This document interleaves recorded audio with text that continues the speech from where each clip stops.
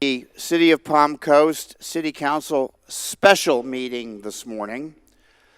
It is Tuesday, March the 22nd. It is now 9 a.m. and we are in the community wing of City Hall.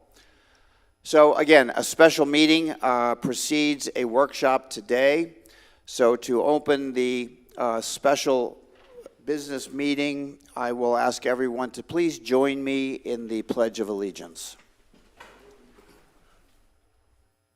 I pledge allegiance to the flag of the United States of America and to the republic for which it stands, one nation, under God, indivisible, with liberty and justice for all.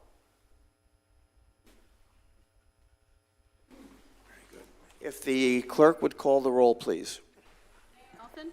Vice Mayor Branquino. Right here. Councilmember Danko. Here. Councilmember Clufus. Present. Mayor, all members are present. Thank you. And now if I would ask council to read the resolution for this morning's meeting into the record. Yes, this is the first item on the agenda, and this is a resolution of the City Council of the City of Palm Coast, Florida, approving the terms and conditions of the contract with, sorry, there's a Scribner's error here, Denise Bevan, for the city manager, authorizing the mayor to execute the contract, providing for severability, providing for conflicts, providing for implementing actions, and providing for an effective date.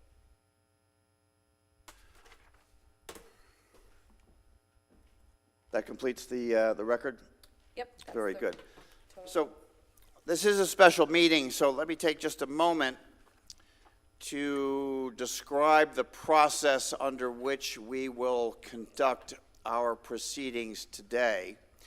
You'll find it as number 2 on the agenda for this morning's meeting. So appointment of the vacant District 2 seat.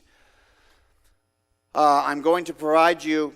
Mayor, maybe we should do the resolution I just read into the record first for the contract, and then talk about the seat Okay, appointment. that'd be fine. Yeah, Mr. Mayor, if I may, I'm sorry, let me just, that's it? yes. Okay. Mr. Mayor, I'd like to make a motion that we table this for until our next meeting in April. It's a long contract. There's a lot of words in it. I got it this weekend. I spent time going over it, but I have some questions about it. I know that we've used some resources from the Florida League of Cities as part of our basis for this contract.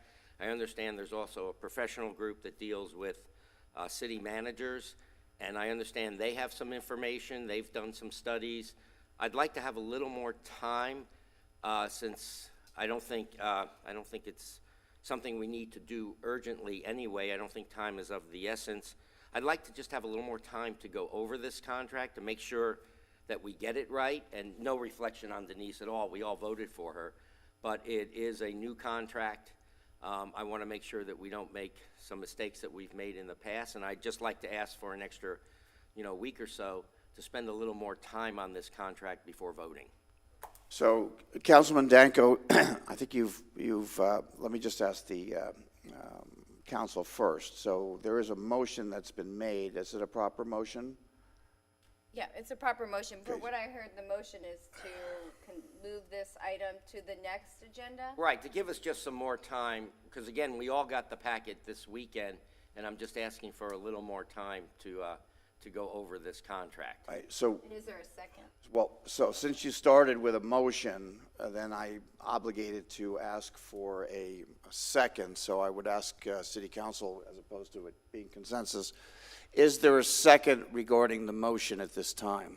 All right, before, I could second that, but Thank you. before I So second we- it. okay, so- but so- before I second that, I just want to say something, because you may want to withdraw your motion before I make the second one, before we have to discuss. Well, you could withdraw the motion at any time. So all I'm saying is if you make the second, then there can be discussion. He still would have the ability to withdraw. So you do second? No, I don't. I want to talk about it before I second. I'll second for further discussion. So I have a second. Good. So now we'll open up the motion for discussion. Let me just start with Councilman Danko. Since you raised the motion, is there any additional discussion at this time? All I want to say is, again, I just would like some more time to go over this contract. I know we're citing outside sources based on what the salary will be, and I just want to spend a little more time looking at that And again, no reflection on Denise whatsoever. We all voted for her. I'm just asking for an additional week or so, whenever our next meeting is in April, for us to bring it back here then, Thank you. and vote on it. Thank you for your comment. Yeah. Vice Mayor, you have discussion now. Yes, I see no inconvenience at all with that. There's only one thing. The reason why we're doing this before we do the new candidates was because I was told that was fair for us, only us, to know what we're doing here, and the new person not, because they're not familiar with what went on. So that was one thing. So we're going to have 5 votes instead of 4, the next one. I have absolutely no problem with that. Well, I guess if we pick someone to fill this empty seat, they certainly would have time to look at that contract too, and maybe that's a courtesy we should extend to them. I completely agree with you. Thank you. I have absolutely no problem with that. I don't think that reflects on Denise at all. Oh, no, not in the least. And unless Denise feels hurt, I think we could make that, the pay retroactive to as today instead of for the next week. So, but that's only if you don't feel comfortable with this thing.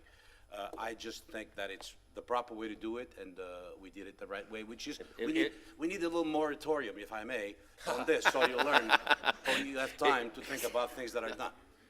Vice Eddie, Mayor, you're does supposed that- to does not that- use that word anymore, remember? Oh, yeah, you're gonna hear a lot about it today.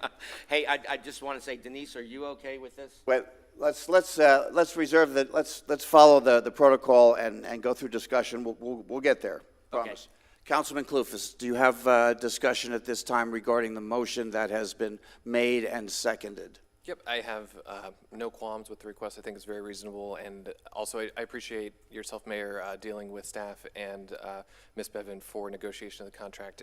I was completely fine with what I saw, but requesting a little bit extra time, I have no problem with that. All right. So my discussion now. I don't disagree with you. I do feel, I wouldn't be transparent if I didn't tell you, I do feel uncomfortable. We've not gone through this particular process before where we've had an interim. We voted unanimously to hire the interim city manager as our city manager without a contract at the same time.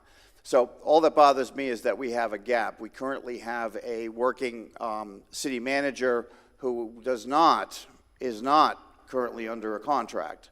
So, you know, in my experience in business world, that's an unusual situation, but I respect and accept that it is an important decision and does require all of our best efforts to study and make the best decision possible.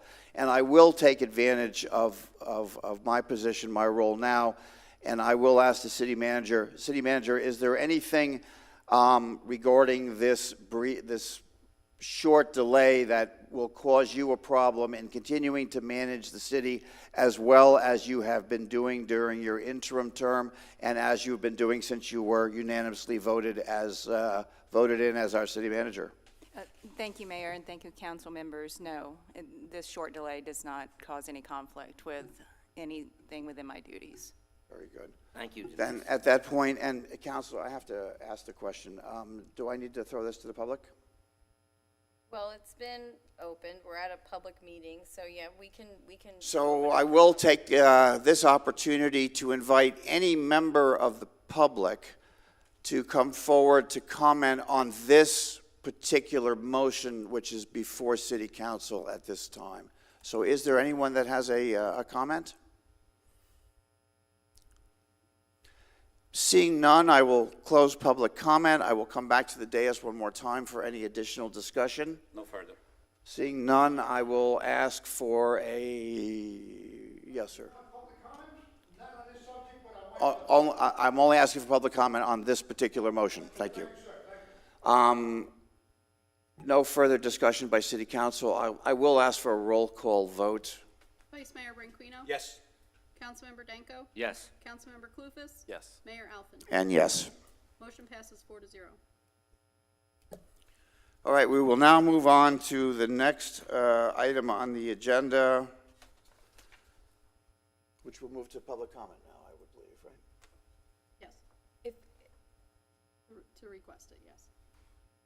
So at this time, I will open the meeting for public comment. So any members of the public that would like to make public comment at this time, I would ask you to restrict your public comment this morning to items that are on the agenda.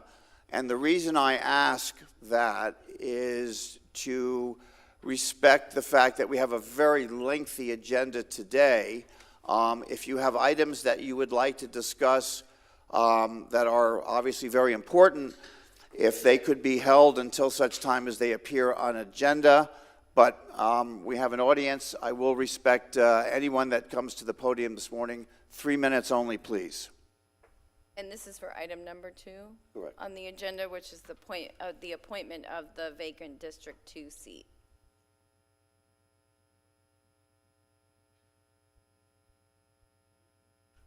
So is the item, is this the, as council had said, Excuse me, sir. This is about the pool, okay? 1 second, please. All due respect. no, I can't, I cannot, okay, we have to restrict, with respect to the audience, those that are listening online, I know you have public comment, but I need to ask you to reserve that comment until we come to an agenda item that it's appropriate, so thank you for that. So are there any comments regarding the selection of an applicant for the vacancy of seat number 2? If there are, please step forward now to make your comment.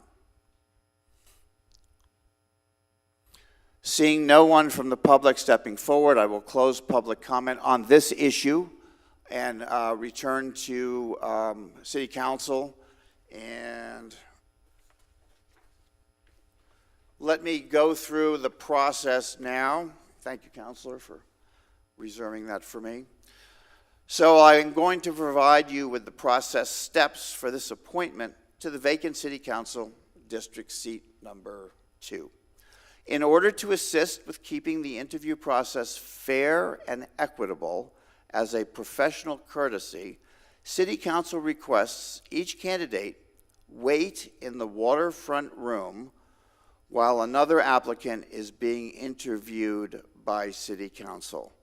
Ms. Cook will escort you in at the appropriate time for your interview. The applicant interviews are being performed in alphabetical order. As each applicant is brought forth for council to interview, the applicant will have the opportunity to provide a 3-minute overview of themselves to City Council. This will be followed by a question and answer session to the applicant, as well as any questions the applicant may have of City Council. Finally, each applicant will then have a 1-minute wrap-up at the end of their question and answer session with City Council. A standard question for each applicant to consider is to provide counsel where a standard question for each applicant to consider is provided to council why they are qualified and want to be interim council member for the vacant seat of District 2. This is a special meeting with a limited agenda, but with council concurrence, shall we open this item up for public participation?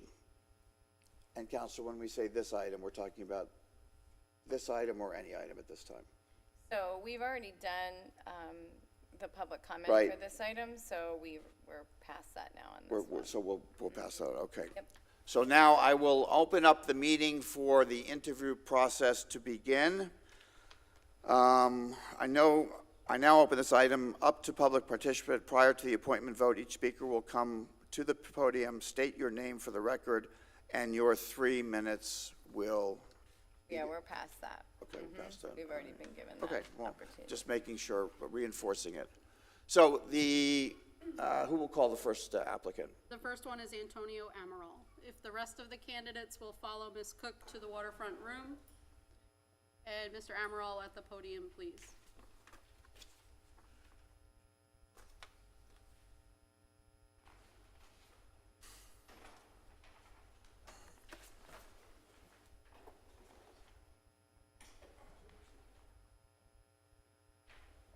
So we welcome Mr. Amaral to the podium, and sir, you now will have, how much time? 3 minutes. 3 minutes to open, so. Please begin at your convenience. Thank you. First of all, good morning, council members, Mayor, Madam City Manager Bevin. It's a pleasure. I want to thank all of the candidates here today for hearing the call to do our civic duty and apply to represent Palm Coast Seat 2 and all the Palm Coast residents. I don't like to talk about myself usually, but I guess this is the part where I talk about myself and let you know that I believe I'm the best person to be appointed in the vacant seat. I've been a Palm Coast resident since I was 9 years old. Just a child in a new place after leaving New Jersey with my family. Palm Coast was a great place to grow up and explore back then. We as a county were small, very small back then. That's why I enjoyed being here and quickly called it home. I grew older and Palm Coast grew bigger. I was watching the history of Palm Coast be made, and along the way, I was becoming a part of that history too. I passed my first of several state licenses while also attending college and started to do my part in making Palm Coast grow. By the time 1999 came around, I was more than old enough to vote and used that vote to say yes to Palm Coast becoming a city. We were just about 30,000 residents then. There was a vision of what the city could become and an excitement to know we were there in the beginning of the new city. We have had some growing pains during the past 22 years, but councils, staff, and residents have got past those and excelled to create a great city we are today and continue to be tomorrow. As a council member, I could be a voice of the past as well as a visionary of the future. In my business, I deal with the city in many different ways and with many of the departments. I regularly see what works and sometimes see what doesn't. When this has happened, I have been a part of the process many times that brings the correction needed. Working with staff and council, resolutions were formed and implemented. This is the insight that this council needs. Now, as you are once again about to start the budgeting process and all the other aspects of the governance that will guide this city in the right direction for the future. I want to see my children grow and become adults here. I feel that in the short time that I would be a council member, I could help shape the future of Palm Coast that keeps my children here in adulthood and call it home for their children. Thank you. Thank you for your comment. Now we will begin the question and answer, and let's work in seat order. Councilman Danko. So is it one question at a time that we're going to Yes. do? So I thank you for coming today, by the way. Thank you. You understand this is Temporary. a temporary, and there's nothing legally we could do to prevent you from running should you choose, but are you going to give us your word today that you will just take this as a temporary position and not run for that seat? In November. Yes. Correct. You have my word on that. I Okay, will not thank run in November. Thank you. Vice Mayor. All right, a term of endearment. Tony, how are you? Good. How are you? All right. As you probably know, that was a required application needed to be filled. There are questions in this application that everybody else filled that they are of the utmost importance, especially question number 8. Why didn't you fill that application? I thought I addressed everything in my letter. That's why. Okay. But you know that there are questions that I would have to go now and answer that. But anyway, so that answers me. You said you grew up in this beautiful city and can't think of being anywhere else. If we don't slow down and stop the multifamily business, do you think that Palm Coast will still have the same beauty and quality of life? When ITT started Palm Coast, there was over 40,000 original platted lots. Some of those were duplex lots, that is multifamily. Those lots are still vacant. To change that format would go against what was originally set up. It is council's job through the years as we grow to accommodate filling in those original lots. Also, there was the parcels that were set aside for development, other development than the original ones, whether it be multifamily, mixed use, commercial, industrial. Can it become a problem? Yes, but with guidance and not affecting what's already established, we can make it happen because we have the capacity. The area is here. Parts of Palm Coast were laid out to have the overpasses built already that are now most of them in effect. We have the area set aside for widening of the streets to accommodate more traffic.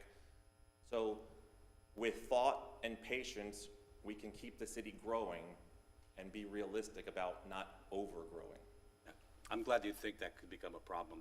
That suffices me. The third and last question. So we were going to do Three questions. one question at a time and then circle around. I have 3 questions. They're very easy. So I think that if I should be I done already with- asked Councilman Danko to hold back on his, so he went one.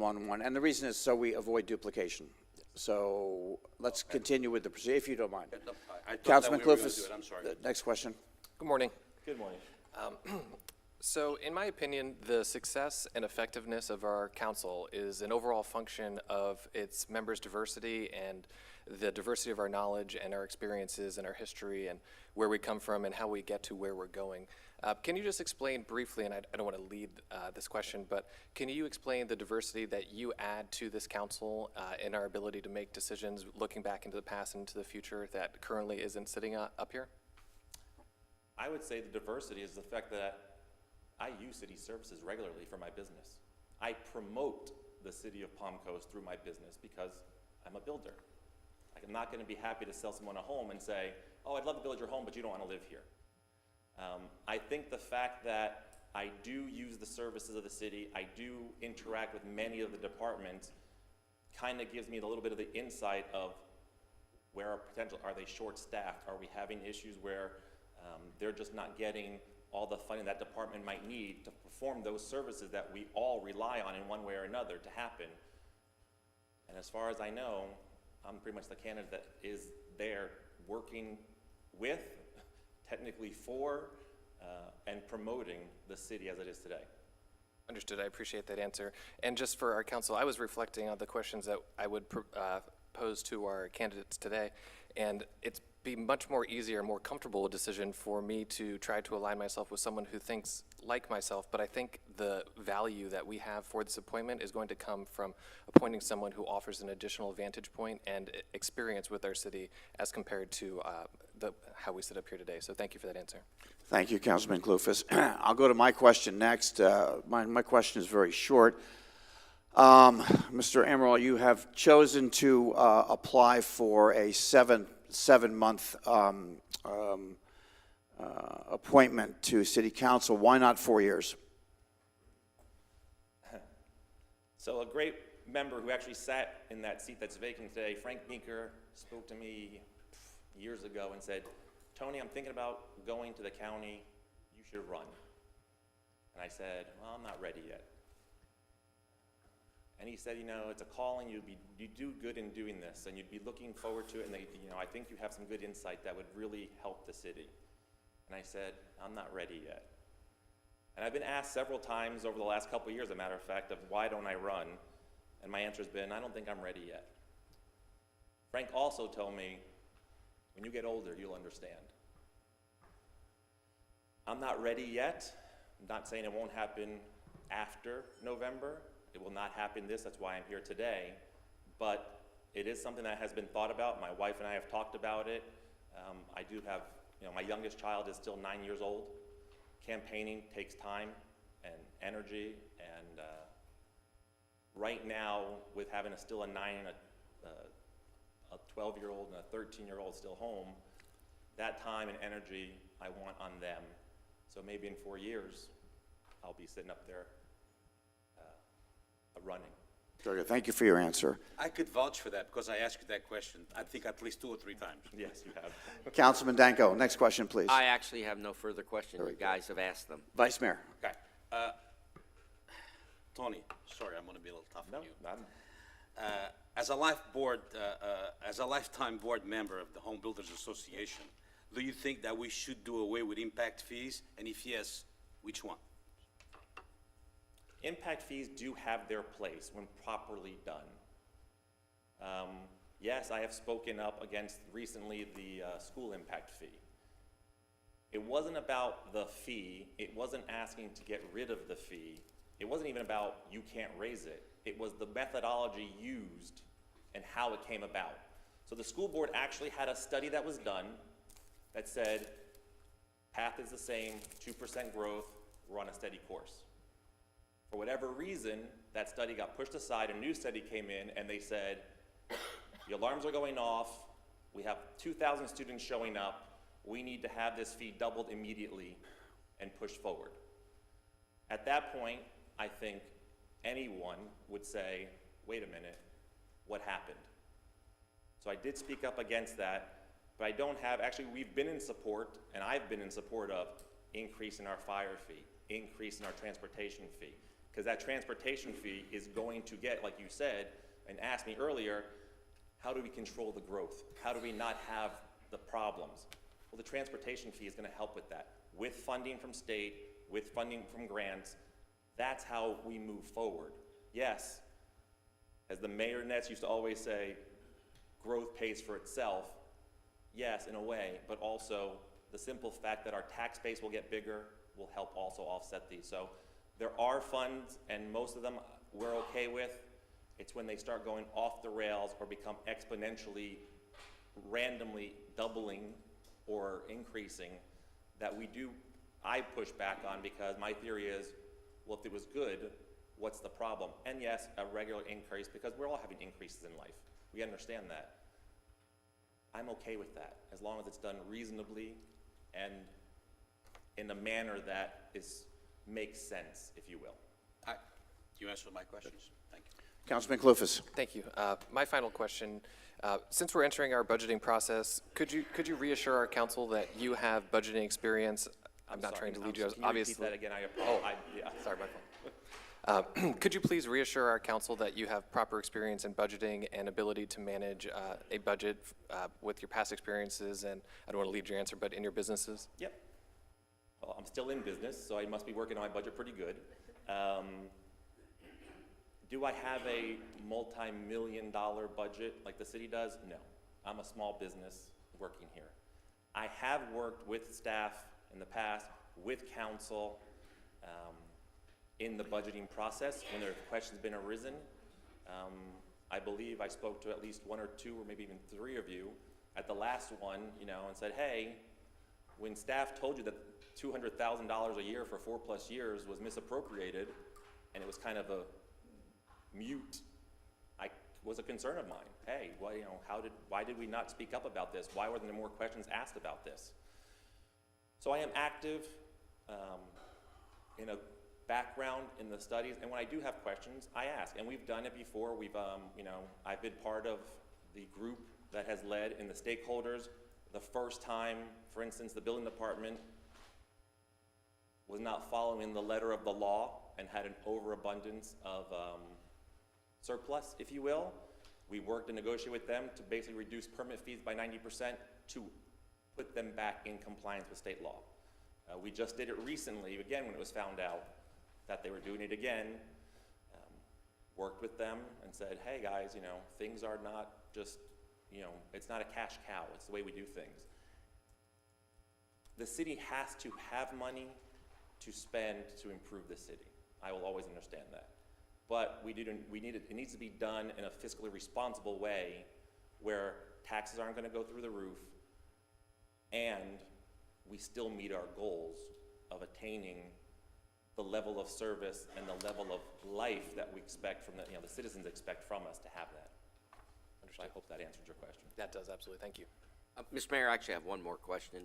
As you know, home prices have gone through the roof this year. Inflation is at 7.9%. Gas prices are, God knows what they are. Every day they change. Citizens are looking for a little relief, and we're going into this budget process. Do you see any areas where you think we can make cuts up here at City Hall? I think there's always areas. I've always been a firm believer of, if you know your history, it'll kind of guide you to your future. I do notice that sometimes when you get the budget, because I see the same things you get once they're made public, it would be nicer to see, okay, well, we have the numbers. I was actually going through the numbers that were sent to me for the possible meeting later. There are areas that say, okay, well, why is the number so high compared to your forecasted next 5 years? And how's that, my question is, well, it would be nice to see where were we the previous 5 years. Is it just a one-time issue because of a certain project that needs to get done? That explains one thing. Is it just a simple fact of, well, we're increasing 2% because last year we were at this, so we're just basically covering cost of inflation and everything else. So there's always room to question, and staff usually has good answers, and as long as those answers are valid, the city needs to move forward. We're all dealing with it. We're all growing. We're all having these increases. Yes, it's tough, but you can't expect the city not to just stop, to basically just stop growing because, oh, well, we don't want to go up 2% because if the cost is more than 2% or whatever it is, and the project has to get done, as long as it has to get done, we kind of have to, my opinion is it kind of has to be approved in that manner. But there's always room to cut. All right, thank you. Okay, let me take my question. I'll have to thank Vice Mayor Branchino for kind of starting the question for me. In your current business, you have well respected the comprehensive plan of the City of Palm Coast, and obviously with the information you have provided, you've shown us that you understand the comprehensive plan, you understand its importance. The question I have evolving from that is, you have had a regular interaction with city staff for the purpose of conducting your business. Do you see that being a problem or an issue going forward with respect to the respect for the city charter and city staff, and from your own business side? It's a question I have to ask. So I like to believe I've always been able to separate when I'm called to serve, which I've served on different boards. I've actually been vice president of the Portuguese American Cultural Center. When I'm in that position, I'm doing the work of that entity, not my own. When I'm out in the field doing my work, I have to run my business. I've always thought I've treated staff with respect no matter what. We might have had disagreements, we might have had a little bit of a give and take, but I don't think it really, because if I serve on the city council, I'm not serving myself, I'm serving the citizens of Palm Coast. Perfect example, back in 2008 when there was a $7 million surplus in the building department, one of the options we talked about was refund. I was building 150 plus houses a year. And in 2008, when everything just crashed, it went to like 2. On a personal level, it would have been more beneficial for me to say, refund, at all costs, refund, because I would have gained. In the practical level, I took the stand of, no, let's work on how do we get back, what can we do to stimulate, again, the industry and the community. And so I voted for the 90% reduction in permit fees for everyone, not retroactive, but from that point forward, knowing I might only build 2 or 3 houses after building 150 plus for probably 7 years or more. So it would have been beneficial to me to say, oh yeah, refund, put it back in my pocket, but I understood the bigger picture and said, no, this is the better action that will help be more beneficial long term. So I have had that separation. Thank you for your answer.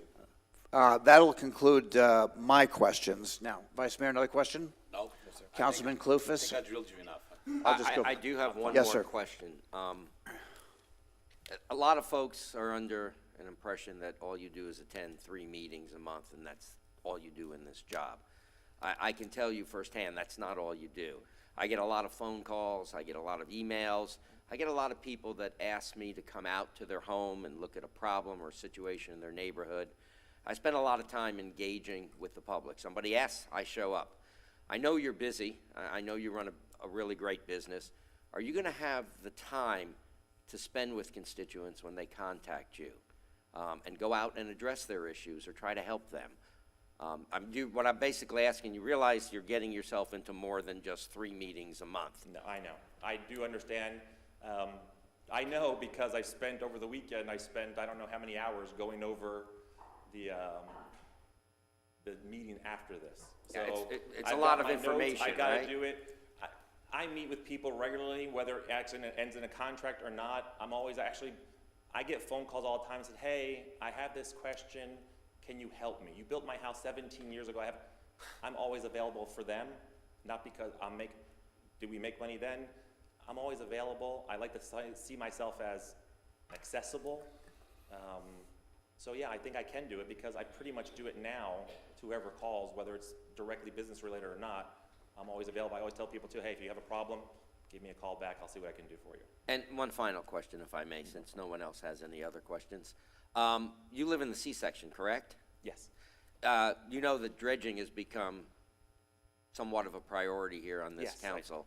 Do you believe that these canals need to be maintained, our saltwater canals? So that is one of my notes on the stuff that we have possibly for later is what exactly is involved in that? Are we talking about just dredging? Are we talking about maintaining some of the seawalls that have been eroding that people aren't able to keep up to it? I can tell you the waterways of Palm Coast are a draw for people. So they can't just be neglected and they have to be maintained. If not, we're just gonna have dead ends that, people bought a canal front, but because of erosion and everything else, they're pretty much landlocked and they can't use their boat unless they purposely pay for dredging and everything else. There is benefits. If we dredge, I can see maybe purposing some of that soil for other projects we may have, or even, offering to do other things. But they are things that I believe do need to happen along with many other things. And that is just one of the steps that we do need to figure out a process for it. Thank you. That's all. No further questions. Very good, thank you. Last call for questions from city council members for the applicant? No. Then I would, if the clerk would, we offer a minute if you choose to summarize or wrap up your questions for today. So I came here today, as I mentioned earlier. I've been asked to move, but I think now is the time. And the words that Frank Meeker told me was, when you're older, you'll know. Apparently I'm older because I'm feeling that call to be of civic duty, if you will, to help in what I see shaping the future of what Palm Coast could be. Even if it's for a short time, I hope whoever sits in that seat come November continues doing the good work of this council. They do it with civility and decorum, and that they understand they are working for the citizens of Palm Coast, the residents of Palm Coast, and not any interests that they might have personally. Very good. We appreciate your coming today to answer our questions and deliver your notes, so thank you very much. Thank you. So at this time, I would ask you if you would be so kind to exit the chamber so that we'll move forward with the agenda. Thank you. Thank you.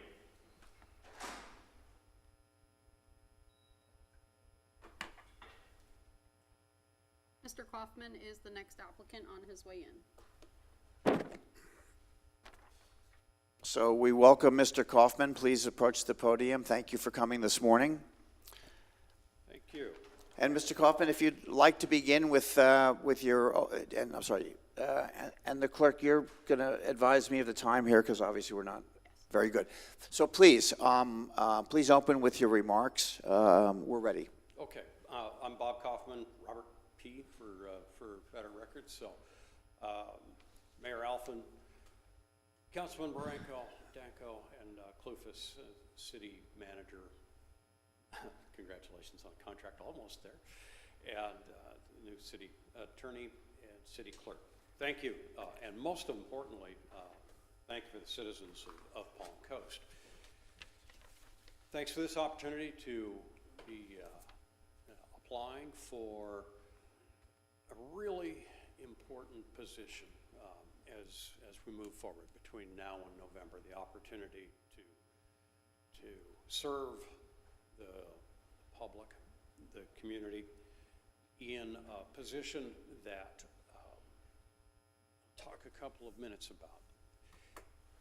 As you're well aware of, well, you may not be well aware of, I ran for U.S. House of Representative for this district a few years ago. My exposure to government had been very Washington, D.C. centric, federal level. We can get into why. There's some qualifications that are carryover in big budgets, like taxation at the federal level, that kind of thing. So I dealt with those kind of issues. But as I became more involved in local politics after that unsuccessful run, it became apparent to me that the absolute grassroots of citizen participation in the self-governance experience, which defines our democracy, occurs at this level. This is where you, me, they can voice an opinion. It has an impact almost immediately, one would hope. And you can see the results. It's tangible. And the issues that are brought before this council are really they're the day-to-day things, whether or not we're talking about the sidewalk that the people on Cimarron are looking for, or traffic restrictions on Florida Parkway, or Whiteview, or the services that are offered by Waste Pro, et cetera. Nowhere else do we get that level. Come to me as a U.S. congressman and talk about federal budget. I can talk about buying another F-35 or an F-22.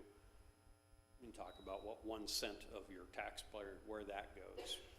This is really home, real grassroots stuff. So I decided to get involved at this level. As you know, I ran for this office before. We're coming up on time. I was the voters' second choice. The mayor was the third choice. And the outgoing was the number 1 choice. We can dispense with that at this point with the 3 minutes. Very good. So I'm welcome to your questions. Good. Thank you for your comments. Now I will open up to City Council for questions. 1 question each, and we'll do rounds of questions just to spread it out so we have an even-keeled approach to the applicant. Councilman Danko, would you like to go first, please? Sure, I'd be happy to. Thank you for joining us this morning, sir. You've run for that position before, as you just noted. You realize that we are asking everyone to take a pledge not to run if they fill this seat. And I just want to ask you directly, you give us your word you will not run for this position. Not only will I not run, but thank you for not letting me run. Well, we can't force you. You could turn around and decide to run. There's nothing binding about that question, but I just want to make sure that you will keep your word. Amongst us, we were having that conversation in the back room. Why would you want to do this and not run? This is an opportunity for you to get to know me. This is not a chance for slogans. It's not a chance for me to ask you for $1 to go in the kitty. You've been candidates, you know what I'm talking about. It's not a fun process. I really don't want to go through it, but that doesn't mean I don't want to serve. Thank you. Vice Mayor? Just to clear Councilman Danko's question, out of the 8, only 1 will not be able to run in November. Is that correct? Is that where we're going? Well, right, yeah, if we Okay. select you. So absolutely. Right. Once you're selected, you can no longer run. Right, we're not at the filing deadline Okay, yet. all right, make sure we get that correct. Yes. Mr. Kaufman, thank you for, your duty. Okay. You stated that you are recognized by the State Department for your negotiating skills. Is that correct? That's correct, yes. How would you negotiate the proposed raise for the council and the mayor of 365%? Well, positional, there is no bargaining as such, so we're negotiating amongst ourselves. One, the authority. So if you start back up just a second. The authority lies by the amendment to the city charter for the salary to be established by ordinance. The second place that I went and took a quick look at, because I hate being in a position of selecting my own salary. And I'm going, that has to be a conflict of interest. So I was, like all of you, required to do the 4 hours of ethics training when I turned in the paperwork. And there in the bottom of the ethics stuff is the exception to the self-interest stuff that says, no, if you're talking about your salary, you have a right to vote on it. Okay. The optics are terrible. We know that 365 times 0 still is 0. I think that the time that we spend on this is tremendously undervalued. There's no two ways about that. Is it the right time and place for the optics of 365%? Well, we gotta have a conversation about that. Maybe there's another way to do this. And there's a way to do this in the future where we talk about cost of living increases by ordinance that only get interrupted in case something happens. So we don't get so far behind in terms of what our time is worth. Councilman Branca, that is not an easy, that's a good question. Doesn't have an immediate two-word answer. It's not Branco, it's Branquino. So, believe me, I've been called that and worse. But, I won't use the meritorium word. no, I've been called bronchitis, and so, trust me, that's nothing bad with it. Okay. Councilman Clufus, next question, please. Absolutely. First, thank you for being here today, and thank you for your service.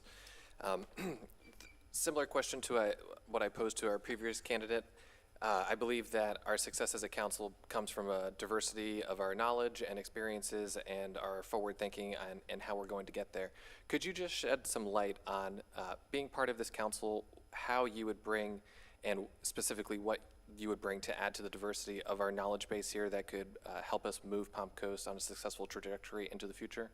Well, all of us as human beings bring a unique set of experiences, whether or not it's from our family and you live right next door, culture, and so on. I was fortunate to be born in a place in the Pacific Northwest that's considered very beautiful, and found a place to live right now that's also very beautiful. And in between there, I worked both as a pilot for American Airlines and as a pilot in the U.S. military. So I have been in a lot of places all around the world.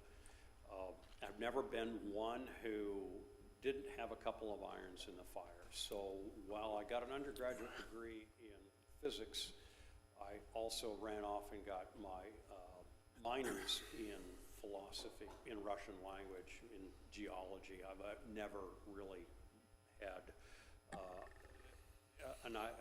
a notion to be so one-tracked. I think that breadth of experience, nobody's lived my life, so I know that I have something to contribute.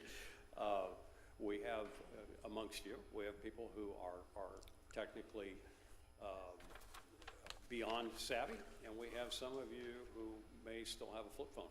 So there's a lot of room in between. Thank you. Okay. Mr. Kaufman, my question next. So you've had a long experience and career looking at things from 30,000 feet or above, as we like to say. So, couldn't resist.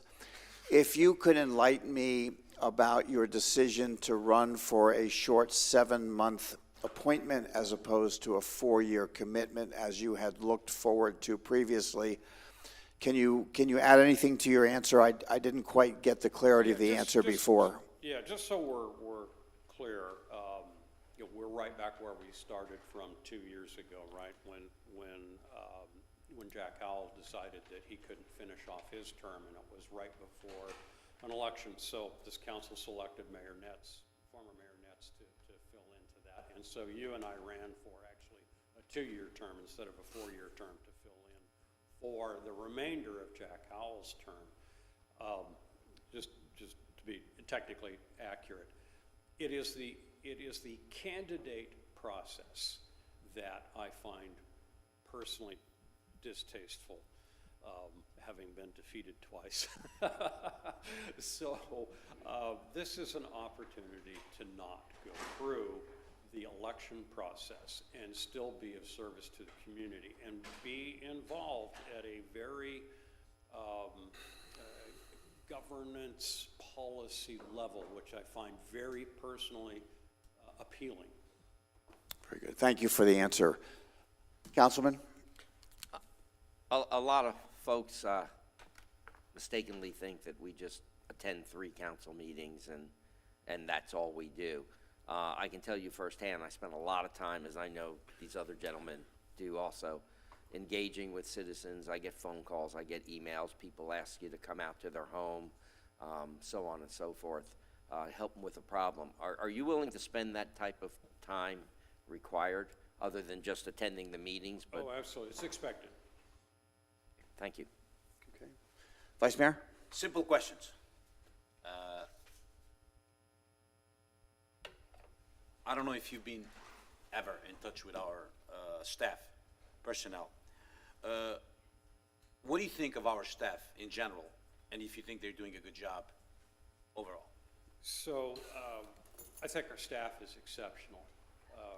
The communication that I have gotten with the first time I applied to run, and it was through the city clerk's office, of course, that I did this. That portion of the staff has been nothing but outstanding, professional. I did the Citizens Academy introductory course over at the county level, and you get a little bit of city exposure there. The staff at both the city and the county level, which are the people who are actually, they're doing the day-to-day work, and I find them really, really good.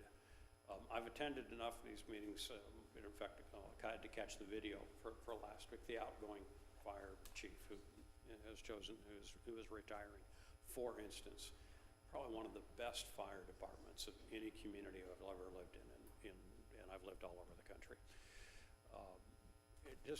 Every place I turn, I find an exceptional staff. I asked this exact same question when I was deciding to run. I sat down with former Mayor Netz.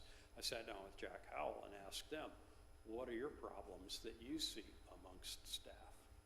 And they were both just overflowing with appreciation for the quality of the staff. The reason why I asked you that question was because you did, you did the Citizens Academy, and it's known my love of the staff that we have over here. So I'm tending to tailor the questions to the specific applications. So there was no specific reason why that I asked you the question, except for the fact that my thoughts of staff are phenomenal, and I'm glad to think that you think the same way. Yeah, thank you. Very good. Thank you. Councilman Clufus, please. Sure, absolutely. I would second the fact that we have a tremendous staff. I'm a huge fan. My final question would be, do you have any specific initiatives or initiatives that already exist that you feel passionate about, that you would like to champion in the next 7 months, potentially, of your serving on the city council? Personally, I think we all have found reasons why we would like to contribute to this council and move the city forward in a certain direction. And I'm just curious if there's one specific initiative that you would like to try to champion that potentially we're not aware of up here, or we're not giving enough attention to. No, I actually went through the packet for later on this afternoon of this phase coming up of the strategic plan, which is a fairly encompassing strategic plan. Well, what I like to see me being able to get I live on the water in the F section. What I like to be able to see getting from the F section to city council faster by car than I can run it with the stoplights there, of course. But those are parochial interests. You got enough on your platter between now and November with a budget, a strategic plan, and a this and a that. The things that I'm interested in are incorporated already in the conversation topics that are there. The balance that's going to be required is amazing. I'll get to that in my closing comments when we get there. Excellent. Thank you very much. Okay. My question, a segue, thank you, Councilman.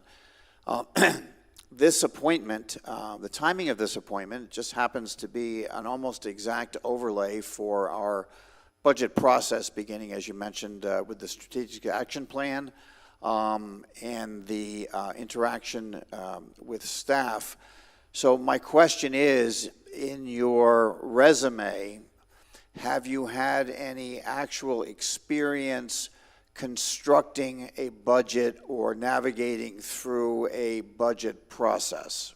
Yes, the answer to those are yes, both militarily, in the staff process when you present the annual allocation for your division. I was our trainings and operations officer for an F-15 unit, so the budget was normally in between $25 and $100 million or so. I interfaced with the GAO in Washington, D.C. That is not a process I wish to repeat. So I've dealt with budgets that have B's in them instead of M's in them. And I've also dealt with budgets that have T's in it for thousands at the microscopic level as well. Very good. Thank you for your answer. Councilman? I have no further questions. Vice Mayor? I have one more question, and I think should be up your alley over there, because, and that has nothing to do with Palm Coast per se. It's a yes or no question unless you wish to elaborate. Do you think that Flagler Airport is being properly run, or you think that's something else that should be done, even to improve the area? I'm disappointed in the county's decision to dissolve the Citizens Advisory Committee. I was reading some of the comments about us, about the candidates, and one of them was, we don't need any more advocacy for the airport because of the noise, right? Oh, we've got a little bit of a disconnect going on. The noise from the airport affects the city. The administration of the airport is at the county level. We need to make sure that we have, I think the Citizens were one of the overlap places, so we need to go back to the county a bit and have a chat.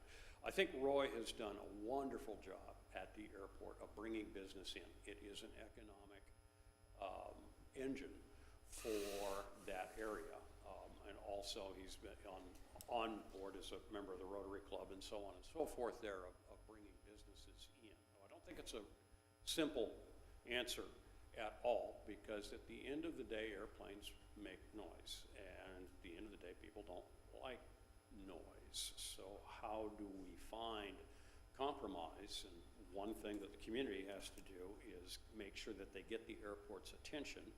The airport can then talk to the federal people about maybe our practice area shouldn't be right over the top of the C section or the F section.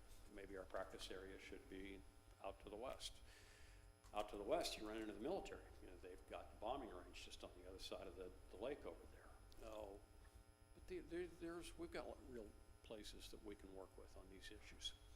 Not just a candidate, you are candid about the answer. Thank you very much. Councilman Clufus? I have no further questions. I'd just like, again, to thank you for your service and your willingness to serve the community that you're living in, so thank you. Thank you. Well, thank you so much. Councilman Danko? No, I'm good. Thank you. Thank you. So, sort of last call for questions for this applicant at this time. Anybody? No. Very good.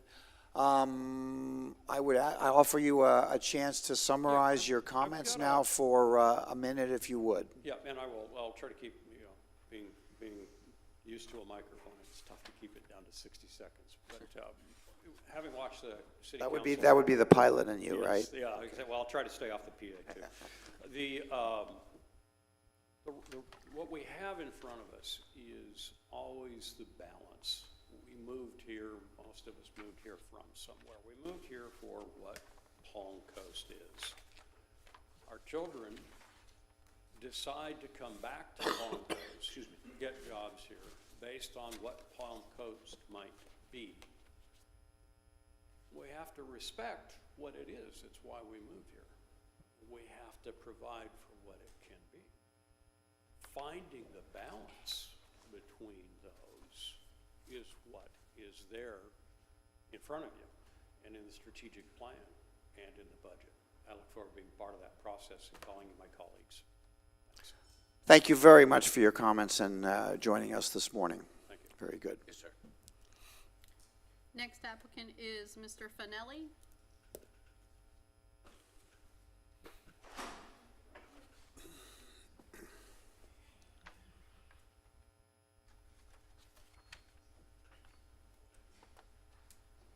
Good morning, Mr. Fennelly, and welcome to the podium.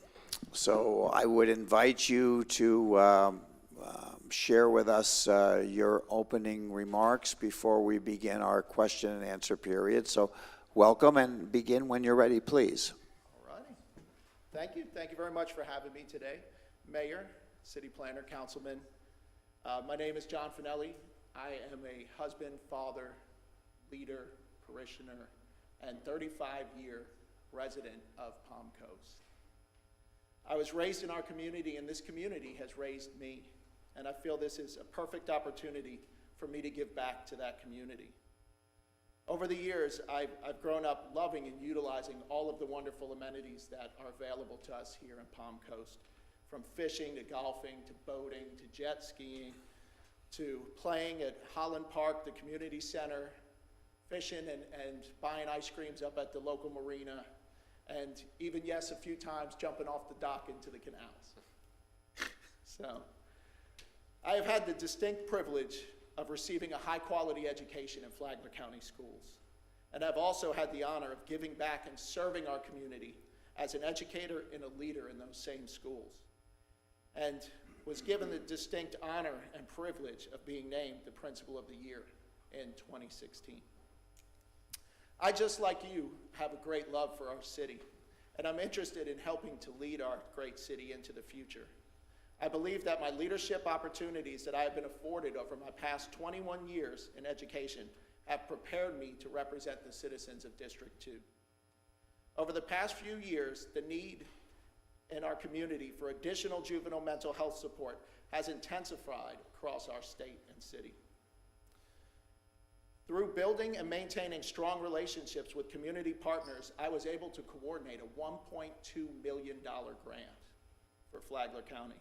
This grant spans across 5 large community agencies here in Flagler County: Flagler Schools, Flagler Cares, Flagler Sheriff's Office, Flagler County, and Halifax Hospital. This was no small feat. We had to create a mission and vision and collaborate across multiple agencies to work towards a common goal, which was to support the mental health of the youth in our community. These same principles can be applied to the needs of our city to include growing our infrastructure, creating additional job opportunities, and managing our current and future growth. This will enable us to move into the future, creating a multi-generational community. I feel that with a common mission and vision and the love that our council has for our great city, that I can be the 5th member of a strong team that will work together in the best interest of our citizens.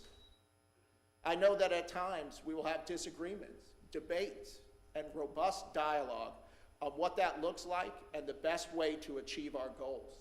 But that is how the best decisions are made. We must listen, evaluate, and determine the best path moving forward. Every day, I am tasked with making very difficult decisions that impact the lives of our students and families. I sit ready and willing to bring that same level of expertise and professionalism to our dais. Thank you for your comments. Thank you.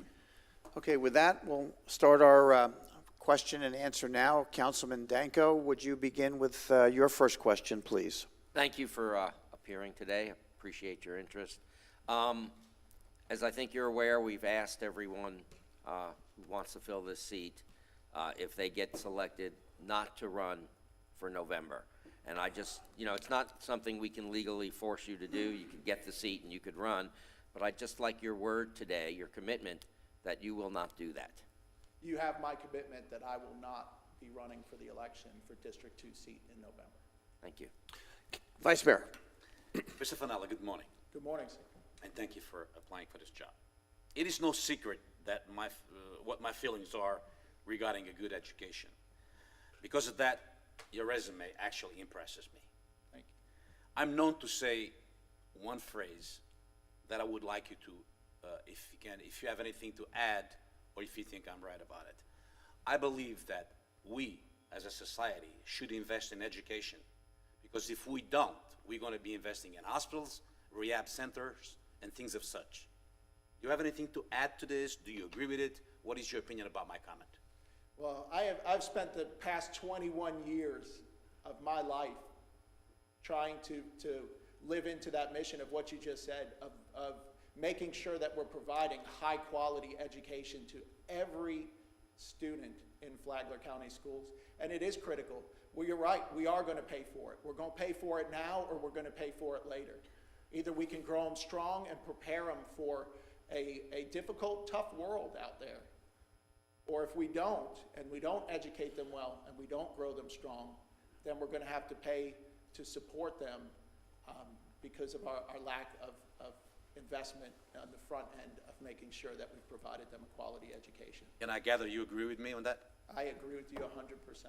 Thank you. Thank you. Councilman Clufus. Absolutely. First, thank you, Mr. Fennelly, for being here this morning. I would just like to express my gratitude in your background for being an educator. I think the transcendence of knowledge to our youth is one of the best investments that we can make because they are our future. And part of our job up here is making sure that that old slogan that Flagler County's best export are our students no longer holds true, and that we offer those opportunities here in our community. My question that I've asked the previous candidates and I would like to pose to you is the diversity of knowledge that we have on this council and diversity of experience and expertise really plays a vital role into the total output of how good of decisions that we make as a whole for our community. Could you give me an example of why you believe that your knowledge and experience offers a diversity and the fact that it will add to our total ability to make good decisions and forward-leaning decisions that will lead us into a successful trajectory for Palm Coast? Sure. Thank you for that question. And you beat me to the punch. That was in here to make sure that I put out there that our best export is our families and students. So, but yes, I do bring a diverse background and a different set of eyes to the board. I have a young family myself. I have 3 children that go to school here in Flagler County, 9, 6, and 4. They are the love of my life. That's part of the reason why I'm doing this. I want to make sure that we continue to move in the right directions with our city so that they can enjoy the city that I have known to grow and love in. So I bring that background as a young family man, a man that grew up here. I went to Wadsworth Elementary. I went to Buddy Taylor Middle School. I'm a bulldog. So I bring that background with me here, and I know where we've been. I know where we are. And I have a vision for where I would like to see us move in the future. Thank you very much. Thank you. Mr. Fennelly, my question, I need to clear the air on this for transparency. You are an expert on the policies and procedures of the Flagler County School District, and applying for a position on City Council possibly represents some conflict. I'm not familiar with the policy and procedure of the school district. Is there anything in any of the documents related to the school district that would prevent you from participating in any way on the city council? That is a great question, and that's one that I researched quite a bit before applying for this position. I will tell you, I've spoken with our school board members. They are in support of me in this role. I've also spoken with our superintendent and with my direct report, our director of student services, and we've had conversations about them working with me and being able to fill both the roles of the council position and my roles in the school district. And anything that would be a conflict that did come up, I would recuse myself from anything that would be viewed as a conflict of interest involving my work.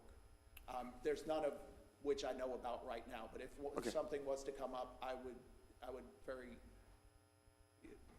easily recuse myself from that role. Thank you for your answer. Councilman Danko. I've mentioned this to the previous candidates, and I'll mention it to you. A lot of folks think this is just a 3-meeting-a-month job. Show up, crunch a few numbers. I think you could see by the packet you received, there's a lot of material. You probably spent hours going over it. You're going to get emails and phone calls from citizens that are going to want to engage you, that are going to ask you to come out to their home or their business because they have an issue and they're going to be looking for some help. I want to make sure that you realize how much time is actually involved and that you're able to make that commitment to the citizens of Palm Coast. Yes, sir. I'll tell you, I spent an inordinate amount of time preparing just for this interview process today, reviewing the city strategic action plan, reviewing the budgeting, having conversations with local citizens in District 2 about what they like, what they don't like, what they would like to see the city's vision looking like moving forward. And it is not a 3-meeting job. It is almost a full-time job. I do have a good work-home balance. I do manage my time very well. I'm very efficient and effective with emails. I welcome and I hope that our citizens will email me and let me know how they're feeling and invite me out to their homes or to their businesses. I welcome those conversations. I think the different perspectives that I can gather through those conversations will serve me very well and serve the city very well in making difficult decisions on the council. You realize, even though you'll represent District 2, you're going to get calls from all over, that we're basically at large, and great, thank you. Very good, thank you. Vice Mayor. Believe it or not, my question was related to the, but I'm still opposed it anyway. In case you get to be the chosen one by this body to fill District 2 seat, does your current job allow you the time that this job requires without conflict of interest? Are you going to be able to make the 9 o'clock meetings because you're the principal? And I want, please, a straight answer. Mm-hmm. Yes, sir, it will, and I've had those conversations. I would not have submitted an application if I felt that I would not be able to give the time that is required to fill this seat in a way that supports the council and the citizens of Palm Coast. So I have done that. I have spoken with my director. I've spoken with the superintendent, who said that she would work with me to make sure that I had the time necessary to hold both positions. Okay. This is not a question that I'm asking. It's just like you mentioned missions and visions. Yes. I'm the other way around. I'm more about visions and make it my mission. Okay. Councilman Clufus? Yep. I would like to ask, in regard to our strategic action plan, and not necessarily forward-leaning, but it can also be retrospective, is there anything that you would like to champion specifically in our strategic action plan, or that you would like to add to our strategic action plan that perhaps is coming from a perspective of an educator that we may not have been able to see the proverbial trees in the forest? Is there anything that you would like to add specifically to the strategic action plan? I'll tell you, one of the things that really caught my eye about the strategic action plan was the vision. And the vision being economic growth in our community, being the amenities that we provide, and the third one, of course I'm drawing a blank, so economics and the environment, and making sure that we have a beautiful, pristine environment, which I love. I love to be out in nature. So I want to champion the vision of what you guys have set forth for Palm Coast. I believe in that vision, and I believe that that is the direction we want to see Palm Coast head in. I think that strategic plan is the document that will guide us and that we should refer back to, whether we're discussing the budget or discussing how to make certain decisions moving forward. I think it all ties back to our strategic plan, our mission and vision. Excellent, thank you. Thank you. So, thank you for the segue for my question. I think you made the comment earlier that our most valuable asset is the one that we export, which would be the graduates of our fine school district program. More specifically, the question I have is, how would you ask the city or work with the city to promote the relationship with the school district? Its value in terms of attracting, let's call them stakeholders to the community, and more importantly, involving our local business community in a collaborative effort with the school district, so that we enjoy the benefit of that relationship. So I think this goes back to Mr. Clufus's question to me earlier, and that was that perspective and that background that I bring. I think I can bridge those connections between our city and our school district because I do know the intricate workings and details of our school district and what goes on and how we can look to build those relationships and build those partners with our community and our businesses. I think our flagship programs that were started many years ago by Jacob Olivia was a great way for us to really bridge the connection between the needs of the community and the students that are coming out of Flagler County schools. I was a big part of that in developing our STEM Academy at Wadsworth and working with all of our schools in our district now. I continue to champion all of those great programs, our Fire Academy, our Law and Justice Academy, and we have now begun to create pathways for our graduates to matriculate into our community in a positive and successful manner with well-paying jobs and not have to seek opportunities elsewhere because they weren't here. So I think we can continue to build and grow upon what we already have, and with my knowledge of the school district and of our students, I think we can make that even stronger. Thank you for your answer, Councilman Danko. As you know, going over that packet of information you went through this weekend, another new budget is upon us. And folks have, property values have gone sky high, home values, gas is through the roof, inflation's through the roof. A lot of folks are looking for some relief. We're probably going to find ourselves in a position where we're going to have to provide some of that relief this year, possibly rolling back millage rates and stuff. Do you see any areas where we can make some real practical cuts and still provide the services that this community needs? So I agree with you. I think one of the biggest parts of our job is to be forward-thinking, to see problems that aren't before us yet, but that we know are coming, and to help our community and our citizens to navigate through those problems by the decisions we make, right? So I think we do look at the budget that was put before us. I think we do make sure that we are being fiscally responsible with the money that we are the decision makers on. And we make sure that we are supporting the current needs of our community, whether that be with the amenities that we have now, with our infrastructure, our roads, and then look at projects on an individual basis, see which projects are critical to moving forward, and then look for, like we do in the school district, other pots of money and other opportunities to fund some additional projects in our county. I saw a need for additional mental health services for the students of our district. We didn't have an extra $1.2 million anywhere, so I went out and sought it and I found it. And I collaborated with community partners to submit a grant application to bring that money to our county.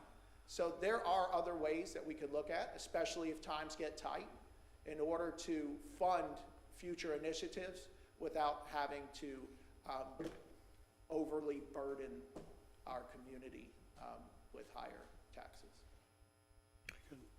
Vice Mayor. Excuse me. I'm glad that you read our strategic action plan and you agree with our vision.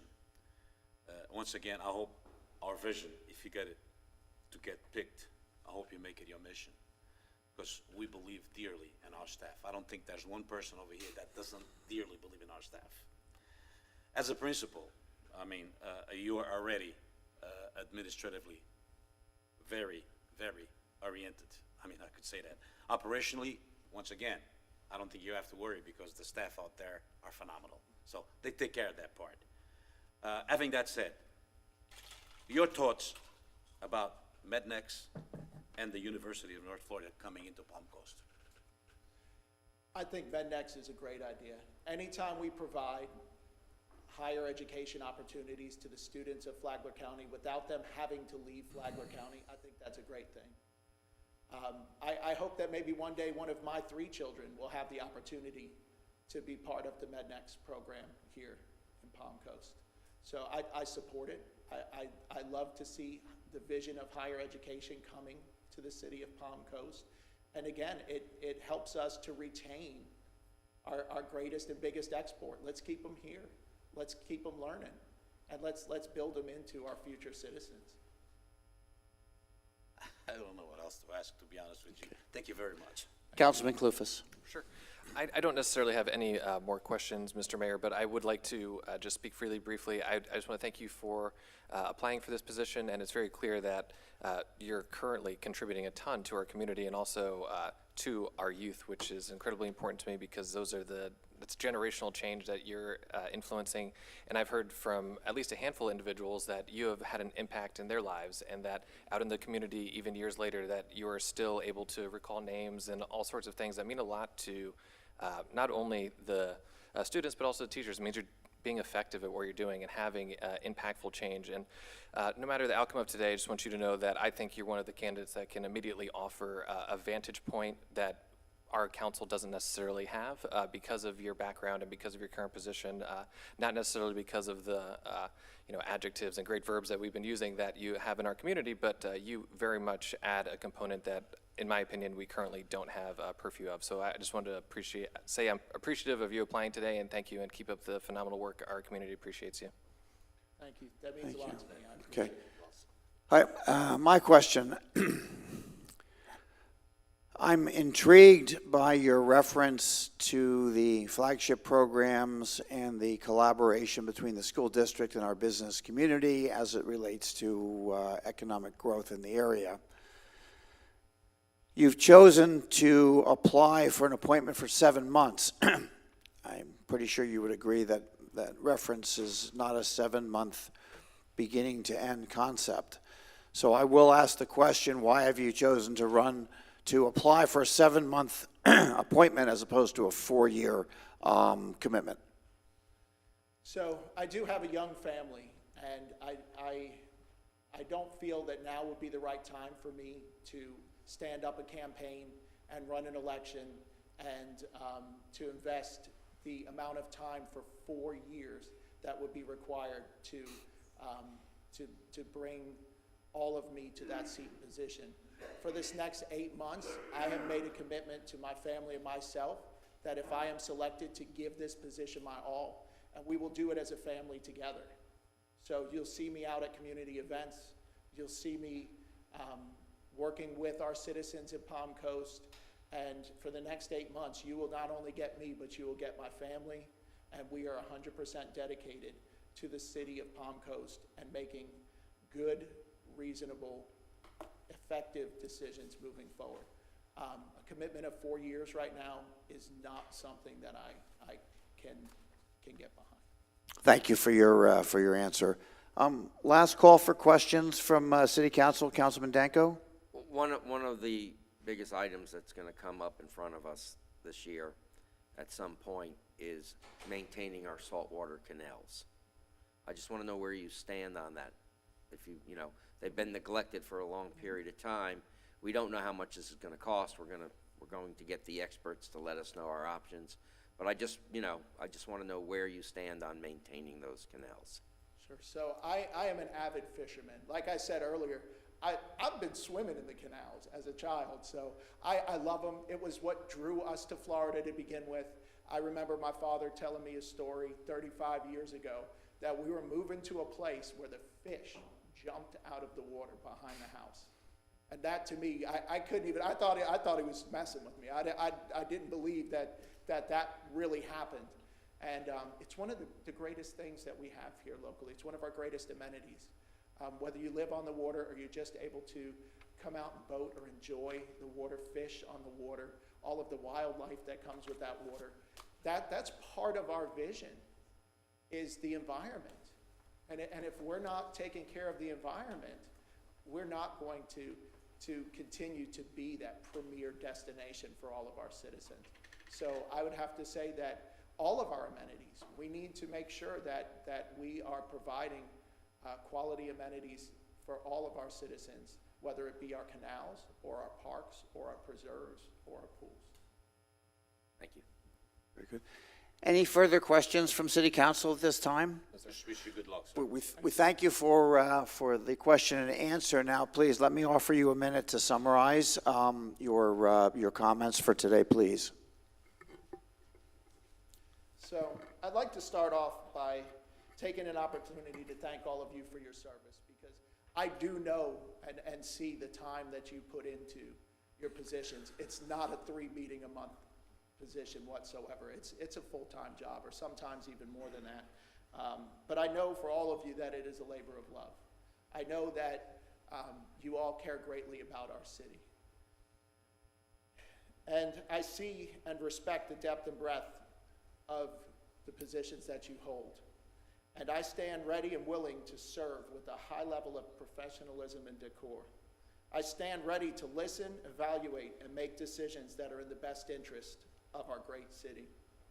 I stand ready to create a multi-generational city that will be a premier community for all who choose or have chosen to make Palm Coast their home. But most of all, I stand ready to make sure that we move our city forward in a way that maintains the great memories of what Palm Coast was, is, and will be in the future. Thank you very much for your time today. We appreciate your application and your responding to our questions today, so thank you very much. Thank you. Next candidate is Mr. Gross.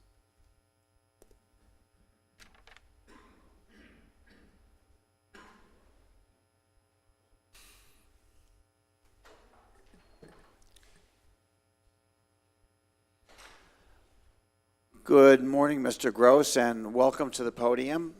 Thank you. At your pleasure, we would offer 3 minutes for you to begin your introductory comments, and then followed by our question and answer. And at the end, we'll offer a 1-minute summary. So at your pleasure, please begin with your introduction. Thank you. First, I would like to thank the City Council and Mayor for giving me this opportunity to stand before you and apply for this position. I have lived in Palm Coast a long time. My parents were one of the first families in Palm Coast. As a young kid, I used to come here when I was about 6 years old and look at property with my dad and my mom, and they would tell us we're going to live here. And back then there was nothing. My father had big visions for Palm Coast. I came here after my father passed away here, and when we first came down here, I got to see the canals cut through. I grew up in a sister town of Palm Coast, started also by Levitt. Not many people know that this community was really started by Levitt. I grew up in a town called Bowie, Maryland, and if you look at the two towns, the street names are the same, everything's the same. I grew up there and saw that town progress and grow outside of Washington, D.C. I saw the issues and the problems. Here in Palm Coast, I own a business. I'm one of the second longest computer operations in Palm Coast. I own CompuClinic. I've been lucky to have a very successful business. I know the Observer and the Flagler Live focused on my addiction problem that I had in a brief time in my life. But thanks to this wonderful town, I was saved. Our sheriff's department, my family, and the community saved me and made me who I am today. I don't want you to focus on that because that was a brief time in my life. I'm 63 years old. I came before the board because I want to make some changes or help make some changes.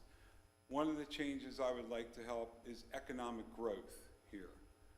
I think Palm Coast has a great opportunity for some economic growth with technology. I would like to see Palm Coast have its young children that grew up here return here to work, to live, and to prosper. I think that's a great opportunity. We're located in a perfect spot. We're near I-4, which cuts across the state, and we're on I-95, which runs north and south. I'm in the technology business, and I've talked to many of my people in the business from large companies who are very attracted to Palm Coast, but don't know much about it. That's one of the things that I would like to stand for. Also, community development. I think that my past here brings a good focus to the community on helping young people. You know, we all need to invest time in our young people and help growth for them. Very good. Well, thank you for your comments. Yes.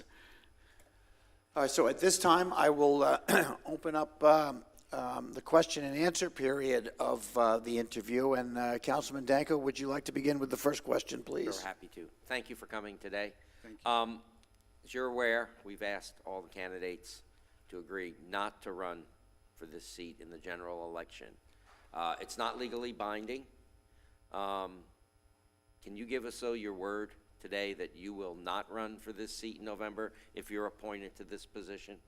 Yes, I absolutely would. Running is a whole different thing for me. I think that I chose this because of the amount of time, and I think I can help make some changes in that amount of time, and there might be something else after this that I could do for the city. Okay, thank you. Very good. Vice Mayor. Good morning, Mr. Gross. Thank you for applying for this position. Thank you. There's an old saying that I remember. When someone knocks at my door, I'll ask, who are you, not who were you? So, Thank you. on this specific regard, the addition you had, it means zero to me, because actually we do have one elected official here that is a recovering addict, and he's doing a fine job. Coming back to my questions. Okay. You are a business person. Do you think Palm Coast is anti-business at this specific moment? I think that they've grown. I think they used to be anti-business, and anti-business is a funny word to use for it. I would say I've been in business almost 20 years, and I would say that people consider it anti-business because of signage rules and because there's no promote or shop within, and they say that Palm Coast makes it hard to open a business here. I think that we can refine some of that, and I think that we can attract businesses by looking at certain things that make people think that it's hard to do business here. I actually find it a great community to do business in. I think we need to train our businesses on creative ways to help them grow. It's not up to the city to make each individual grow and prosper. It's up to the individual business. And it's also up to the business to help the city grow. I'll give you an example. My business is a very competitive field. I deal with Staples, I deal with Best Buys. I have a lot of companies around me that people can buy and service computers. It's easy to go anywhere and buy a computer. I have competitors who ask me how I've stayed in business for 20 years. Easily. I've given back to the community. We give computer classes monthly at the community center here in Palm Coast. I get letters every time we do it about how wonderful our computer classes are and how the citizens benefit it. There's an example of making your business grow and helping the city grow too. It gets people out of their houses. We all know that our population here is an elderly population and younger population. Our older population isn't so good at using computers sometimes. We've made it easy for them to understand. That's made loyal customers for me in 20 years. The same with my business customers. So again, it's not up to the city to make my business grow. It's up to me to make my business grow and help the city also. That's streamlining. Thank you for the question, for the answer, sir. Appreciate it. Councilman Clufus. Sure. Absolutely. Thank you very much for being here today and applying for the role. And I would concur with Councilman Branquino that my judgment today is going to be based on what you can bring positively to the situation, nothing that may have occurred in the past. My question to you is, in my opinion, we operate as a council, and the output of our decisions and the quality of those decisions is basically a function of the diversity that all of us bring to the table and our past experiences, and also how we view the city being able to move forward. Could you give me a situation or explanation of your expertise that could immediately be effective for our council to gain that diversity and potentially make better decisions as soon as you potentially join the council? I think that I bring a good mix of business sense, budgeting, owning my own business, a small business. I have to watch every cent that enters and leaves my business. I bring a mix of that, budgeting a small business, into a city forum, and I also bring in technology, how we can use technology better in the city council and in the city to streamline things for the council. Excellent. Thank you very much.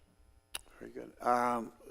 My next question is, I appreciate your comment about being a small business owner, so I would ask your thought or suggestion on how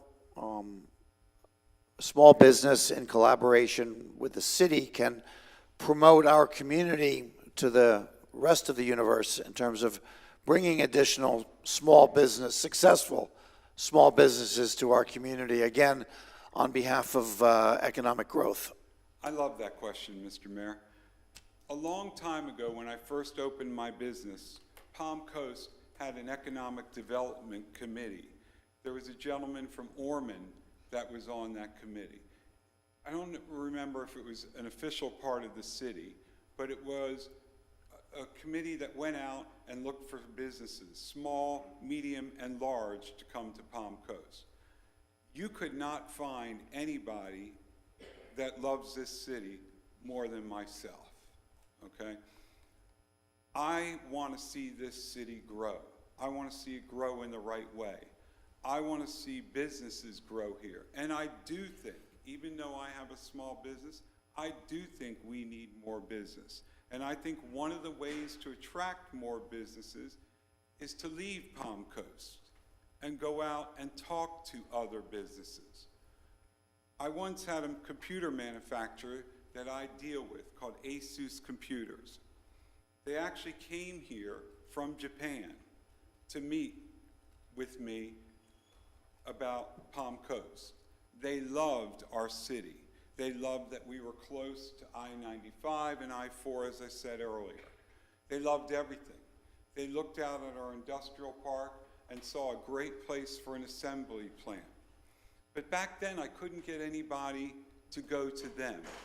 Here, they made a visit to us and fell in love with our city, but nobody was willing to go to Atlanta to meet with them. So therefore, they opened a facility in Lake Mary. We missed out on an opportunity at that time of employing 500 people. I've worked with the ATC in Daytona quite a bit. I've actually produced employees for the city. Dustin Berube, network administrator for the city, used to work for me. I went to the ATC and asked them if we could do this together. I think the problem in Palm Coast, in my opinion, is that we sit here and we don't go out and attract people. I drive up and down I-95 and I see the development going on in St. Augustine. It breaks my heart. It really does, because we need that here. We need the right businesses here. We can attract them here. You know, I read an article about a business that wanted to open here, and everybody said that there wasn't enough people in Palm Coast. We have now grown to where we can attract any type of business. We can attract manufacturing. We have Boston Whaler here now. Why don't we go after some other marine industries? We're on the intercoastal. We have technology here. we're great technology. Our high school teaches technology great, and we're close to the ATC Center, which works with our high school. So I think economic development, you have to go out and seek it. You have to search for it. You have to promote your own city. We have competing cities doing that. Let's do it. Very good. Thank you for your answer. Councilman Danko? I like your pro-business attitude. Just want to say I agree with that. I want to make sure that you have enough time to do this job in your life. As you saw the packet you received over the weekend, there's a lot of material that we go through before every meeting up here. It doesn't get smaller, it gets bigger, right. Just so you know. And a lot of us spend a lot of time engaging with our citizens. We get emails, we get phone calls. People ask us to come out to their home or their business. They have an issue with the city. They're looking for some help. There's a lot of things we do besides just 3 meetings a month. We attend a lot of ceremonial functions and stuff. And I just want to make sure that you understand the amount of hours that you're going to be putting in every week to do this job, and that you're okay with that while still running your business. This is more than just serving on the council for me. This is a dream. This is a major dream.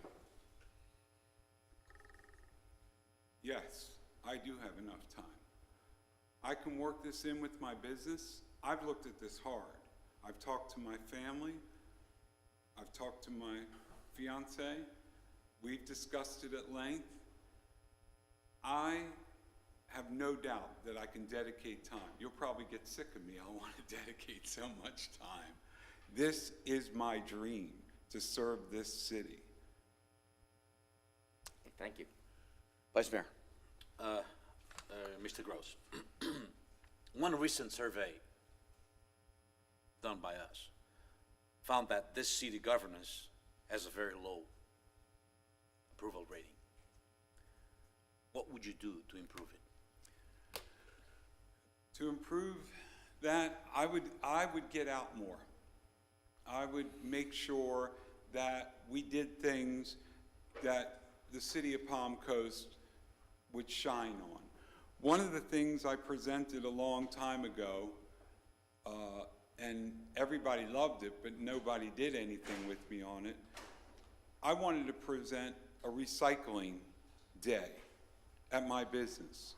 I wanted the city to get behind me and offer a day where people could bring in their electronics and recycle them. Anything, toasters, microwaves, computers, anything at all. And then we could turn them in to the recycle vendors and get paid for those. I think the more you get out there, the better it is for the people. I think people are afraid of the city council. You know, I hear things in my own business that because they don't know what you really do, you know. I think we have to make it so people feel more relaxed coming in.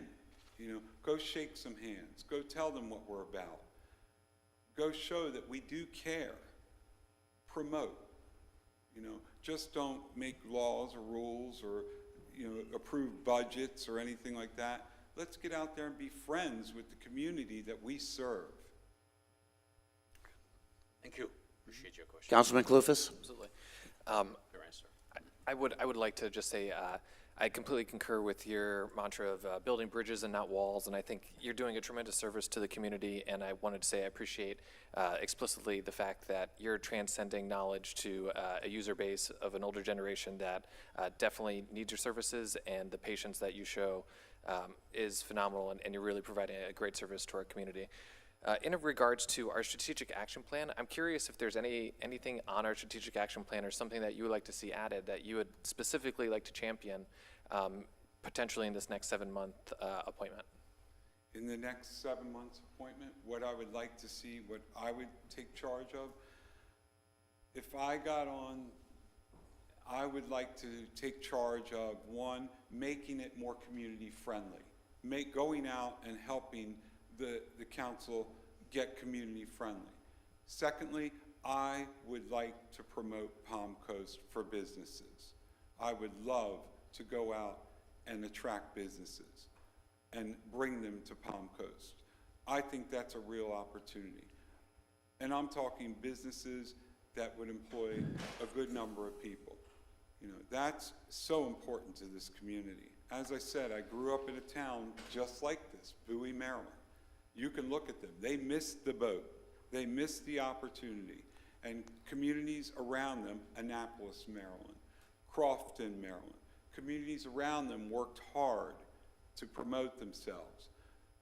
I guess I kind of would like to be the ambassador, you know, so to say, and go out and help promote. I would like to make things better around the community. Look at projects that we can do that the citizens of the community really see that we're doing. Let them know. Excellent. Thank you very much. Very good. I just have one last question, and I appreciate your comments. You've promoted some, you know, very high-value goals. So for me to be consistent, I must ask the question, you know, why 7 months and not 4 years? Because certainly those goals will entail a lifetime of skill, care, and diligence, if I may, to succeed. I thought about that a lot. That was a tough one. You know, I built my business very fast. I remember when I started my business, a lot of people said it would never happen. It would never stick. I think that the time that I will serve on this board will make a huge difference. I think that the time that I start to the time it ends, I will be remembered as a guy that really did what he said. I will attract businesses. I will shake hands. I will go out and help whatever we need to do. Again, this is my dream. I think after I'm done here, there might be something else we'll find for me to do. But this right now, I'm not able to campaign. I'm not able to go out there. That takes a lot. I know that, okay? I don't have the deep enough pockets to campaign. So this would be perfect for me, and I can prove to you what I can do. Thank you for your answer. Councilman Danko? No further questions. Thank you for coming here today. Thank you again for everybody for having me. Vice It's a Mayor, great honor. another question? I want to thank you for having those computer classes for the elderly people. I may be one of the candidates to go there, because computers, after 5 minutes with me, they become disputers. So it's basically what they do. But anyway, in your application, you stated that you have worked on budgets. Can you tell us the most important budget that you ever worked on? Yeah, my own, probably the most important budget, running my own business. But I was also, before I started my business, I was employed by a company in Ormond called CDR Systems. They were a division of HOMAC and CDR Systems. And I was the network administrator and CIO of the company. I did budgets for advertising, budgets for technology, budgets for salaries, all the budgets for even buying fiberglass and concrete. Made sure that everything was cost effective. If I can just comment on one more thing about that. One of my customers calls me the negotiator, Tim Curtis. He owns Hooligans, and I help him with all his negotiations on hardware, restaurant equipment, and stuff like that. One of my best things I love to do is budget and negotiations, contracts, things like that. I'm very, very thorough with contracts and negotiations. I did that for CDR. I did that for Memorial Hospital. Before I worked for CDR, I was with Memorial Hospital. And I was on a team that was called TQM. I bought an article about it if you want to see it. And I was the lead guy on TQM. And we looked at budget and how we could bring information technology to the forefront and make it easier for the hospital, the patients, and the workers. So I've worked on a lot of budgets, but the toughest one probably is mine, because I'm a small business, and it's tough to operate a small business. You have to watch every cent. Thank you. Councilman Cliffus? No further questions, but I admire the fact that you're up here and you're following your dream, and I think that's incredibly important. And I honestly believe in my heart of hearts that you for sure view yourself as having a positive impact. I'm thankful for that. So thank you for taking the time and the commitment to our community to come out here today and put your application in for this candidacy. Thank you. Thank you. Absolutely. Any final questions from City Council at this time? Then, Mr. Crystal, I would invite you to summarize your comments, if you choose, for a minute. Okay, 4 minutes? 1 minute. Oh, okay. I could do 4. So, We'll take one today. I want to thank you all very much. As I said, this is my dream, and I will work well with you. I play well with others. I take direction well, and I give direction well. I like to be a leader, but I also know how to follow. I can't thank you for the opportunity enough. I want to make Palm Coast grow, and I want to make Palm Coast a great place. I tell you truly that I believe in this city with all my heart. I love this city. We live and work and have a beautiful community, and thank you very much. We appreciate your taking the time and making the application and speaking to us today and answering our questions. So thank you very much. Good day. Thank you. Next candidate is Mr. Hilton.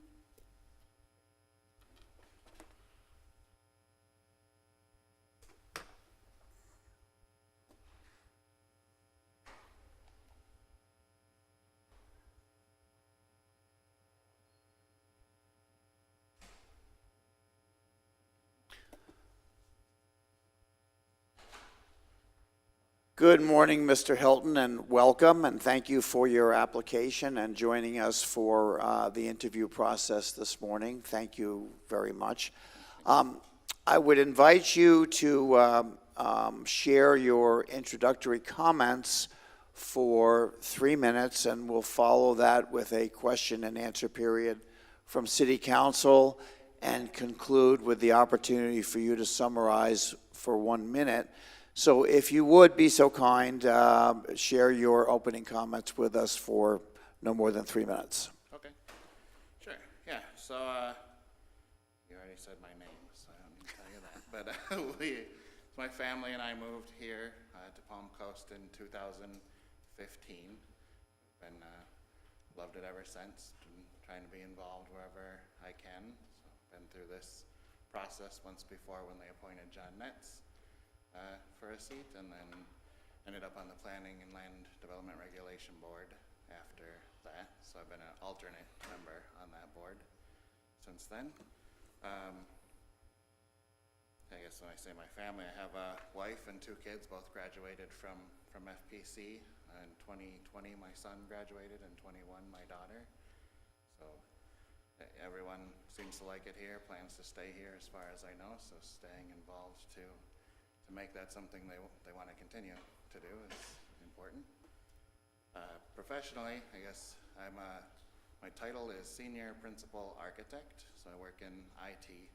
A lot of people say, oh, you do stuff with computers, maybe fix things, but just so everyone knows, make sure you understand that my responsibilities really are understanding problems and goals of businesses, and designing solutions that leverage people, process, and technology to come up with solutions to problems and keep organizations running. So I think that experience will be helpful for the city and in the seat on the city council.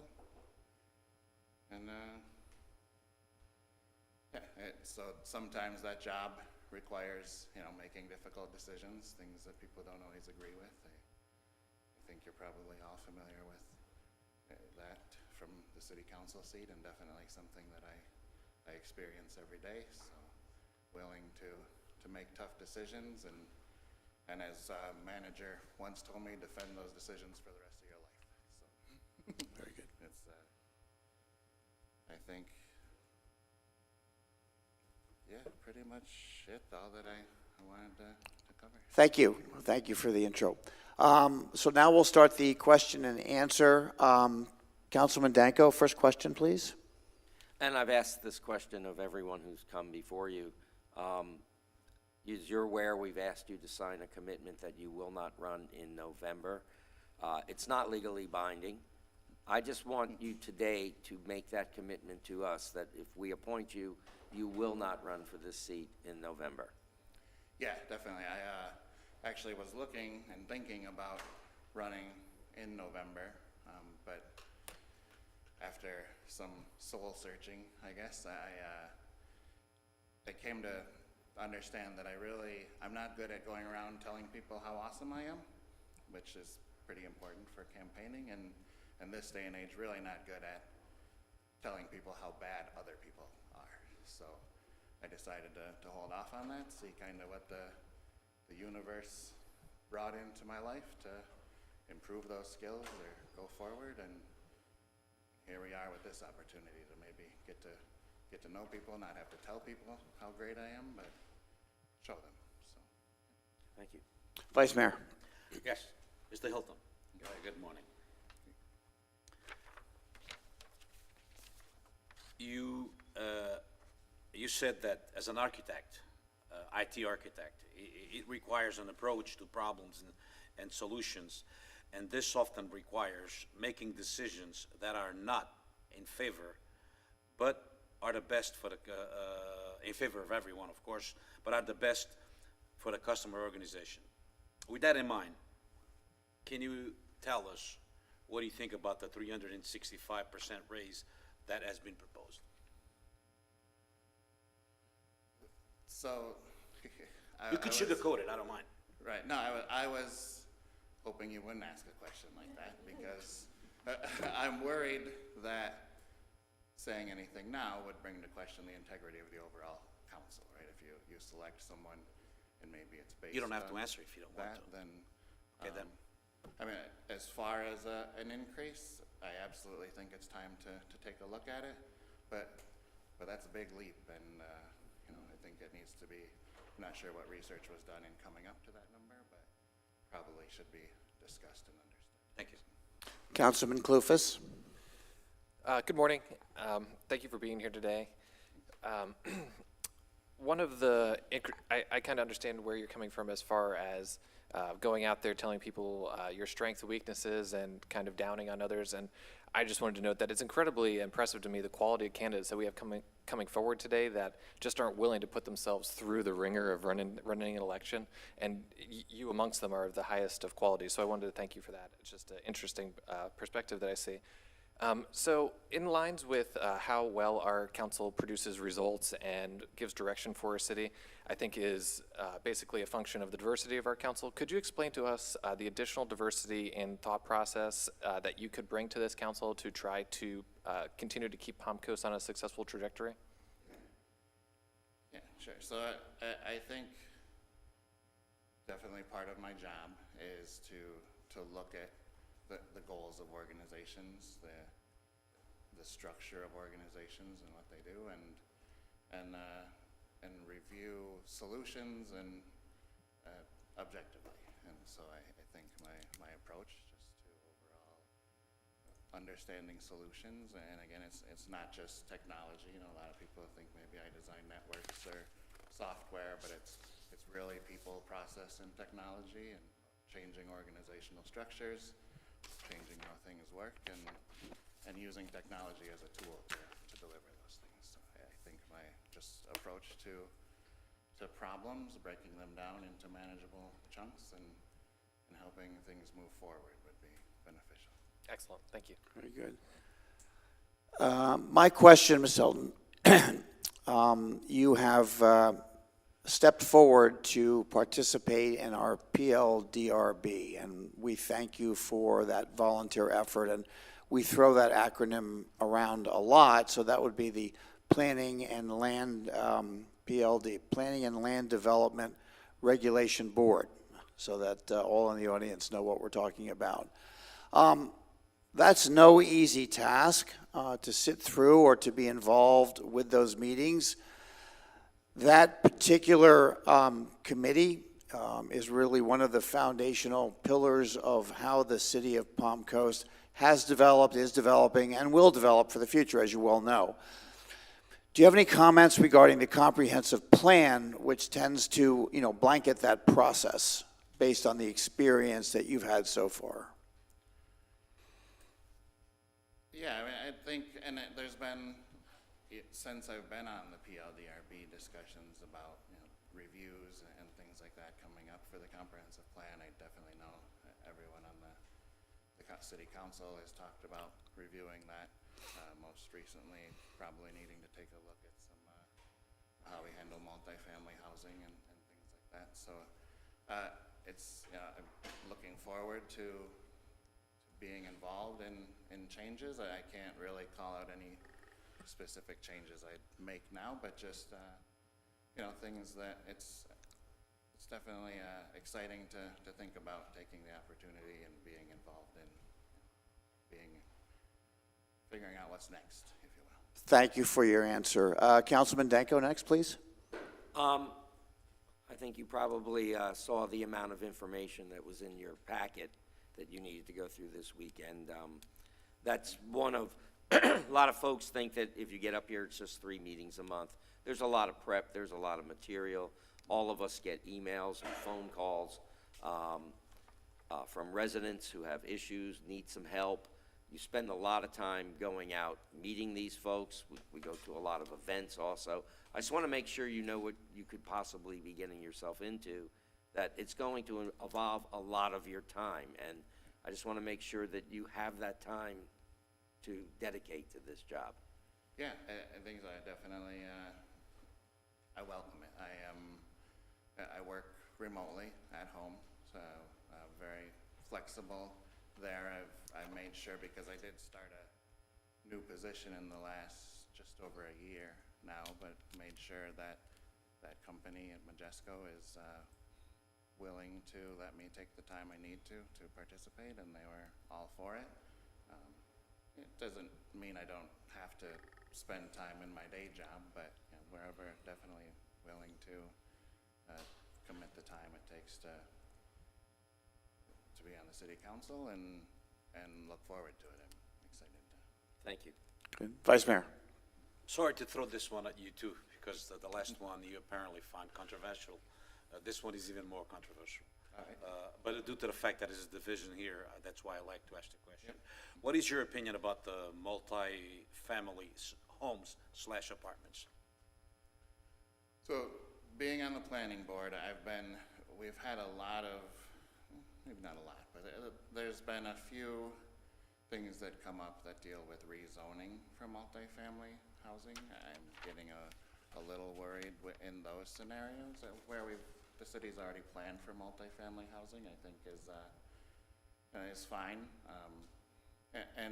If there's demand, which I'm sure there is, my son is looking for an apartment as we speak, and everything's 3 months, 6 months, a year before anything is available. So it's, again, something I think we need to take a look at.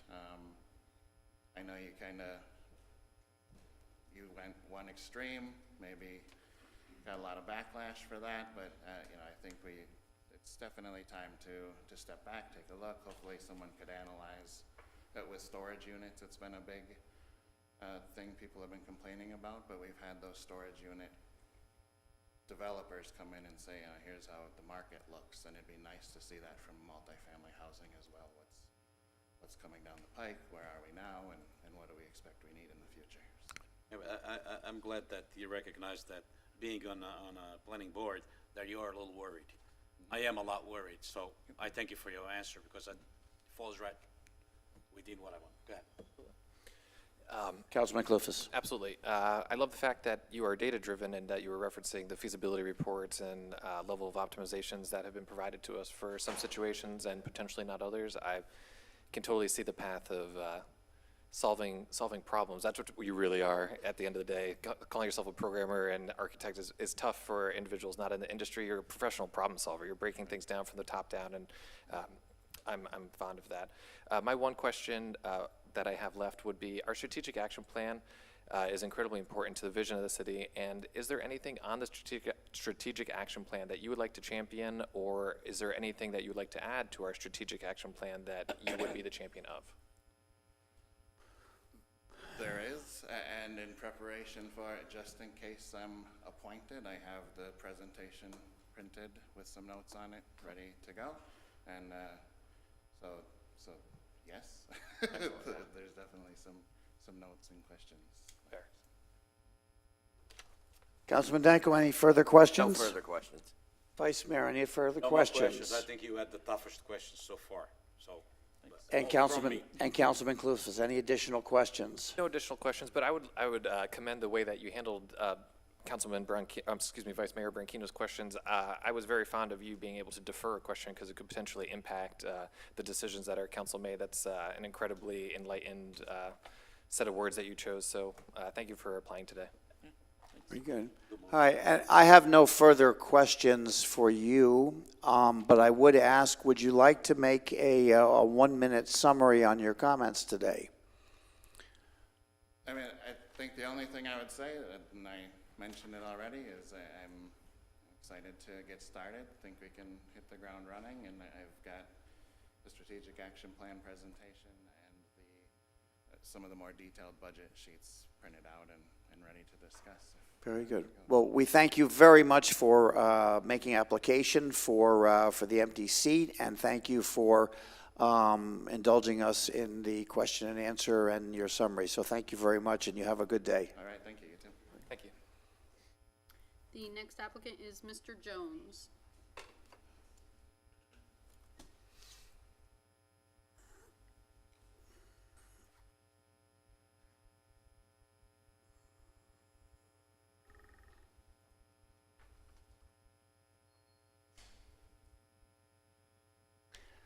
Good morning, Mr. Jones, and welcome to the podium. We greatly appreciate your making application for the vacant City Council seat number 2. And I would invite you to open with a 3-minute intro, if you like. We'll follow that with a question and answer by City Council members, and conclude with an offer for a 1-minute summary of your comments today. So if you'd like to begin at your pleasure. Sure. Thank you.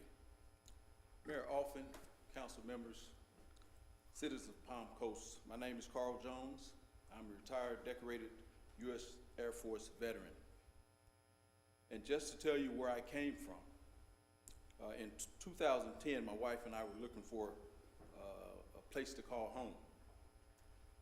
My wife was on leave at the time, and she drove through Palm Coast. She's from Cocoa, Florida. So I was still in Japan, and she emailed me pictures back saying, I think I found it, I think I found it. Well, out of those pictures, I seen what I was looking for, and that was a pool, a boat dock, and on the canal. So I said, go for it. And by the grace of God, we bid it and got the house. We also were looking for schools in the area. We had a son that was soon to be high school, so we were looking at the schools. We were looking for advanced programs that the school offered. We found Flagler Palm Coast High School, which offered the International Baccalaureate program. Our son was excelling so well, we decided, let's pick this one and push him a little bit. And he did well and he excelled. He graduated with the certificate and his diploma. So we found the house, we found the school. But we're also looking for a good place to retire. And with that, some of the things that we were accustomed to in the military was quality of life. You know, places your family can go if you had a family, do family-oriented things. Palm Coast offered that for us as well. So we found a house, we found a school, and we found a nice place to retire. At the time, we did not know that we were actually settling down in the city that's the best place to retire in Florida. My wife knew it at the time, I did not. I retired after 26 years of honorable service to my country in the Security Forces career field. I was awarded the Bronze Star for my actions in Iraq and Afghanistan. I entered as a young E3, Airman First Class. and I rose to the rank of E8, Senior Master Sergeant. And in that rise, I've dealt with a very diverse group of people. No matter where I went, from Turkey, Iceland, Belgium, Florida, all those places had the diversity that one looks for. Palm Coast has that diversity as well. So we looked for a place that we can decided to call home, and we found it in Palm Coast. After retirement, I became a substitute teacher here in Flagler, also a basketball coach. Those were some of the things that I enjoyed doing. I also taught at the St. Augustine Youth Academy in Hastings, dealing with kids that were incarcerated. But I was drawn to mentoring. I've been mentoring here in Flagler County for 11 years. I am now the president of the African American Mentoring Program, and we're in all schools in the district. Mr. Jones, I've been asked you to wrap up your intro, if you would, please, so I can keep to the timeline. I will. I also sit on the board of the Inspiration of Hope. Also, I sit on the board of the Purple Heart Foundation, and I also sit with the Surge for Flagler, showing up for racial justice. I'm seeking this appointment because I feel that the city has made a call for assistance, and I feel as a good citizen, I felt it was my duty to step forward to assist. Very good. I thank you very much for your comments. So, Absolutely. with that, we'll move forward on the agenda, and Councilman. So I just want to make sure that you understand, we've asked everyone who's applied for this position, if you're selected, not to run in November. We can't legally stop you from doing that, but I would like to hear your commitment to that firsthand to this council. I do not plan to run. This is a temporary appointment, and I feel that it is my duty as a citizen to step forward. I have no aspiration at this moment to run for it. Okay, thank you. Vice Mayor. Good morning, Mr. Jones, or Sergeant Jones, if I may. I had the pleasure of talking to you maybe for about 3-4 minutes when I was campaigning back in 2018 at the library, and believe me, it was a pleasure. Back then, I thanked you for your service. Let me reinstate that again. Thank you for your service, sir. Okay? Now, Mr. Jones, you said that after your retirement, you sought a nice place to raise your children with great education and a nice, quiet way of life. Further down, you stated that, and I quote, "Yes, this was one considered a retirement community, but now it's a family town. It's growing fast." Yes. Just last week, Palm Coast was considered the best town to retire in the USA. Do you think that we should keep it that way, or move it to a fast-growing by building high-density areas, if I may? Yeah. Well, it is a great place to retire, but it's a growing community. What made it a great place to retire is for those retired people like me coming through here and saying, hey, it's a nice, quiet, safe place to live. But also with that comes children. And when you have children, you've got to have a place for children and things for children to do. So as the city grows, you have to take those two into consideration. So you definitely have to look at housing, welfare for the kids, places to go. So yes, you have to consider those, but you don't have to make that decision haphazardly. It has to be discussed and voted appropriately. So you really don't think that, in a way, will contradict your statement that a nice, quiet way of life? No. Okay, no. thank you. Because Councilman Clufus. Absolutely. Good morning, and thank you for being here this morning. First, I'd like to thank you for your service and potentially your wife's service too. She was on leave. I'm unsure if that was military-based or not, but thank you for your service to this country. And also thank you to the service that you provide to our youth. You've listed an incredible amount of youth organizations that you contribute energy to, and that's because your scope of focus is beyond yourself, and you're doing this to try to make those around you better. So I thank you for all of that. My question would be, our council and the decisions we make, I've posed this to previous candidates, is a function of our diversity in our experiences and where we expect Palm Coast to go and how we get it on a successful trajectory. I'm curious, the diversity and experience with our city that you add to our council that will help us make better decisions and continue to keep Palm Coast on that successful trajectory. Repeat the question. The diversity that you add to our council as far as interactions with the city and our thought process. For example, I'm a computer guy. I'd like to think that the technology stuff I at least can defer to individuals that I know who will be able to get the right answer. And I'm curious that type of experience and the diversity of your thought process and adding that to our council and how we make our decisions. Yeah. I think from the outside looking in, the majority of the community think that the city council is doing a great job. Why? Because they don't know really what the city council does. So once you dig into it, you have to know that the city council works for the community.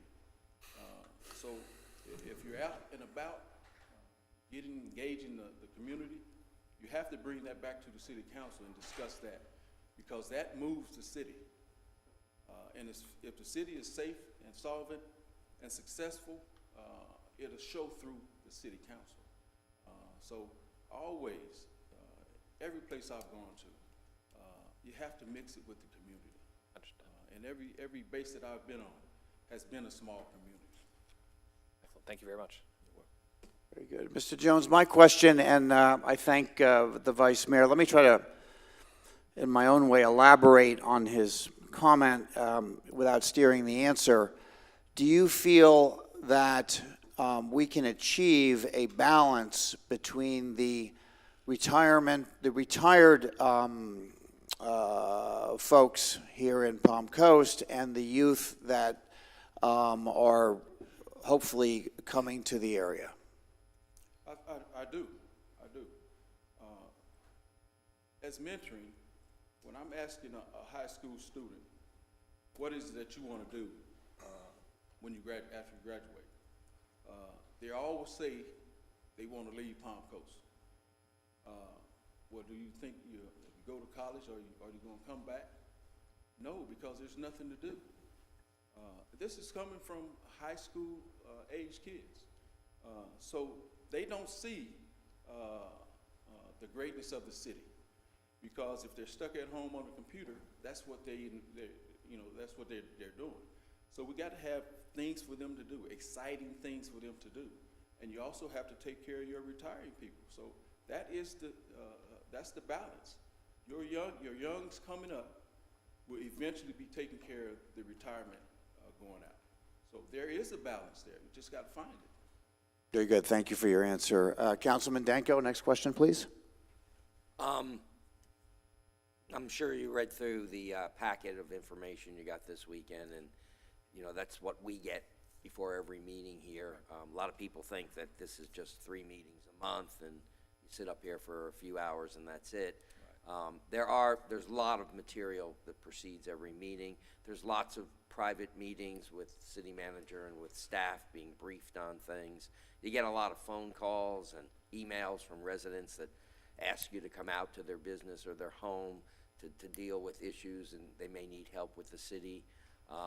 We spend a lot of time doing that. There's ceremonial functions, host of things.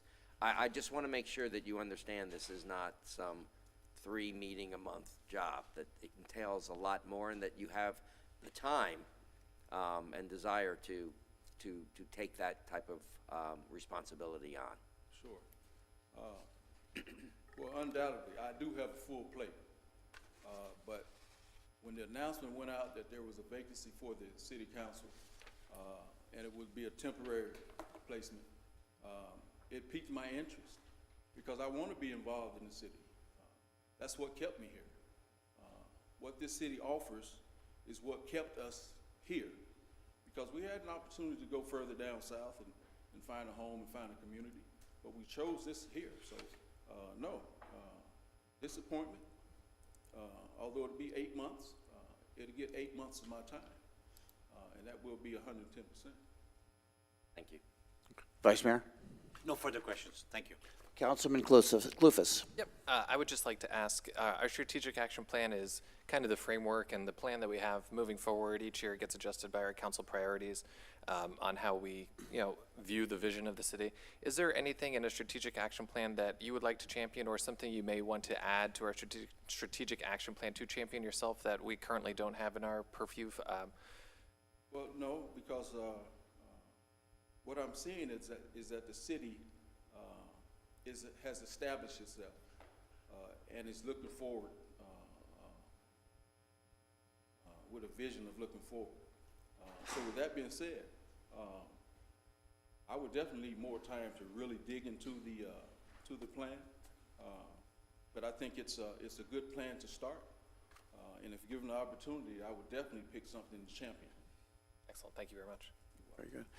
Mr. Joseph, my question, having you reviewed your resume, can you point out any special experience that you've had in the budget process? And the reason I asked, let me just frame my question. This appointment directly overlays our budget cycle, starting with the strategic action plan, moving on to the financial aspect of the budget, ending with a decision on the tax and millage rate. So in your background, do you feel you have the tools necessary to participate in the construction of our budget? Sure. In the last 15, 20 years of my career in the military, I've always been in a leadership position. And with that comes budget. One particular, and I think about something that's closer to my mind. I'm getting old, but 2011, I was the project manager in Kadena, and we had a $4.2 million protection level 2 resource that we was trying to protect, and with that came budgetary concerns. When you get a big price tag like a $4.2 million budget, everybody wants to put their hand in the pot. But my team made sure that everything that our wing commander and commanders wanted was in that budget, and it made the $4.2 million price tag that they put on it. So, but I can go further down the list. But Very good. I appreciate the answer very much. Councilman, another question? No questions. Thank you for appearing today. Appreciate it. Good. Vice Mayor. Other than just these candidates are making it harder and harder and harder for us to choose. Councilman Clufus, same. I second that. Yeah. Thank you very much. Very, very well done with your questions. May I now offer you a minute to summarize your comments for today on your application for appointment? okay. Well, thank you, Mayor and council members, for giving me the opportunity to come before you. I don't come before you as a politician. I come before you as a citizen of Palm Coast, someone that takes that citizenry very important. As a father of a young, up-and-coming 21-year-old, I make it a point to live my life by the values that was instilled to me in the military, and that would be integrity, service before self, and excellence in all that I do. So if appointed, that is what I would bring to the council. And that's where I live my life. So with that, I thank you for the opportunity to stand before you.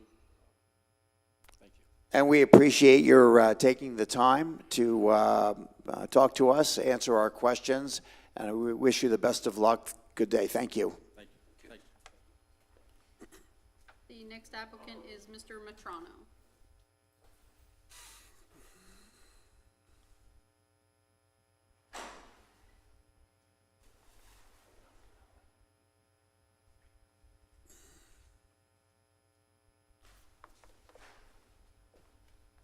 Good morning, Mr. Metrano, and welcome to the podium, and thank you for making application for the vacant seat in District Number 2.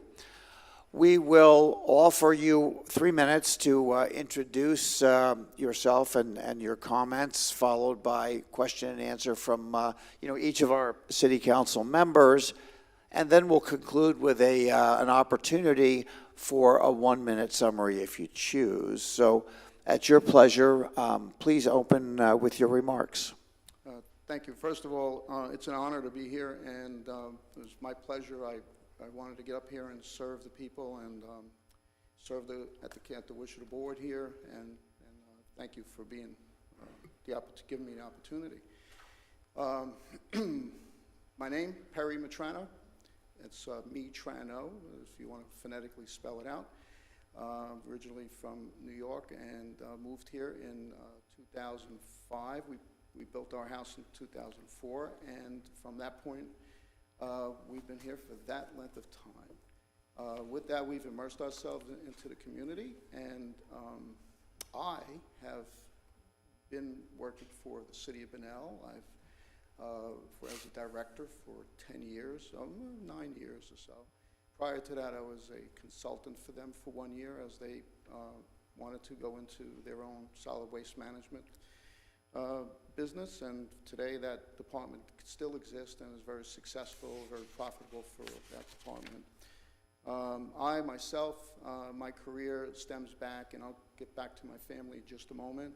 I come from a family of recyclers, starting way back in the early 1900s and 20s, somewhere in there. And in 1993, my family sold our business, and I started a career working for 2 of the largest waste haulers in the world. With that, I've been an entrepreneur. I've been in business on occasion because I can't get it out of my blood, I guess. So I've been in the restaurant business. I've had bread routes up in Jacksonville for a few years. And then I basically started my last stint with the city of Bunnell, where I retired in 2019. And so I'm kind of semi-retired, but I guess I'm not retired because now I work for my wife, Diana, at her business, and so I'm never really retired. So I work there. I'm a licensed auctioneer. It's one of my career bucket list items I always wanted to do, find it exciting to do. What can I bring to the board here, the council, is civility, experience, municipal experience, solid waste experience. I understand ordinances, I understand resolutions, I understand budgeting. So I hate to use that term, hitting the floor running, but yes, I would be able to sit in the seat and comprehend everything that's going on without too much of a learning curve. Is that beep for me? Yes. Okay. You have 10 more seconds. 10, okay. Quickly, my wife Diana and I have 2 sons. My oldest son is married, lives in New York. I have 2 grandchildren. My youngest son here is a senior in Matanzas High School and is part of the band. And that's my story. I hope I covered enough.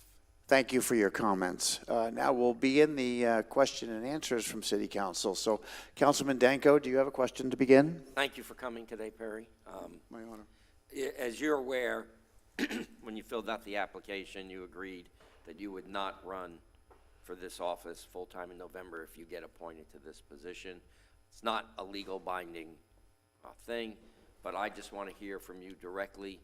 Will you tell this council, give us your word that you will not run for this seat in November if we appoint you? Thank you for asking that question, and that is correct. I will not be running for the seat that's vacant now. Yes. Vice Mayor?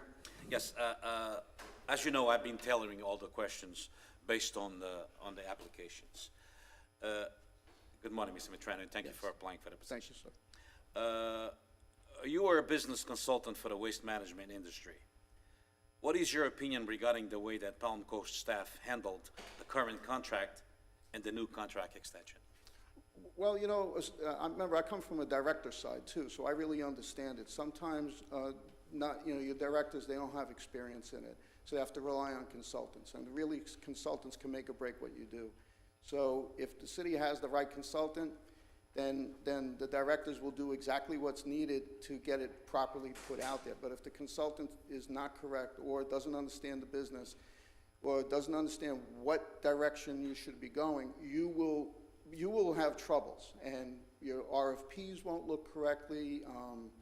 Your bidders will be scarce, you know, and so there is that aspect of it. It's not about what they did wrong. I don't believe they did anything wrong, because you really, in the trash business, you really can't do too much wrong except miss the stop and get a phone call. That's the only bad thing you get. But at the end of the day, I think that they did a good job. I think the RFPs could have been a little bit better, and that's the only thing that I have a question over. But Okay, I think you basically answered the question. Yeah. Well, the mayor is not, I was gonna say next, but I don't know if I should do it before the mayor gets here. You can move on. Yeah, I think that's safe. Thank you. First, Perry, thank you, Mr. Metrano. Perry, thank you very much for being here this morning. Greatly appreciated. Thank you for your service, not only in your professional career, but to our community. My first question is regarding specific expertise that you have, perhaps in addition to the waste management portion. I know you're incredibly experienced. Basically, my question is, we are all, in one degree or another, experts in a certain subject area, and the function of, the output of our council is really a function of, the diversity of our thought process and where we're experts, and, I say experts in a very general term, but where our area of expertise lies.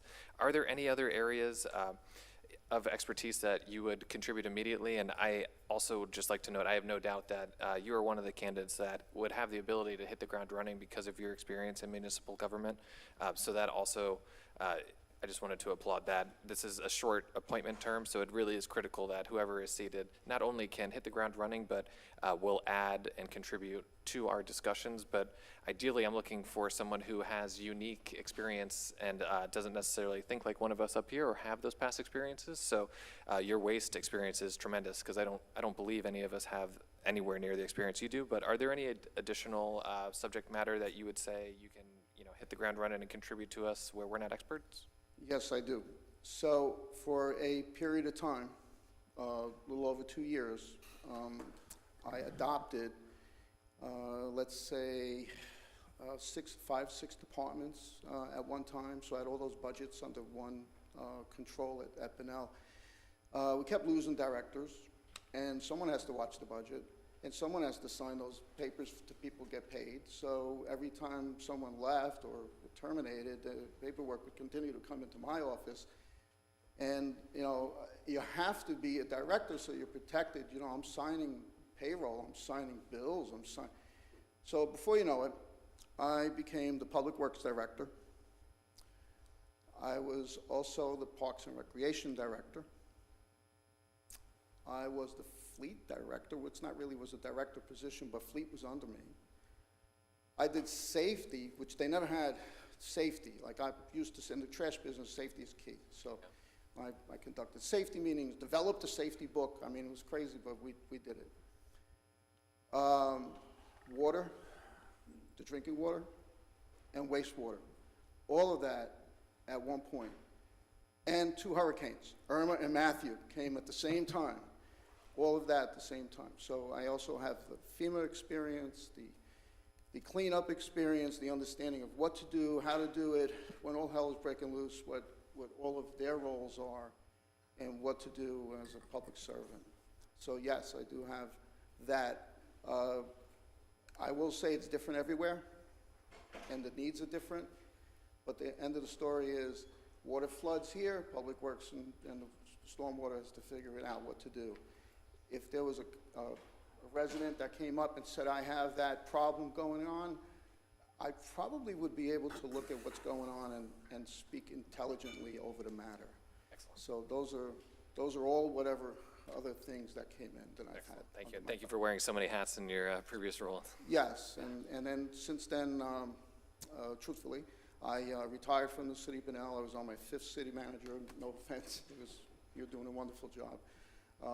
I was on my 5th city manager, and I just said that was enough for me. Understood. I appreciate it. Thank you. So then I appreciate the segue for my question. Been a long-term resident of the city of Palm Coast and spent 9 years employed by the city of Bunnell. Can you give me an example, or more than one if you have it, on how the city of Palm Coast and the city of Bunnell can collaborate together for the benefit of both for the future? Well, I think that there are a lot of similarities, but one of the things that dynamically is different from the city of Bunnell versus our newest city of Palm Coast is the age of the infrastructure there. Now, their infrastructure is 50, 60 years old. It's even older, really, in some spots. So to develop that is going to take money beyond their budget allows them. So they are going to have to look for grants. They are going to have to think out of the box. They are going to have to face the music that some projects will just maybe never get done. Here, you have newer infrastructure, but is now old. So how do you change that? How do you fix that? Well, it's segmentation. It's basically, okay, we know that this part of town is much older than that part of town, so we need to focus on this and maybe help. I'm just using an example to try to build a budget around fixing an area that is probably more prone to flooding versus, or maybe have water issues. Those are the ways that a city can make those improvements. Remember, you can get money from St. John's Water Management and the DEP if you're increasing water volume size and increasing the quality of water to those communities. So, and then there's new techniques. There's, not always have to do everything open trench, and they're already doing it now where they put undermining and they put the tubes in and run water and storm water, not storm water, but water and wastewater, without having an open trench, saving millions of dollars. That's probably the most effective. And more new techniques for paving as well. And we did a lot of paving in Bunnell, which we never did before. Thank you for your answer. Councilman Danko, another question? Yes. We've heard from some citizens, some on this council, that perhaps the city is growing too fast, that perhaps we should take a break and step back, and especially when it comes to multifamily housing. What are your feelings on multifamily housing and on moratoriums in general? Well, here's what I say. If the property's properly zoned to do the job to be built out according to that process, so let's say it's a multifamily, there shouldn't be a problem to put the multifamily there. It's when someone wants to change everything, and just because they feel like they have property rights, it's okay. You want to change it, you bought it, you know that property is a viable piece that you could put 500 homes on or 1,500 townhouses. Well, you need to follow the plan. You need, as a builder, as a developer, you need to be sure that you use every step. You want to change that zoning, you want to correct that to your benefit, no problem. Our job is to assess, right, as a council member. So if you're going to make that investment and you want to change it, then you need to follow every step. That's all I ask you. You bring every step back to council, going through the process with these directors and their staff, and every step is followed, and the attorney will tell you, you got nothing wrong. You can't do anything wrong, even though it's not going to be popular, but you did the right thing. And the right thing is, follow the plan, follow the procedure, bring it to council properly, it likely will get passed. But don't come in here thinking that you have a right. You have rights, but you also have to follow everyone else's rights, which is to follow the procedure. So I can't be opposed to something if someone does it correctly. Vice Mayor? Once again, coming back to your type of business, waste management, do you think that Palm Coast should create our own solid waste / sanitation department?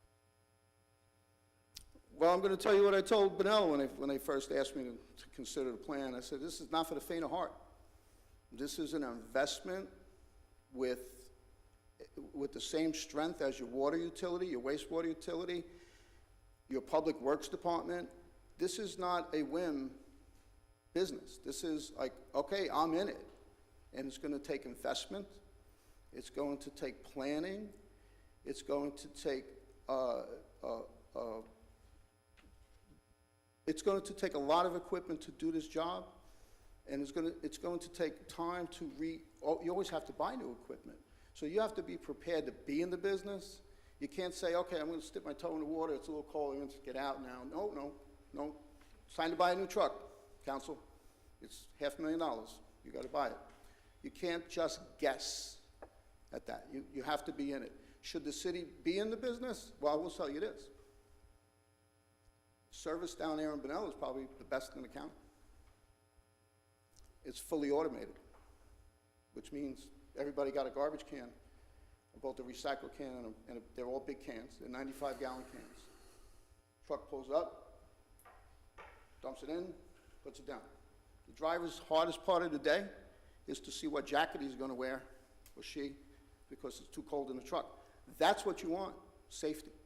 You want performance. So being in the business, when you fully automate a city like this, and we're primed for this because we have great roads and it's cold, we have subdivisions. It's like the perfect community to be fully automated. So the other thing is you have city employees. And we all know, when you look in the back there, all those city employees, the most dynamic people there are. The guys that run that Benel operation, they came to work every day. They came to work every day, through COVID, through the storms, through this, through that. Whatever was happening, we did it. One of the 2 cities in the state during Irma and Matthew that cleaned up within 30 days. In fact, we actually sent the truck up to help you guys.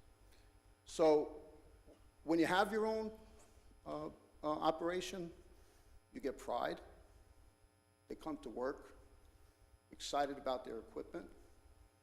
We got the whitest trucks I've ever seen in Benel. I mean, the trucks are clean all the time. They don't smell, they barely smell, to be honest with you.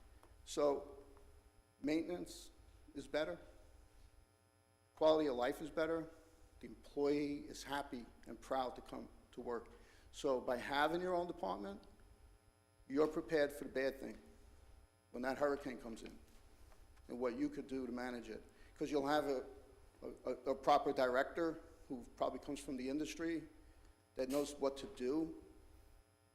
And you have good employees that are prepared to work 12 and 14 hours a day to get the job done for your city. So is it a good thing to do? Yes, but with planning. With very big planning. Just a great answer, sir. Thank you. I absolutely agree with you. Thank you. Councilman Clufus. Yep. Your answer actually totally encompasses my question, and I just want to say that I'm appreciative of the depth of knowledge that you can bring to the situation as far as waste management. So I have no further questions besides thanking you for coming today and being a leader in our community and submitting for this candidacy. Thank you. Mr. Metrano, so 8 months, 7 months versus 4 years. Just enlighten me on your decision to choose the shorter term as opposed to the longer term. Well, other than the fact I do want to mention the 8 people in the back are incredible applicants. And prior to not knowing who was going to be on the applicant committee, I would say that I thought I would be the only one up here that could actually help. Okay, but we all know that there's others, and they're back there. I feel that you all went through COVID. It was a difficult time. I know that sometimes you guys don't get along, but that's typical of any council or board. I just wanted to see civility. I wanted to come up there and speak kind to my fellow council members, and if I disagree, okay. That was the hope. So I think I was the first to apply. I don't know for sure, but I believe I was the very first to apply because the minute I knew it was open, I came. So I think that the short term was far more important than the long term. Because I think now that you know the long term is there, it sets a bar for that person who's going to win that election. A mayor up in the Jacksonville area, I talked to him years ago. He's a friend of mine. He's no longer the mayor there, but he said to me, Perry, I said, I want to run for office. I really feel compelled to run for some office. I want to do public service. And he said to me, Perry, public service is great if you have no alternative agenda, and you just want to serve the people. It's very rewarding. Well, that resonated with me, so I ran for the mosquito district. But I'm sorry, was there cry out of the audience? I ran for the mosquito district, and in the mosquito district, they overspent. They almost went out of business, and I felt that the commissioners on there should be removed, so I ran for that seat. I didn't win, but I made a point, and I made a lot of good information got out as a result of that. So I'm here for the short term to make a comprehensive dent. Good. Appreciate your answer very, very much. Additional question?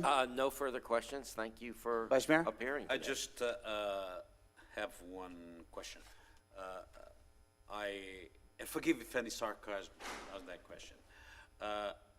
Do you still that this body owes you an apology for the difference you had with the last city manager?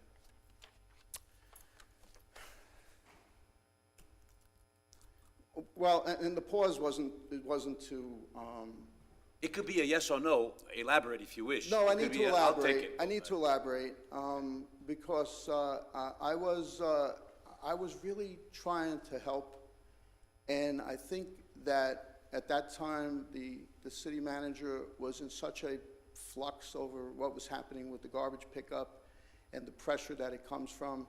I was told by Jim Landon, believe it or not, he said, the fastest way to get fired as a city manager is bad police service and bad garbage service. And there you go. So I was trying to help.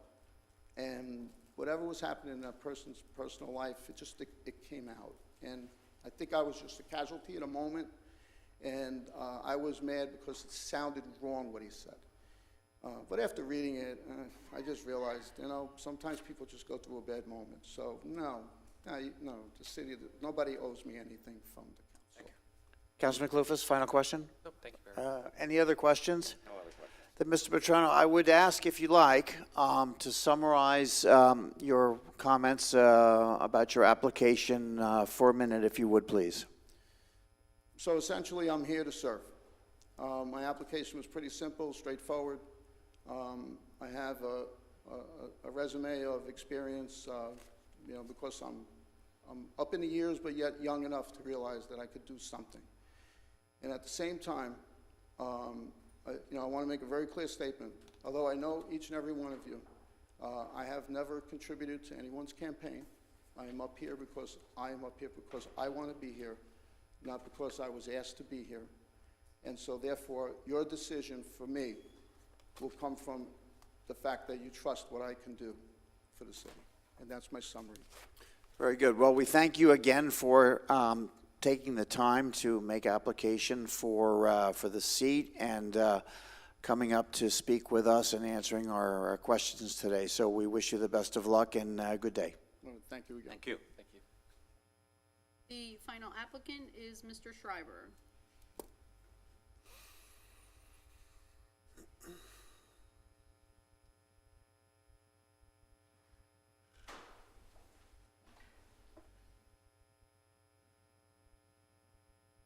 It's the last one, isn't it? Yes. Oh, there's the button. Good morning, Mr. Schreiber, and welcome. Thank you for coming today. What I'll offer is a chance to make a 3-minute introduction on your application yourself, followed by questions from each of our city council members, and then we'll wrap up with an offer to summarize your comments in 1 minute, if that's okay. So I would invite you to start your introduction at your pleasure. All right, sir. Thank you. My name is William Schreiber. I've been here before. I am a retired physicist. I was a research scientist. I did underwater acoustic research. I am very logical. I am very much thinking about things before I say stuff, before I open my mouth and stick my foot in it, so to speak. But I'm a very logical and very thoughtful person, and I have, excuse me, my very first job was one where I had to go and ask. I'm not used to asking for jobs, okay? I had to go and ask. After my first job, my reputation that I built very rapidly invited offers for me to go to other companies and go to work, because I worked very hard and I try very much to do a good job in each case and to do it economically. Last job I had, I was in Virginia Beach, Virginia. I opened an office for the company. I had a budget initially of about $2 million. My budget very quickly went to $5 to $6 million in 1980 dollars. And that was because I was able to get additional contracts to work in the field of underwater acoustics, needed more employees. As a kind of an avocation, because I had a very stressful job running the office as well as doing my own research, I joined the Virginia Beach Police Department as an auxiliary police officer so I could forget my job, go out and arrest people when they got nasty, okay?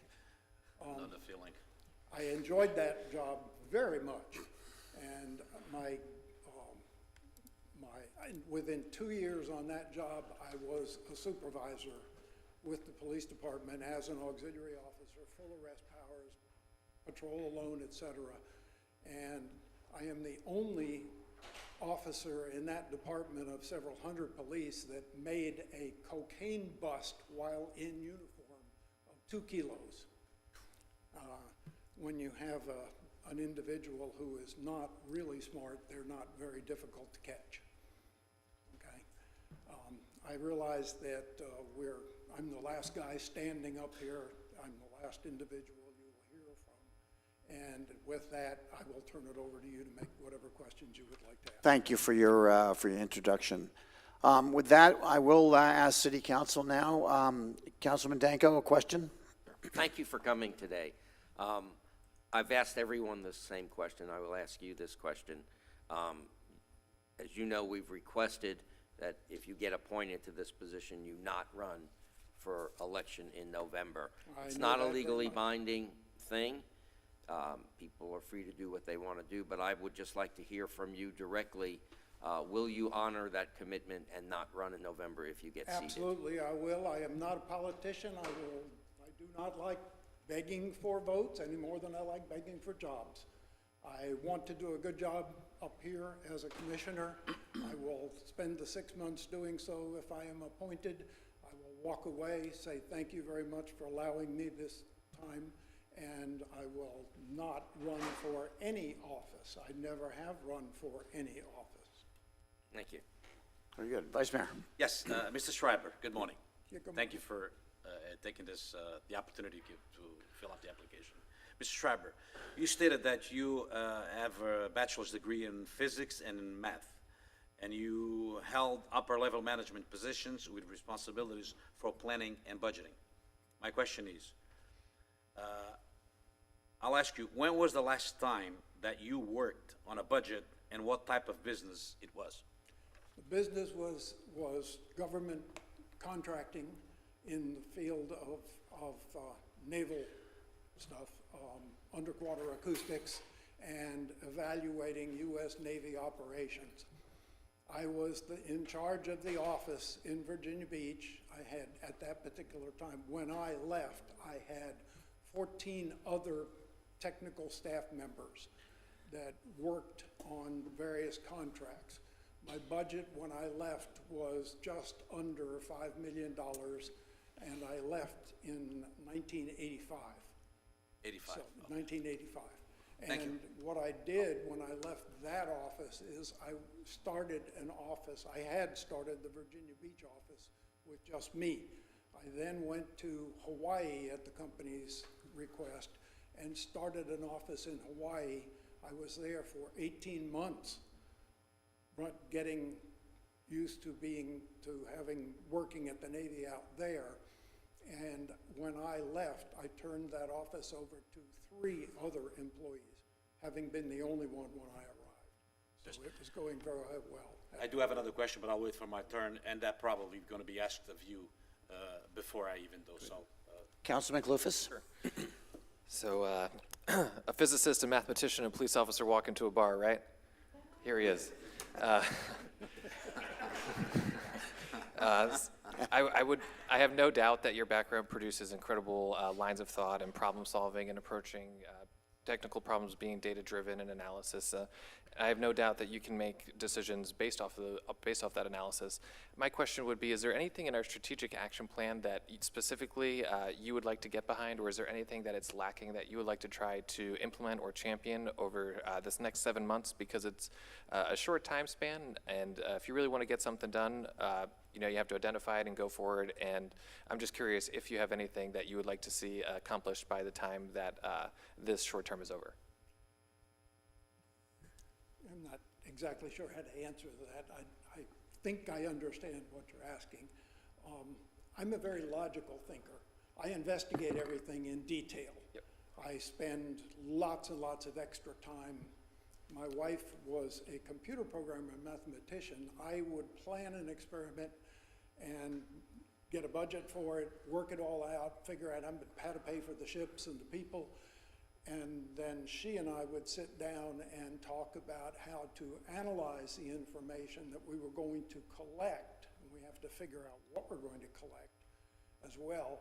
And she would take care of all the programming aspects of it, setting everything up to get valid charts, bells, whistles that you want to have in the reports. I am a very good person when it comes to writing reports. My English teacher would roll over thinking that I said that.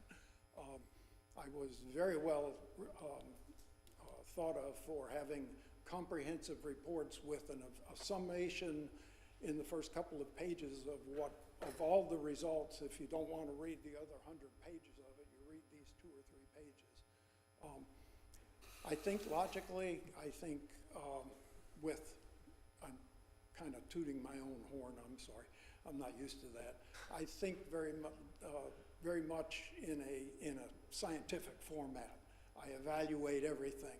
I read, I dig in depth, I investigate further if I need to, and I apply a very large amount of common sense. Excellent, thank you. Very good. Okay, my question, Mr. Schreiber. Am I correct? You spent some time with the Coast Guard? I'm sorry, I specified. Did you spend some time with the Coast Guard in your career? Coast Guard? No, I did not have anything to do with the Coast Guard other than the AMBER systems, the Automated Merchant Vessel Reporting System that they have upgraded, I'm sure, tremendously. Okay, and the reason for my question, and I don't mean to be a mind reader, I'll let you ask the other half of the question because it's certainly not one of my talents or skills, but is there any special expertise that you might bring forward regarding our discussions of the saltwater canals in the city of Palm Coast? You know that's a topic that will be discussed at length going forward. Is there anything in your experience or background, and Mr. Vice Mayor, if that's, you can ask the other half of the, well, it was my turn. The other half of the question, anything that you would like to state about that in your prior experience? I live on a saltwater canal. I live right across from the sanctuary. Yes, I'm very familiar with those canals. At one time, when I left work in 1985, what I did was climb on my 40-foot sailboat and go spend 15 years wandering around in the Caribbean and down island Bahamas and east coast of Florida and up the east coast, etc. When I initially got that sailboat, during the time I had it, I bought the property that I live on in the canal country, and I built a house on it. And promptly, when I finished building the house, I went back to sailing again. When I finally sold that boat, about year 2001, I had to transit the canal that I live on down to the main canal. I live on the northern entry canal, and transit with the tide being fairly high because the canal was silting in. They were originally dredged to 9 feet. They were built to be 9 feet in the center. And my particular canal now has about 6 feet, 6.5 feet at high tide. They're filling in. They're not flowing correctly, but they are definitely not as navigable with deeper draft vessels as they once were, and hence that's going to affect, to some degree, the value of the homes in that area. I'm pretty familiar with the cost of doing that dredging, and you're not going to want to hear that number. Okay. I guarantee it. Appreciate You're that. not going to want to hear it. All right. Councilman Danko, with your permission, because I kind of jumped the gun. Kinda did. Do you want to, No, but I'll just leave it for my question because I just had very little to add to the question. I just think that he took my question, but that's okay. I'll wait for my turn. okay, Councilman Danko, question. Well, while we got you here and we're discussing these canals, you mentioned that dredging could be very expensive.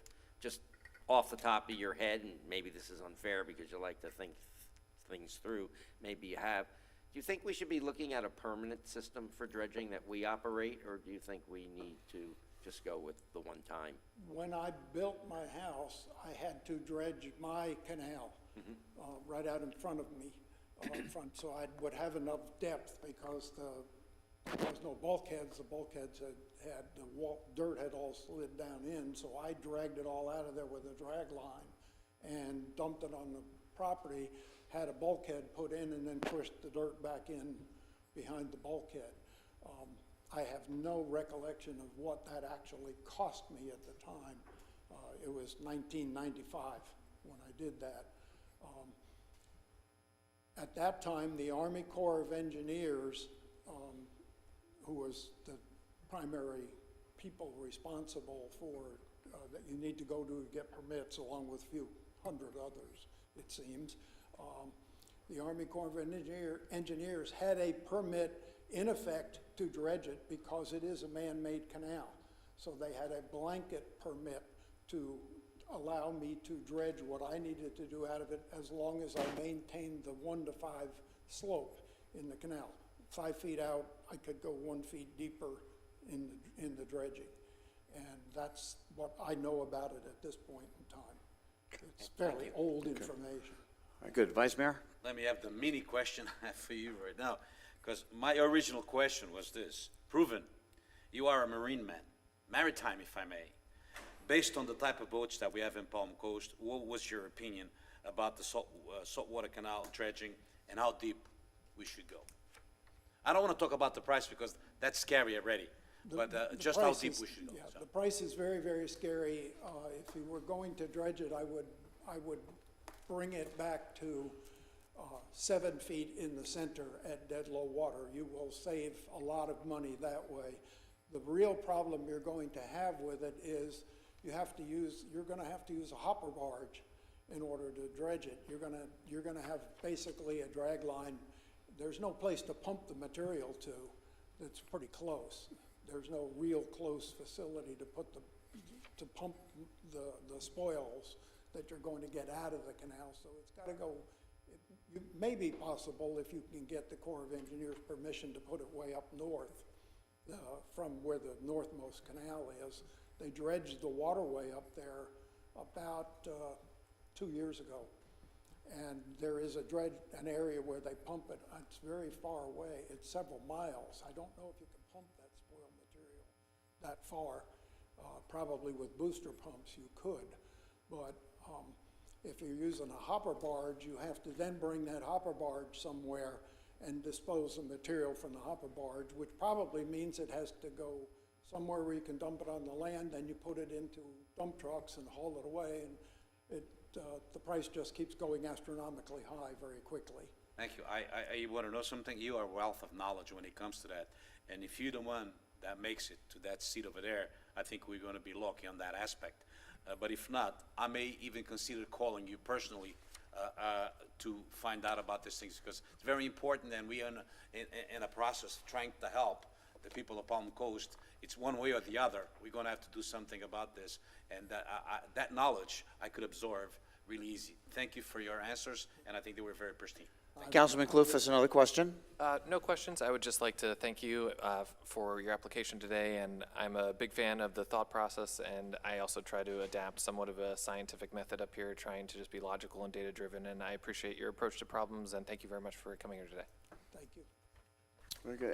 Any last questions? No further questions, but thank you for being here today. Appreciate it. Very good. And I thank you again for taking the time to make the application and during our question and answers today. So I wish you the best of luck and good day, sir. Thank you very much. Thank you. And if you want help with it, you call. Absolutely. I could more than almost happy guarantee to. you that I will. Yeah. Right now, I'm stuck with, nothing more than a honey-do list. All right. Thank you. So, thank you, everybody. I think he can stick around now. He doesn't have to go back there, does he? No. No. Oh, yeah. Now, I think at this point in the agenda, we will invite Yes, Ms. Renita. Fuller up to give us a brief overview of the background checks received from the record yesterday. So we will keep the council clear at this point. Please, you go ahead. Good morning. We did get the background checks from all of the applicants. We reviewed them, and as the one applicant mentioned in his past, that was the only record that we were able to obtain. Do you have any further questions for Ms. Fuller? No further questions? No. Okay. Thank you very much.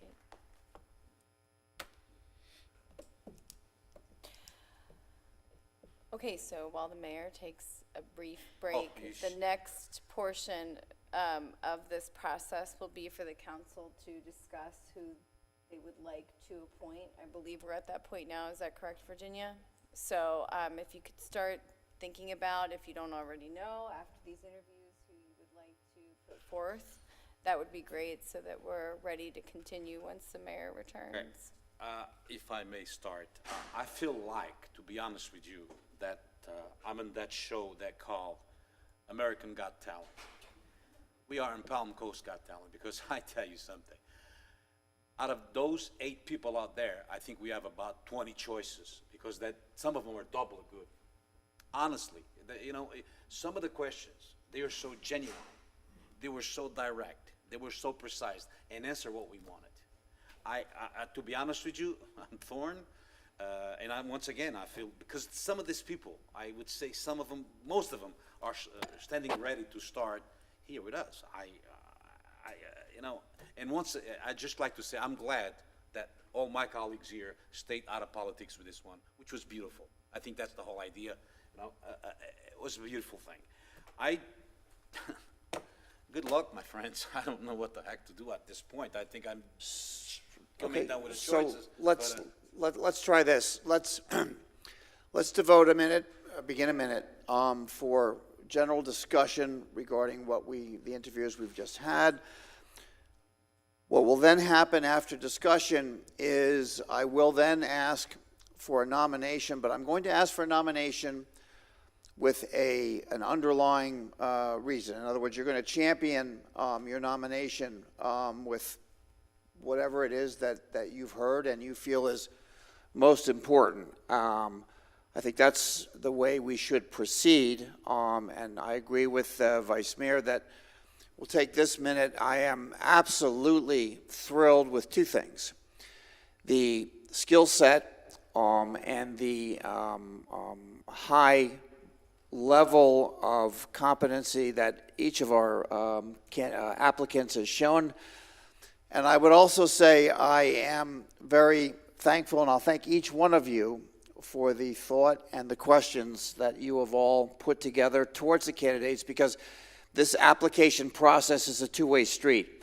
I mean, you're looking forward to picking one that you will work with very closely over, a fairly extended period of time. So let me in advance thank each of you for the effort you've shown in sitting through, a large number of applicants and interviews.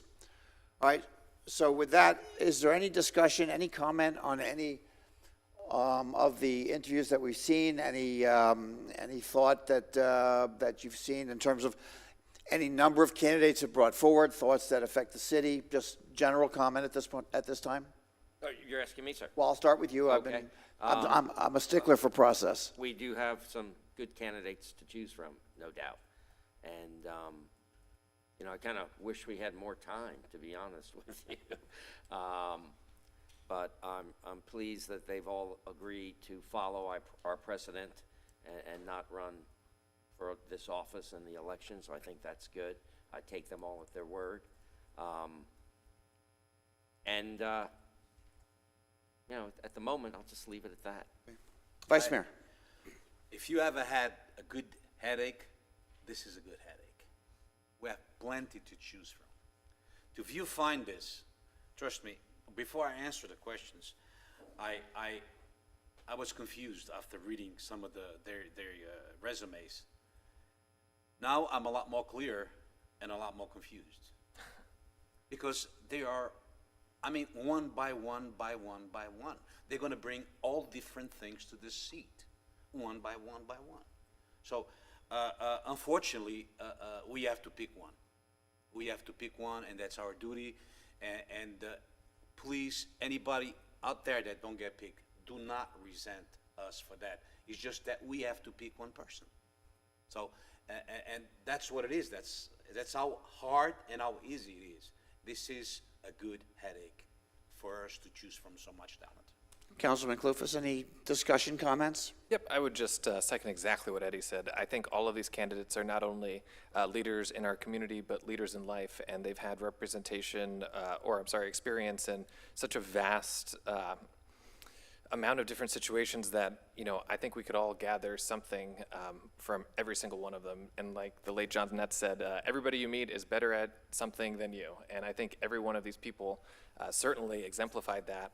And I'm thankful that we have qualified candidates willing to put their name into a hat. And it's interesting to me, the dynamic where, you know, they don't want to go through the political process because they're not willing to, you know, almost enter that fight for why you should be the correct person. It's very admirable that they come forward and laid out their reasoning, and I don't think we have a bad choice amongst them. My decision comes down to how effective I think they can be in the next 7 months by hitting the ground running, and whether or not they have interacted with the city in a different capacity than I have and continue to do so. I think that is something that we could really benefit from, because we all know that, especially with how, I don't want to say complicated, but the amount of city departments that are intricately related to each other and also tangentially related, where you make a decision in Department A and it has cascading effects across different departments, and that cascades out into our community. So I think I've kind of narrowed down the pool to individuals that I think can contribute immediately with their experience and their backgrounds to the questions that we have on our council, and I'm looking forward to filling that seat with someone who's qualified. Very good, thank you. My comment is simply that, you know, I'm very proud to know that I or we have neighbors in our community of this caliber. I mean, it is just underscores and reinforces how wonderful our city is and can be for the future. It never ceases to amaze me that we're able to attract 8 applicants at this very high level, and yet without any negativity, but only 3 candidates to run for the upcoming election. That imbalance is a question which I will continue to pursue because, again, it's an amazement to me. But with that, again, I would at this time ask if any council member would like to nominate, champion any particular applicant at this time. Oh boy, that is tough. I'm torn in between at least 2 people here. And it's not that they better than the others, it's just that I figured that they have the experience, like you said. Would you like to suggest both, and then we can discuss that, if that's an easier way? Yes, in my books, I have one, which is Anthony Amaral Jr. and Mr. John Fennelly. Based on that they could bring. And Amaral Jr. for what he's done, for what he knows about this city, for what the things that he knows about this business here. I met with him quite a few times, not before this, quite a few times on other things, and I think he makes a lot of sense. and the things he does. And Mr. Fennelly, not just because his resume is fantastic, he's got one thing in common with me, which is the feelings for education. He's got the administrative and operational, if I may, knowledge. And I just happen to think that he could open one door that we have, I think, a little closed so far, which is a little door that we should open and make it a big door in between us and the Board of Education. These are the two people. And now, I don't want anybody else out there, because they're all great, okay, think that there's a reason other than what I just said to pick up these two people.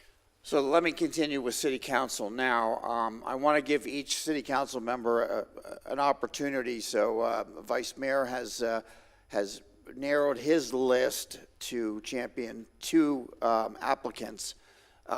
Councilman Danko? I absolutely agree with Eddie, opening that door to education, and I am on board with John. I would, I'm sorry. Okay. That's all. I want to give everybody this important decision. I want to make sure you get to say what you want to say. And let me add that, like Councilman Burkino added, all of these people are wonderful. And your feelings, Mr. Mayor, like, you know, you kind of wish some of these people were entering the race and running for election, because we only do have 3 people running for 2 seats. So, but that's another deal. But I do agree with the educational door that Councilman Burkino suggested. Councilman Clufus. For sure. I would also like to say it is wild that we have such qualified candidates applying for this position. It almost begs the question to be asked, like, how much would this position have to be paying for you to be willing to consider to make a run? And that's something I think our community should take away from this process, is we have incredibly talented individuals who can contribute in a positive manner to council, and we have to identify what's prohibiting them or hindering them from willing to put their name in. But I don't think there's an excuse that would ever beat, you know, I'm spending time with my family. That's critical. I totally understanding. In my opinion, I had limited it to 3, which would be Tony Jr., Tony Amaral Jr., excuse me, Mr. Fennelly, and Perry, because of his expertise in waste management. I would say that I get vibes from Mr. Fennelly that are very similar to Jacob Oliva, and I think he is one of the most genuine people that we potentially have in our community, that is the conduit for taking individuals from our education system and making them contributive members of society, and that's huge, and it's genuine, and I have overall quote-unquote good vibes when he's up here speaking. It's inspirational, and it is really, it makes me hopeful and gives me a positive outlook for the youth and their future. I am leaning towards Tony Amaral Jr. because he's been here literally since the development of Palm Coast across the board. He's seen so many things, and the expertise is invaluable, and that's something that I also considered during our city management search, is that, you know, Denise has been here for quite a while, and the expertise and experience and interactions with not only our current staff, but our previous staff, and also contributors to our community that have brought us to the point that we're in now. It's very difficult to put not only, you know, a weight in that, but there is value in having that experience when there's only a 7-month term. And I have no doubt that Mr. Fennelly could completely be an awesome contribution to our council, and really be an advocate for the youth in the city. But I'm leaning towards Tony Amaral Jr. since he offers a perspective, being a builder in our community. And I also agree with his line of thinking with the situation that has arose within the city, where the options were really generally, they had overpaid basically in impact fees, and there was the option of, hey, do we refund this money to builders, or do we make permits you know, free until that surplus is depleted? And that benefit didn't necessarily retroactively make anyone whole. If the builders who contributed to these overages and impact fees weren't building homes, then they weren't going to reap the offset costs of these lower cost impact fees. So for those reasons, I'm leaning towards Tony Amaral Jr. Okay. So let me offer my comments as we go forward. I totally am in agreement with the 3 names that have been brought forward. And I thank Councilman Clufus. My focus is on who brings the most for this relatively short period of time. It's incredibly important. that we get the best tools that we can for the process that we are about to begin. My challenge is that you offer with Mr. Amaral and also with Mr. Fennelly an opportunity to collaborate. Collaboration is a theme that you've heard me speak many times. You have the chance to collaborate through Mr. Amaral with our home builders and all of that, which are in the process of building our future as we speak. And then you also have the chance to collaborate with Mr. Fennelly, who provides a link to the school district, which is all about building our future. So do I, look at the shorter term or the longer term? I think I do tend to agree that it is the shorter term that this position probably lends itself to, being only 7+ months. I do have a question for council, though, because I need to make sure that I'm clear on this. We have not directly spoken to school district council, and I just need to be absolutely sure that there is no conflict regarding employment at the school district versus this position. I don't know if you are able to comment on that. I just want to make sure I'm familiar. So I am not personally aware of what Mr. Fennelly's contract is with the school district. I don't have privy to what their employment agreement says, and nor am I going to make a legal opinion on that because it's not within my wheelhouse. I have reached out to the school district attorney and, sent her the information and asked the question, and I'm waiting to hear back. Now, as for in the future, for this 7-month time period, if he were put in this position, and as he stated, if there was something that came up between the city and the school district, an agreement or something that needed to be decided on, then a recusal of that vote may be in order for that because of the conflict of him working. Okay, for so this and district. there is in fact a discussion that has begun and is ongoing that could involve both the school district and the city. So my only hesitation there is certainly would be appropriate to recuse, but is that what we're looking for here at this point in time? That's not a reflection on anybody. That's a happenstance of the moment.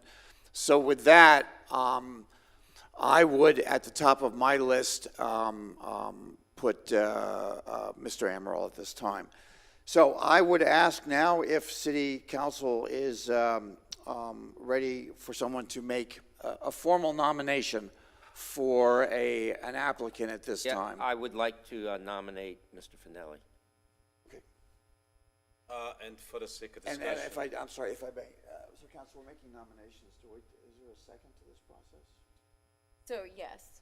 Yep. Okay, so There would be nomination the basically, same process. So we have a nomination. So before discussion, then I would ask, is there a second to the For nomination? the sake of discussion, I will second it. Okay. For the So, sake of discussion. so now we have a motion and a second in favor of the applicant, Mr. Fennelly. So let's open it up for discussion now. And again, I think, we have a bunch of great candidates, obviously. But I think that Councilman Burkino, when he mentioned the educational door that we would be opening, I think that everybody brings great value, but I think that, for me, that's the top of the list. And that is why I've made that nomination. He clearly has leadership ability. He's clearly demonstrated his commitment to the community. I know he does other things on the outside. I know he's a member of the Kiwanis Club and so on and so forth. So that's why I've nominated him.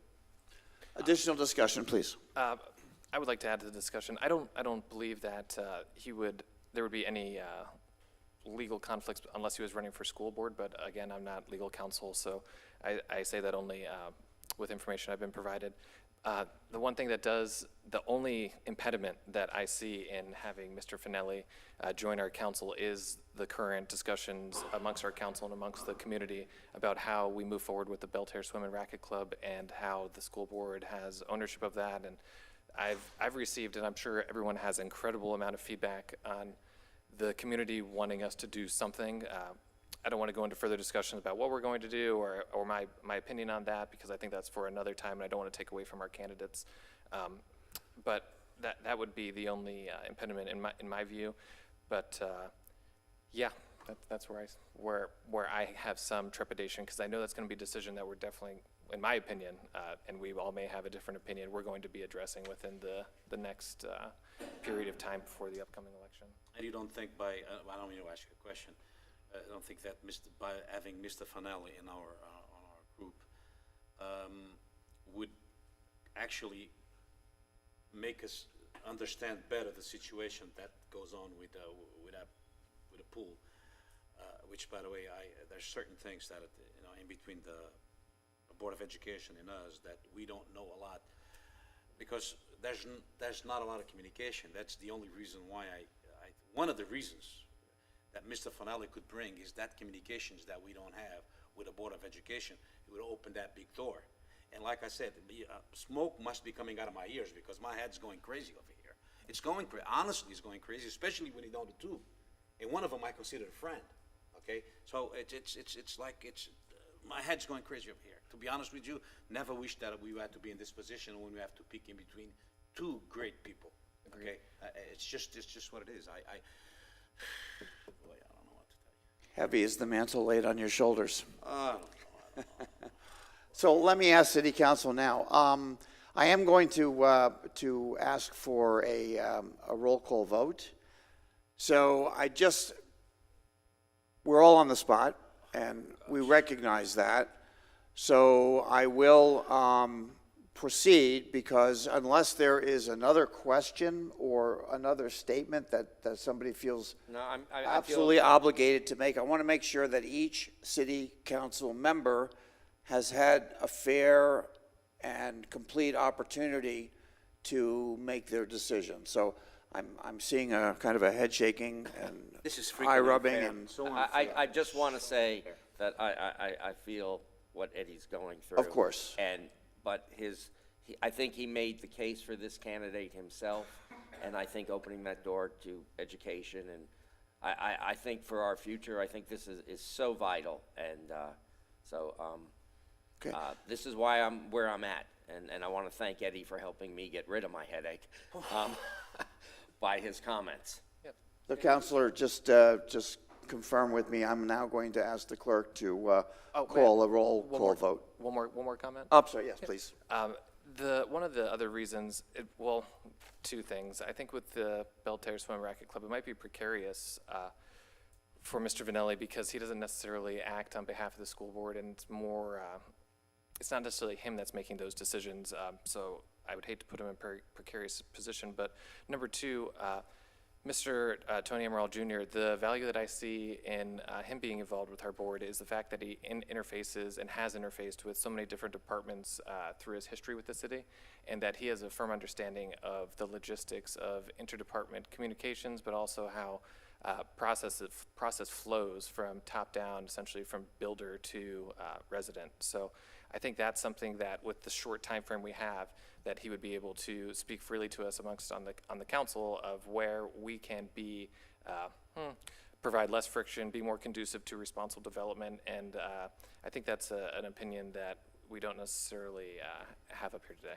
Very good. Thank you for your comment. My last comment simply will be that it would be my hope that those that are not chosen today would certainly consider serving the city in some capacity, if not perhaps in the upcoming election, because they would all be eligible, those that are not chosen today in the upcoming election, or certainly in some committee or in some other way.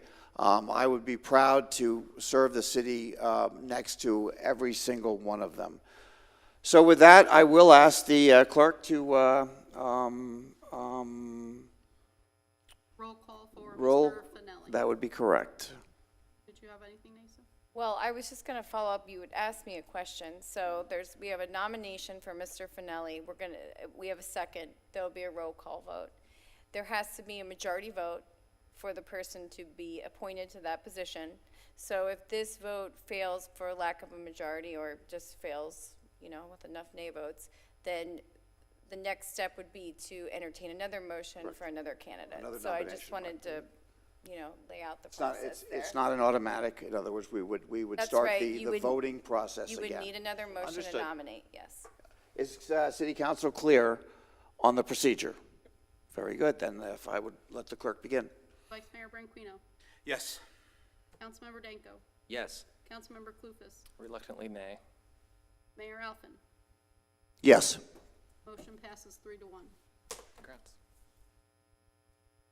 Gentlemen, I will tell you again, I think that you have handled this very, very difficult and challenging very well. So thank you very much. We do have the oath of office next. Would you like to bring the candidates in to make the announcement of the Sure. choice of council? Yep. We're not gonna make them So- sweat over lunch? Yeah. So Ms. Kaylee Cook will bring the candidates back in.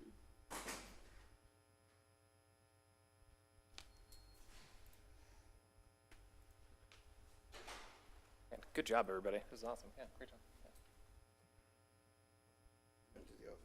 Yeah, well, I was gonna have you guys Okay. Keep it rolling. Okay. Let's just wait for Councilman Aquino.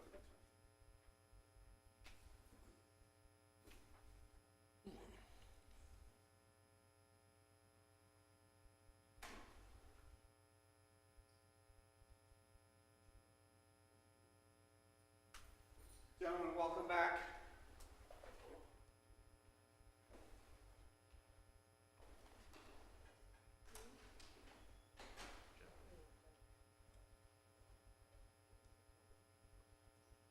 So gentlemen, we thank you obviously for applying and for your patience and going through this process this morning. I can feel the tension behind me. The decision-making has been more than agonizing for a city council that is proud to call each one of you a neighbor and even more proud to know that each one of you is a resident and a citizen of our community. The debate has taken place, the questions have been asked and answered. A nomination was made and seconded. The nomination was made by Mr. Councilman Danko in favor of Mr. Fennelly. It was seconded by Councilmember Branquinho. Councilmember Branquinho, and the final vote was 3-1 in favor of Mr. Fennelly. So I congratulate you, sir.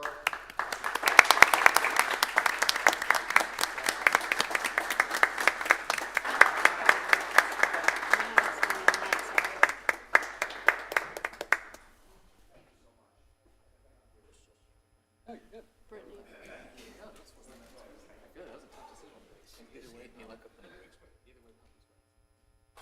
Mr. Fennelly, if you will please raise your right hand, repeat after me, and insert your name. I John Fennelly, do solemnly swear do solemnly swear that I will support, protect, and defend that I will support, protect, and defend the Constitution and government of the United States of America the Constitution and government of the United States of America and of the state of Florida, and of the state of Florida, that I am duly qualified to hold office under the Constitution of the state that I am duly qualified to hold office under the Constitution of the state, and that I will well and faithfully perform and that I will well and faithfully perform the duties of council member of the city of Palm Coast, the duties of council member of the city of Palm Coast, of which I am now about to enter. of which I am now about to enter. So help me God. So help me God. Welcome aboard.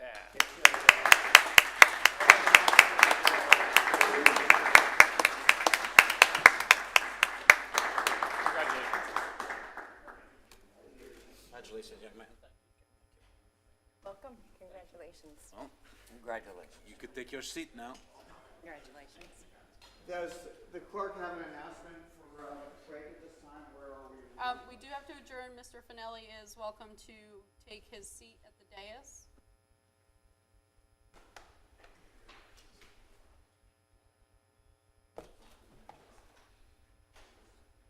Wow, we already got his name tag? All right. We had them all. You had yeah, that they're back there chiseling them out like the Grammys. That's what she just did over there.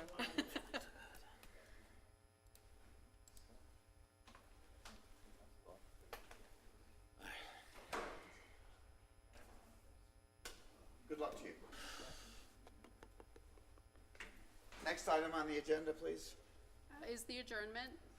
So at this moment, I would ask for a motion to adjourn. We're adjourning for, We're just adjourning this meeting. This is a special meeting. We're gonna go into a special workshop starting. so momentary adjournment. I need a motion to adjourn momentarily. Should we allow Mr. Fennelly to make this honorary second? That- I motion to adjourn. We'll need a second. That, you could be the second. We Yeah, have a there we go. second, so all in favor, please signify by saying aye. Aye. Aye, okay. We stand adjourned. Now, we will now, A 2-minute changeover, please. 2 minutes, okay. 2 minutes.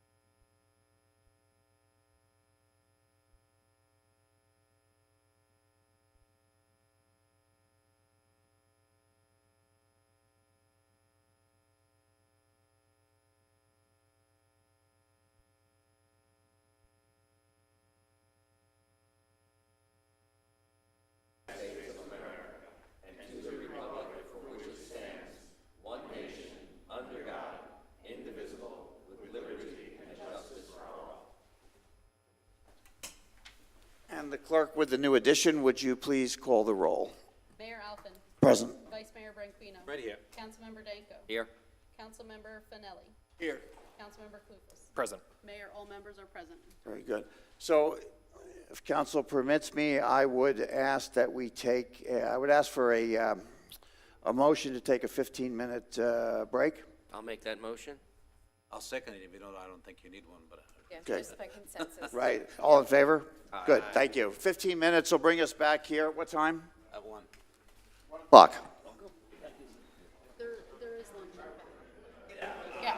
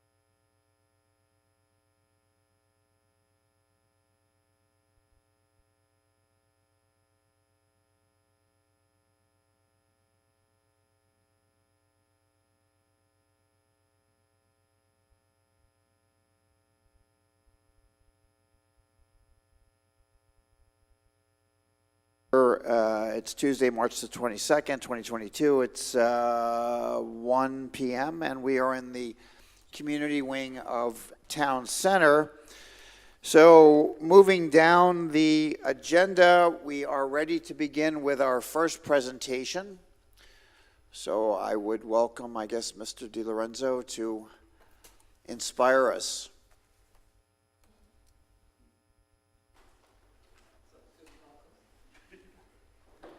Good afternoon, Mayor, City Council. Jason DiLorenzo, Chief Development Officer. This afternoon, it's my pleasure to introduce Dr. Albert Lowe. Dr. Lowe is the Associate Dean of Faculty, Administration, and Research in the Coggin College of Business, Director of Local Economic Indicators Project, LEAP, and Professor of Economics at UNF. Dr. Lowe holds a PhD in economics from the University of North Carolina at Chapel Hill. The Local Economic Indicators Project, or LEAP, aims to become a one-stop shop for business and economic data and provide assessment of the economic performance of the local economy in Jacksonville and the surrounding region. LEAP service offers useful information for business leaders and government officials. Dr. Lowe comes to us today through our partnership with UNF MedNexus, so please, Dr. Lowe. Dr. Lowe, good afternoon. We obviously have a very fun feeling for your organization, and we are, at least I practice the swoop, I think it is. So welcome and thank you. I know that each of us is looking forward to the information that you are here to share today. So please proceed at your convenience. All right, thank you. Thank you very much, Mayor, Vice Mayor, and council members. So it's an honor to be here to make a short presentation, and it is a very special place, given that UNF is establishing this important connection with Palm Coast through MedNexus. And also, just want to share with everyone that this is also a special year because UNF is having our 50th anniversary this year. So it is a very important year, and that's why I'm using this template for my PowerPoint presentation. All right, so in the next 20 minutes or so that I have, hopefully I will be able to provide a quick overview on our current economy state and also a little bit information on the recovery path we're taking, and which has some useful, hopefully they'll provide useful information on understanding the issue we're facing now. And so basically I will provide some information on several areas. One is we're going to talk about the economic recovery from the COVID recession. So I'm going to provide kind of a historical view so you'll be able to contrast on the current recovery, how that's different from what's in the past. And then I'm going to talk about the key features of our current recovery, which is mainly illustration of strong demand rebound, but relatively rigid supply, and which is shown in various markets in goods and services as well as in labor. Right? And then I will quickly comment on what to expect this year. I do not have a crystal ball. All I have is kind of an intuition I have and all the information I'm obtaining from my reading. So that may be quite limited, maybe not as far as you would like me to go. All right, so first one, let me talk about the economic recovery from the COVID recession. All right, so you can look at this data. This is a historical trend of our GDP, which is the gross domestic product. And this is a measure, important measure for us to determine the size of an economy. All right, and since 1940 onwards, and the U.S. economy has gone through about a dozen of recessions, which is actually labeled by the gray bar. You can see some bars are shorter, some bars are narrower, some bars are wider, indicating how long or short those recessions are. So typically, depending on the nature and the length of those recessions, you see that the GDP will slow down during the recession and then recover afterwards. Certain recession that's much longer, such as the last one we went through, which is in 2008, 2008 and 2009, That one actually is probably the longest in this historical data, and which lasted about 18 months. But you see that there is actually a reverse growth. But then afterwards, the growth continue following similar speed as before the recession. What's unusual in this current recovery is because the COVID recession, it's very, very short, and the official label of that recession is really from February to April, only lasts for 2 months. And we all remember it very vividly because it's just very recent. And although this recession is very, very short in duration, but you can see that the economy or majority part of the economy really come to a halt. And the GDP took a nosedive, which is in the one that I'm circling here. And then the recovery is very sharply afterwards, right? And it's moving on at a much faster speed than the pre-pandemic growth, right? And so maybe during the pandemic, or when the pandemic first started, we hear a lot of economists talking about what kind of recovery we're expecting. Is it a U-shape, W-shape, or V-shape? Here you see that's kind of a sharp V-shape. All right, and so basically the main message coming from this slide is that the post-COVID recession recovery is very, very sharp and at a much faster speed than what's usual. All right, and that leads to the key feature of this recovery period, which is characterized by strong demand rebound, but relatively rigid supply. Let me provide you with some basic intuition behind that. All right, strong rebound of demand for all goods and services. You can imagine that people who could not get a haircut during the pandemic, will need to get one, right? People who didn't get the dental cleaning during the pandemic, they now need to call their dentist office. And then people who are delaying their car repairs, or home repairs, home improvement projects, they now all come out and ready to get into action. Can our supplies support that?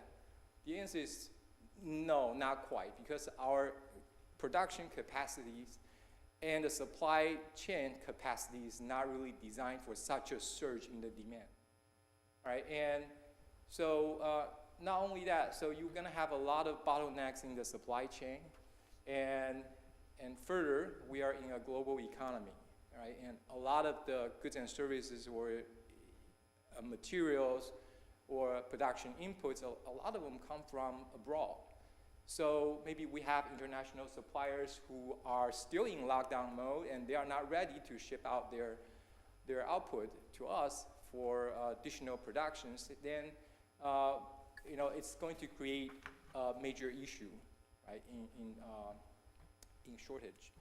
So the combined result of this strong rebound of demand and the shortage in the supply and limited supply is the shortage in goods and services, and not only for consumers but also for producers, because they need to use those inputs produced by other countries or by other manufacturers. And shortage usually will lead to inflation, because you got a lot of people want to buy it, but not many people produce it, and there is an upward pressure for the price. All right, and so just to demonstrate this, we know consumer price index is the major measure for the overall price level of consumer goods, and usually economists will look at a basket of goods and services that typical household will consume, and then measure the overall price level of that. That's the consumer price index. And this is the chart for the US, and I'm actually zooming into the time like a month before the COVID pandemic, so that's like the January of 2020, and all the way to the most current data point, which is February 2022. March data is not out yet, so this is as far as we can get. And I'm also normalizing the data so that the February, which is the onset of our COVID recession, is normalized to 100, and this will make it easier for you to compare once we get to the very end of it, which is in February 2022. And you can look at that number, and you will be able to read out, what's the percentage increase from the start of the pandemic. Okay, and in this chart, we see that there's about a 10% increase in the price for consumer goods and services. Okay, and now we know that for consumer goods and services, there are some things that are more that fluctuate more frequently than others. So typically, we can divide the CPI into a core CPI, which is taking out the food and beverage and gasoline, because those two are typically fluctuating more frequently than others. So the blue indicates the core CPI, and food and beverage is represented by the green line, and the gasoline is by red line. And I'm sure that everybody know that, we all hear on the news, or we experienced that personally, that the gasoline price has gone up very sharply in the past. And so if you look at the chart, I believe that we're looking at about a 40% increase compared to the pre-pandemic level. Actually, a lot of it is in the last 12 months, right? Because if you look at about a year ago, that's when, sorry, I couldn't point to that with this pointer, but you can see that where the green and blue intersect with the red, so that's about a year ago, right? Majority of that increase is really during this recent period.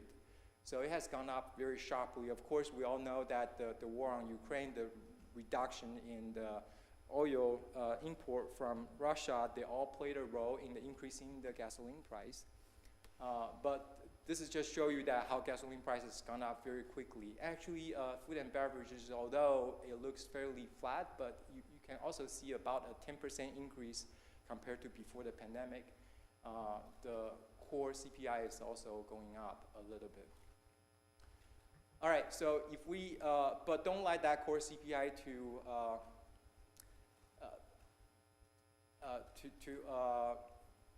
hide those information, because even within the core CPI, there are items that are more fluctuating in prices. So here I just took out several major items, and you can see that the very top you got, this relatively purple line, which has gone up very sharply. That one is actually the price for used cars and trucks, and then the new vehicles also gone up. The used car and trucks price gone up by, let me take a look at my chart here, gone up by almost 60%, right, which is very significant. And new cars also gone up, and the housing, the rent, they're all gone up. All right, and the price increase is not only felt by consumers, but also felt by producers. So producer price index measures the cost, overall price of the things that producer will purchase. Here I'm showing you this kind of a bouquet shape charts, which indicate all the different things that producer may purchase, including lumber, plywood, metal, plastic, building material, glass, freight trucking, sea freight, transportation, chemicals, you name it. Majority of them has gone up significantly. All right, so this increase in the cost are going to be, increasing the cost for the producer are going to be passed on to consumers. All right, and this situation is actually exacerbated by the increase by the condition we are facing in the labor market as well. So labor market is also facing a strong rebound of demand for all goods and services, which will increase the demand for labor, right? And labor supply is also having a major limitation. But let me explain this. The limitation in the labor supply is not only in terms of how many people we have in the country, but also depends on the labor force participation rate, right? And so I will use a chart to illustrate this later, but combining the strong demand for labor and the limited supply for labor, again, you are looking at the worker shortage, rising wages, and as a result of the rising wages, and for sectors or business who didn't really raise their wages to catch up with the market, they are going to face some employee turnovers. So those are our challenges faced by the producer and business in our community. And so unemployment rate, right, looks pretty good. Before the pandemic, we are mostly below 3%, right? And in this chart, I gave you from the very top, if you look at the very end of those trend lines, from the top to bottom, I show data for the US, the Flagler County, Florida, and Jacksonville. All right, and so you can see that the unemployment rate has gone down significantly after the recession, but although it's approaching to the pre-pandemic level, we may believe that the labor market is performing very well. But here's the thing, we also have to look at our labor force, okay? And this is the data showing how many people are not in the labor force in the United States, so historically, the trend line is going up, but you can see that in the COVID recession, there's a sharp rise in the number of people not in labor force, right? Although after the recession, it came down a little bit, but there is still a gap indicated by that red arrow. And that gap is about 5 million people in the US who used to work before the pandemic and it's not currently working. So therefore not counted toward this unemployment rate, right? Not counted toward the base of the unemployment rate. These people may not be returning to the labor force because they still have fear for the pandemic. They still have fear for the COVID virus transmission. Or maybe that during the pandemic, they move away and they do online work, but now the company is going back to face-to-face or in-person work environment, but they haven't moved back. So for those reasons, you may have people who still not coming back to the labor force. So I wouldn't say that the unemployment rate is exaggerated. The low unemployment is exaggerated, but it's kind of, okay? Because we didn't really talk about this gap in the labor force. All right, this is a quick data showing between the United States and Florida and what happened to the labor force participation rate. You know that there is always a gap between Florida and the US in terms of labor force participation because Florida is a state that has disproportional more retirees, and therefore the participation rate is usually lower than the country on average.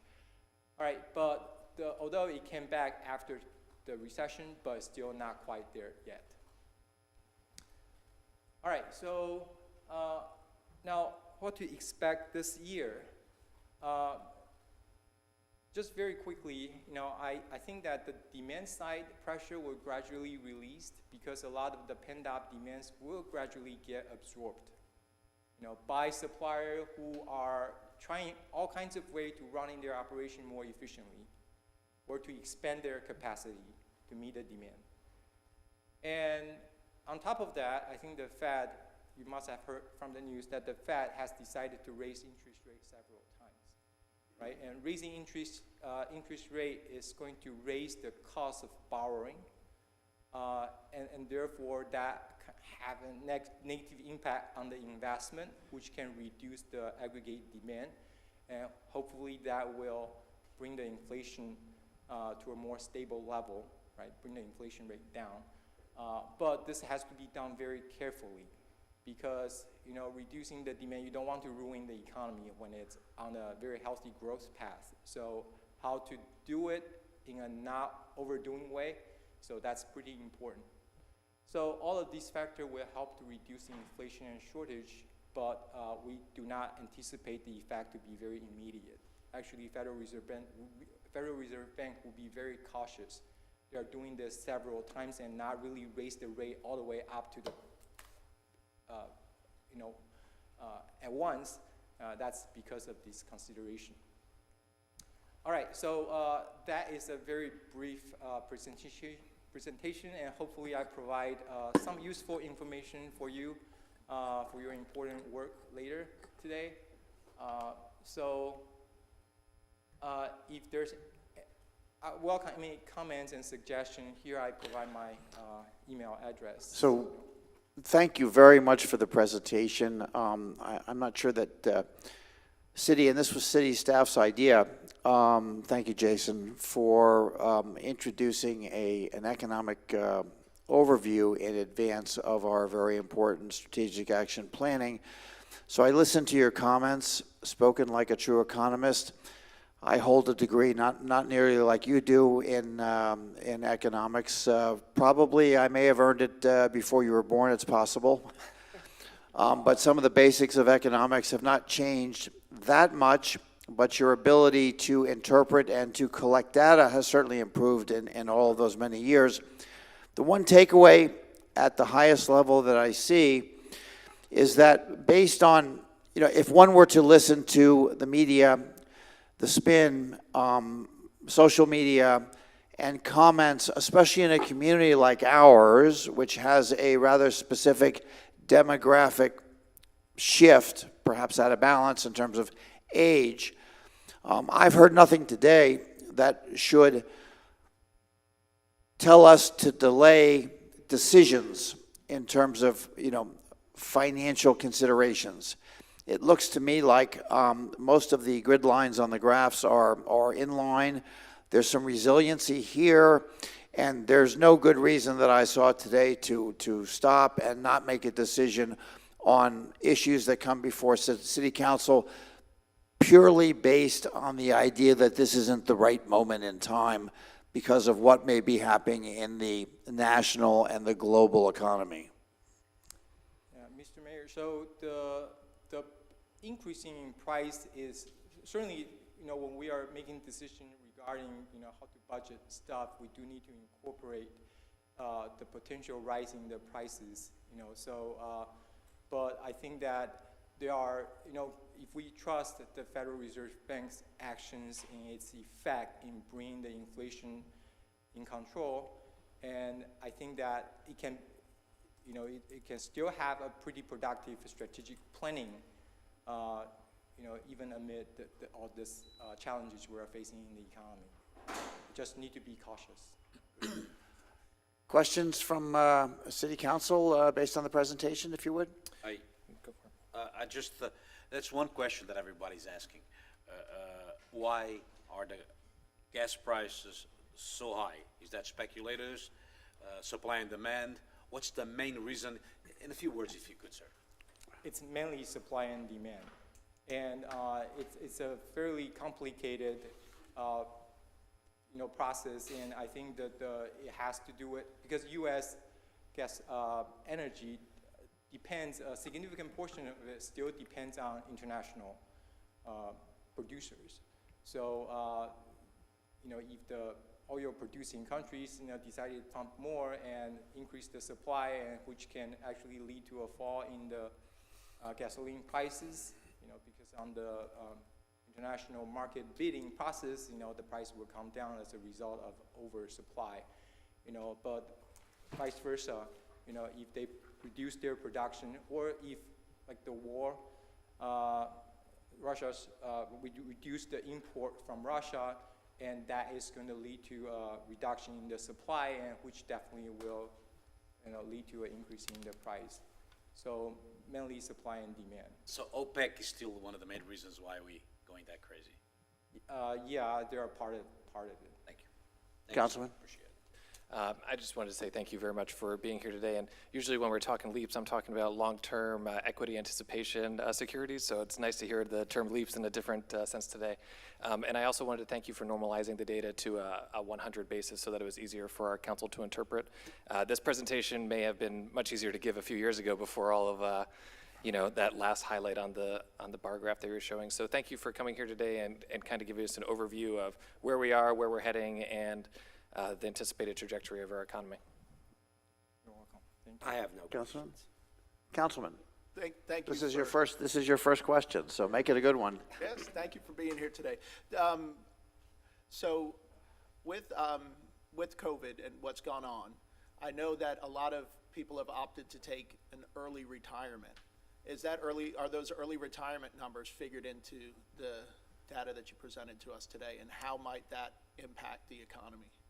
Yes, it will. So, you saw the gap I indicated earlier, about 5 million people not in labor force when they were before the recession, and some of them probably would never come back to the labor force. But I'm sure that there's still room for labor force to go up. So I think that as more and more people are returning to the workforce, we can, although at the same time we probably will see the unemployment rate going up a little bit more, but that actually reduce the shortage in labor, which may not be a bad thing. Very good. And the last question I have, and this may be a little bit outside of your wheelhouse, but I'll ask it anyway. The University of North Florida invests a great deal of time and effort in economic growth, especially through the business schools. Are there tools and resources that the city of Palm Coast can look forward to help us identify and explain or analyze gaps in either services or commercial economic development, things that we don't have that we might look forward to? Is that something, are those tools that you all have available? If I don't have them, I'll be happy to look into them. And any needs you have, please do not hesitate to forward them to me. I'll be happy to help. Very good. We appreciate that very much, and thank you so much for joining us today. I can't tell you how much we respect the relationship and look forward to its growth in the future. So, thank you again. You are welcome. Thank you, and sir. thank you for inviting me. And congrats on 50 years. Yeah, big one. Yeah. Thanks. Okay, next up today will be a presentation / strategic action plan evaluation results. I've used the word amazes me. It amazes me again that such an important topic and presentation can be described in 5 words. So I applaud you on that, and with that I'll let you get rolling with what will define or is becoming the blueprint for all that we will do and all that staff will accomplish during this next budget cycle, and actually far beyond that, because many of these things tend to move forward over many years for the future. So there's not anything I can think of more important than what we begin as we begin this process today. So thank you, Lauren. Please begin. Yes, thank you, Mayor and City Council. We are here today to present the summary of our strategic action plan and evaluation number 1. Lauren Johnston, Chief of Staff. Alongside me, I have Stacy Davis, Stormwater and Engineering, and Tim Wilsey, our HR Manager. And we are some of the lovely members of the SAP team. So here we are today. This is our timeline for our strategic action plan. We came to our City Council in March 8th on our citizen survey results. We held our council one-on-ones from March 9th through March 18th. We're here today with SAP Evaluation 1. We will come back to you on April 26th to make sure we heard you correctly, and if there were any modifications as we go along these priorities, that we will indicate and scribe that and bring that back on April 26th. And then it will go on a subsequent business meeting, which is May 3rd for adoption, and then we will bring back work plans of how staff plans to accomplish these priorities in June, on June 28th. If you recall from your council one-on-ones, the SAP team reviewed the mission statement for our city, our values, and also the vision statement that sets and drives operations and our city council priorities for the next 10 years. Along with this is we proposed a 4-pillar approach, which was merging city council's long-term goals that were established back in 2017, as well as the 8 city council focus areas that go along with adopting priorities, and we would merge them into this 4-pillar approach. And we've outlined and defined each pillar. And as we go along this process, you'll notice the priority has an attached pillar that we have indicated. Was there any questions or direction on any type of modification to our mission, values, or vision? Just one comment. Yes, The sir. mission. I don't think you could pick better words for this. Delivering exceptional service by making our citizens our priority. We are the reason. They are the reason why we're here, our citizens. And I don't know if you're going to talk about the 4 pillars again, but if you're not, I just want to say that these 4 pillars are very important to us, especially what I went through on the meetings we had. But in order for these pillars to stay there and stand, we need the basis. We need to base it. They have to have good foundations. And I think the foundations are, since the person who cleans the floor, with all due respect, all the way up to here, I think we do have. Since there, up to here, I think we have a bunch of good people that could be the basis, the foundation for these 4 pillars. Thank you, Vice Mayor. And we truly want our city staff to encompass this vision and mission and these values, that it should resonate with every employee. Yep. So we're going to go into each priority.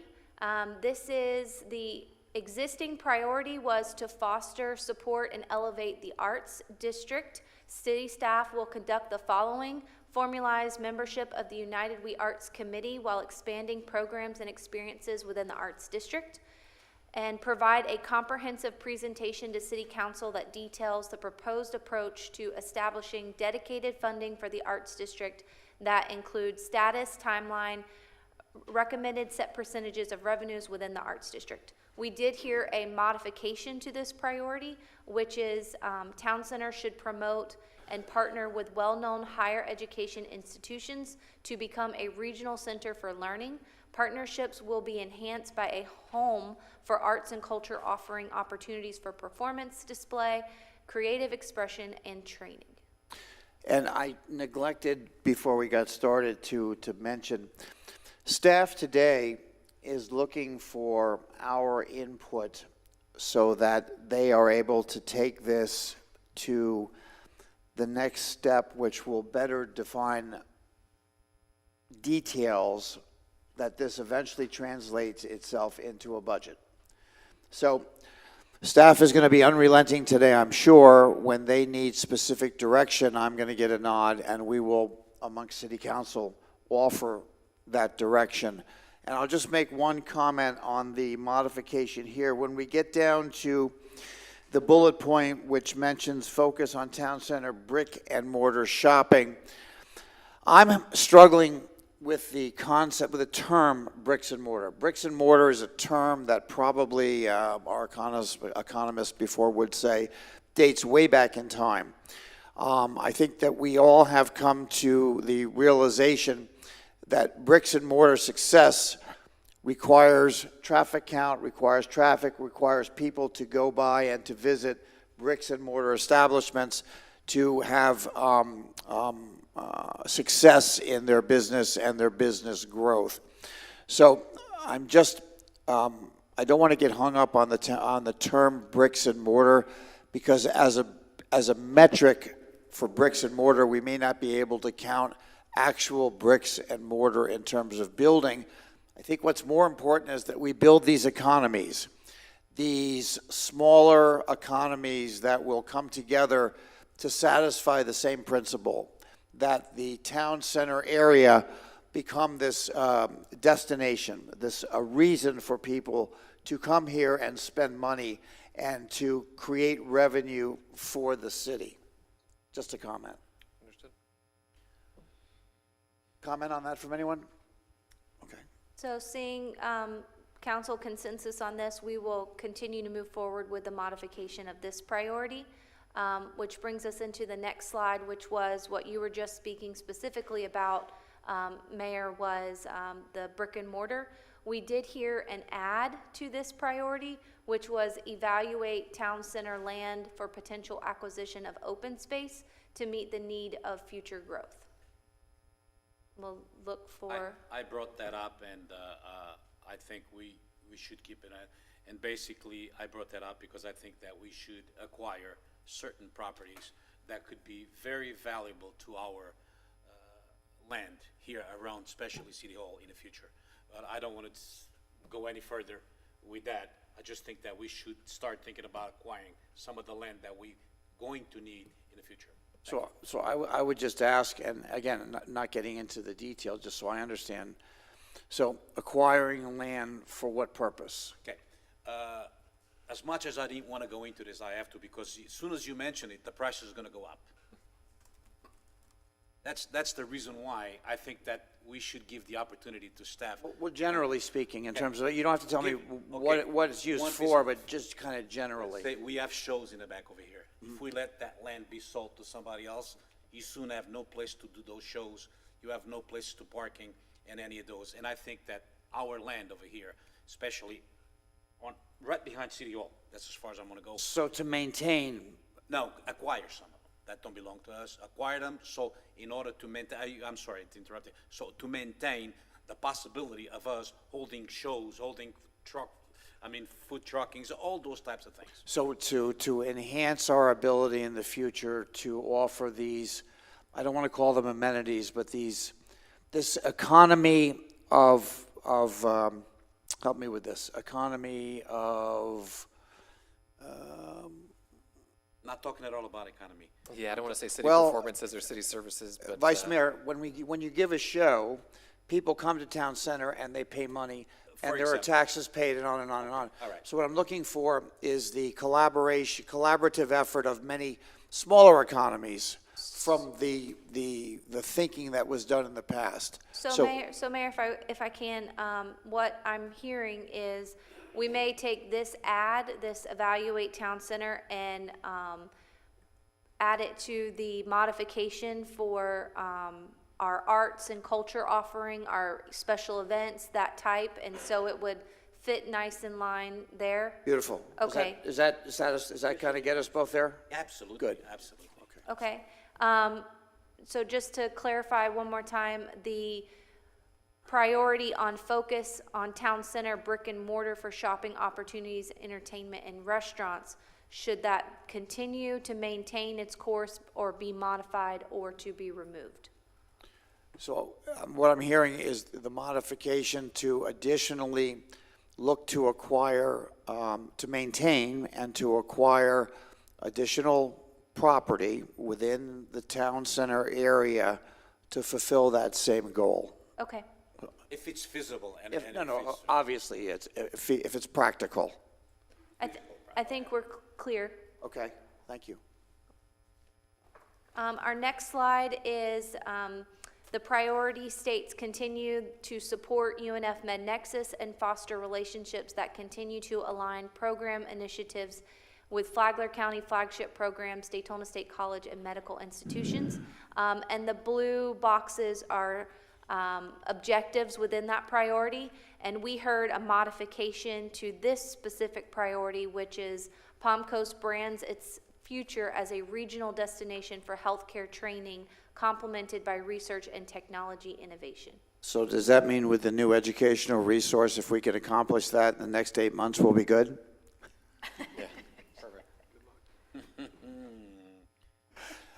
Comments from Councilman Danko. I think you probably have a comment here. No comment. Okay. Councilman Fennelly. Nope, looks good. Vice Mayor. Doesn't get any better than this. Like I said in our one-on-ones, awesome. Okay. We'll continue with the modification. We'll continue with the modification. Yes, is it clear that we are continuing to look for additional partners in higher education to complement the initiatives in Town Center and the MedNexus program? We will add that to the objectives, Mayor, and whenever we bring that, we'll make sure that that's indicated. Very good. The next priority is a current priority, which is strengthen and maintain relationships with key stakeholders through reoccurring meetings and proactive approaches to further key initiatives. We heard an ad here, which was staff should provide city council a list of these stakeholders, top 10 biggest employers, and periodic communications on relationship feedback.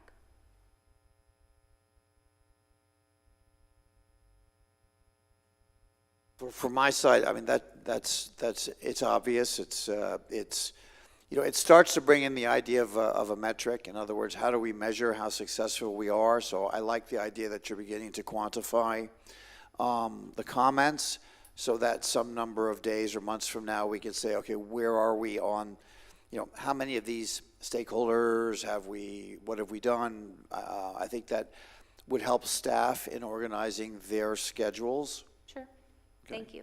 I think we should strengthen and maintain, you know, especially with the FTOT, FPL. This is the people that we deal directly with. I think that this is a good idea to strengthen, if possible, and maintain those relationships. Yes, we'll continue on making sure this is on our priority list. Councilman? One thing that I had noted to staff in our meetings that I have personally seen was FPL has been installing higher powered electrical car chargers south of here. They had come a few years ago before council asking to put slow speed car chargers at some of the more optimal areas in our city, and we were a bit reluctant correctly, and now they have the higher capacity fast charging equipment that they're installing throughout the southern region of Florida. So I just advise staff through their continuing meetings perhaps bring that up, but really the ability to do that speaks to the importance of having these recurring meetings. So yeah. Councilman? Diplomacy. Good. I'm good with this ad. Councilman? I like that as well. I think here's an opportunity where we can partner the schools with the council, and if we know who those biggest employers are and what their needs are, we can grow a workforce to support that. Good. I would have one ad. We don't specifically mention lobby. Based on city managers and staff and my visit to state capitol, the lobby function is incredibly important in order to get our fair share here in the city of Palm Coast, and would be integral to some of these larger price tagged projects. So I guess my comment is that we would look for, you know, regular updates from our lobby efforts to make sure, again, that we get all that we possibly can through that. So you may consider that to be built in there, but I want it to be said that that's a, you know, maybe it's a an asterisk or a footnote. Sure. I agree with that, Mr. Mayor, 100%. Completely agree with that. The only thing I don't agree with is on the table you have there, 2 people don't have phones. But it's okay, I can forgive you. Who didn't want a second phone? You know what I mean. Okay. Our next slide. You gotta if you're not having fun, we shouldn't be doing it, right? That's right, this is true. Break it with a smile. The current priority is create a business recruitment program and develop incentives through in-house resources. We heard a couple of things on this priority. One was a modification, develop economic opportunity tools and communication strategies to enhance the need for regional growth. We heard 2 ads, which would be adding to this priority through objectives, which is create a portfolio and make available for business when they inquire about locating to our community. And we also heard focus on green and clean industry. This create a portfolio and make available for business when they come and inquire about, I think it's a great idea, because once again, we have to give the people out there the impression that we are not, and we are not. I guarantee you, none of us here are against business, being it small or big. This is, if we create a portfolio, listen, this is what we are. And we don't have to sugarcoat it, just show them what we are, because Palm Coast is good. And if you create a portfolio telling them that we are good, I agree 1,000,000% with this. I think it's beautiful. So I have a comment. What I'm not seeing here on this slide is I think the proactive approach to this. It appears to me to be a bit reactive. So I agree with Vice Mayor, we are such a beautiful spot. Some people will find us.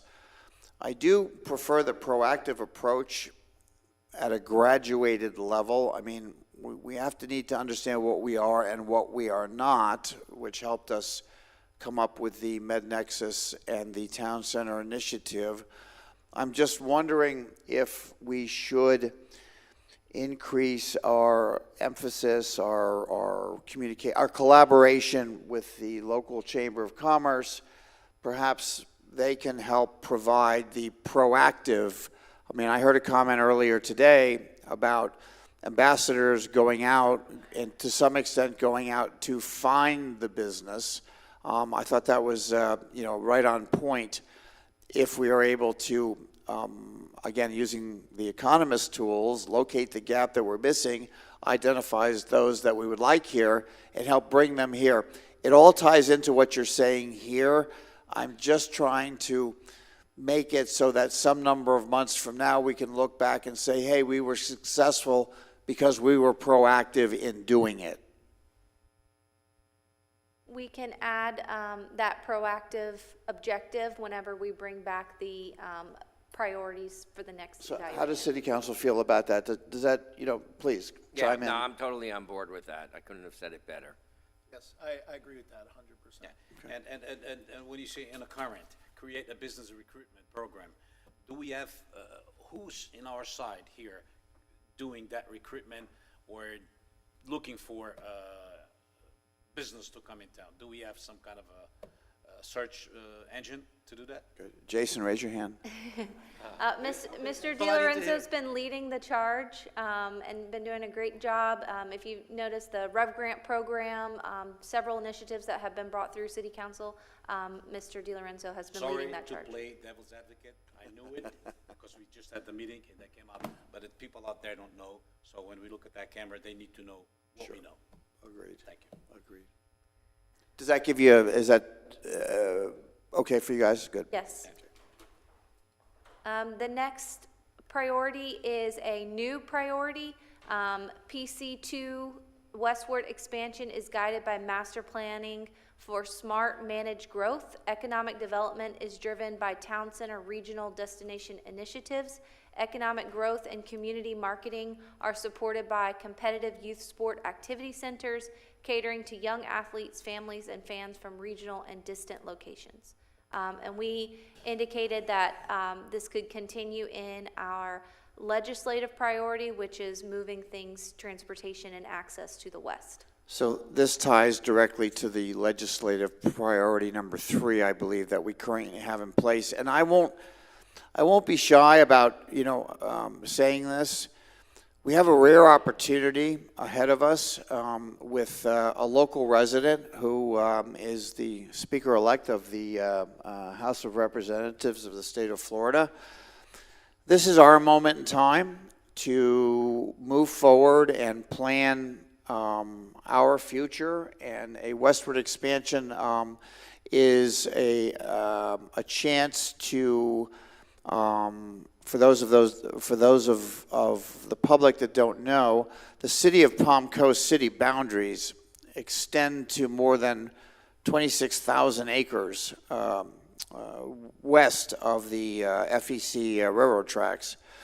So I think of it to some extent as a semi-blank canvas where we can smartly planage and smartly grow and take advantage of both commercial, industrial, and housing opportunities, which would absolutely make us a regional destination and a regional economic factor in the area. We're at that moment in time. We heard the economists talk about growth and others. This is one of the ways where you convert growth into something that becomes really important to the entire future for the next 20 years of Palm Coast. I completely agree with you. This extension to the west, it's, I think, one of the best things that we're doing. For what? For the balance of this city. This city, it's so unbalanced. The weight is so unbalanced to the east of 100, the east of US 1. We have to start using the other side of it because there's so much to be done on the other side that would come up to an equilibrium in between the east and the west. So legislative priority number 3, I think it was number 3, those, overpasses, if I may, I'm 100% in agreement with that, and that we should start building on the other side, creating, if I may, the other good part of Palm Coast. I'm 1,000,000% in agreement with this. Thank you. Councilman, comment? Nailed it. Yeah. Councilman? Councilman? Language, smart, managed growth, excellent. Okay. Very good. Okay. Does that give you what you need? Yes. Our next priority is also a new, which was identify, assess, and inventory, assess, and identify optimal use of city land assets. So, in English, please. Please. I think the ask was for staff to do an assessment of how we are using, or what city land we had currently in inventory, and what we planned on using them for the future in a presentation format. So this was a new priority to be added. So I'm just teasing you because I think, I'll own up. That was my ask, and let me tell you what I mean by that. So the city of Palm Coast owns dirt. It's just that simple. We own stuff within the city limits. I'm uncomfortable that we have an inventory, that we have no designations or plan for. I'm not suggesting that we have a plan for every square foot of it, but I'd like to know that we have a process to regularly evaluate the asset, the holdings of the city of Palm Coast, in the event that we might choose to use it, trade it, sell it. I have no idea, but I don't like the idea of it just sitting out there without getting its due attention. And also, for posterity, it preserves the awareness for future council members as well. And, being up here is great, but the longer you're up here, the more you realize that you're just trying to set up the next council members for success. So I think that's a critical component of it. Thank you. I don't mind knowing what the inventory is at all, but I don't know if we ever going to grow inventory anymore. We could only start losing some of it as we build and all of that. I think that I'm pretty sure it's going to be up to us if we ever going to trade, sell, or whatever, our inventories, that will come through us. But it's not a bad idea at all, us having a notion of what we really have, because honestly, I don't know. There's no oil underneath any of these properties, right? All right, gotcha. That's not part of the study. Okay. You good? Yes, next slide is also a new priority to ensure continued smart, sustainable, long-term growth of the city of Palm Coast. Staff will develop a timeline and propose a budget accordingly to conduct a comprehensive evaluation and appraisal report analysis to an updated planning horizon of 2045. Within this priority, we heard adding an additional objective, which is in this current fiscal year, staff shall conduct a survey on resident feedback on multifamily housing in Palm Coast. Yes, and that was my area there. On the last meeting, when I came up with that so notorious, nefarious, and so on, moratorium possibility, and my colleagues didn't agree with it, and I respect that. The mayor had told me that we should discuss this on a comprehensive plan, and that's what we're doing. And contrary to what some of those dead, revived organizations saying that I flipped on a dais on this moratorium, I didn't flip. I don't fold like a cheap wallet, and I want to make sure I say it clearly. When I believe on something, I believe in something. And once again, I would like to say that I respect the utmost my colleague's opinion. On this moratorium, I brought it up and don't talk about it. We all here for the people of Palm Coast. There's not one of us over here that are here for the Palm Coast. So we did in the past surveys. I think that if we don't agree with the moratorium, which I understand now that we don't, I would like to see a survey soon to ask the people of Palm Coast regarding the way we're growing, and that the questions could be formulated by anybody, and especially about the multifamily homes. That's why I put this possibility of the survey, because it's second to last resort. And here, when I'm here, from here, I talk to the people out there, please, especially for people, do not go out there and get petitions and start threatening that you're gonna come here. No, don't do that. I think we could, if we all agree, we could have a survey regarding the multifamily homes. I think my colleagues should take this into consideration, because that's one of the things we have to ask the people of Palm Coast, those we work for and those we pride on, okay, what do we think of it? And I just want to know what my colleagues' opinions is on this. So I have an opinion, so I'll share it with you. I absolutely respect your concern, and you've been very consistent, as I think every one of our city council members, including myself, want to protect all that every one of our current city residents have. I would also jump to what our economist just shared with us, that there is an increase in economic and population growth coming that quite frankly, City Council has no control over. In other words, we are never going to be the gatekeeper for who can and who cannot move to Palm Coast. That's just not something that I would even consider in a conversation. However, we do look for a balance, and we do need to provide the resources, the ability for those workers that we're talking about to improve and grow economic growth, which may or may not include multifamily housing. I don't know for sure. That's a part of the review of the comprehensive plan. So I guess my point really is that as we are reviewing and updating a rather old comprehensive plan, we begin to be attentive to the information that economists, the chamber, and others are providing us, because I think Councilman Klufis said it very well. We are not only serving the resident that is sitting in the audience or listening today, but we have to better prepare ourselves for the many new residents which will be coming to the city of Palm Coast. So it's a balance, it's a challenge, it requires both.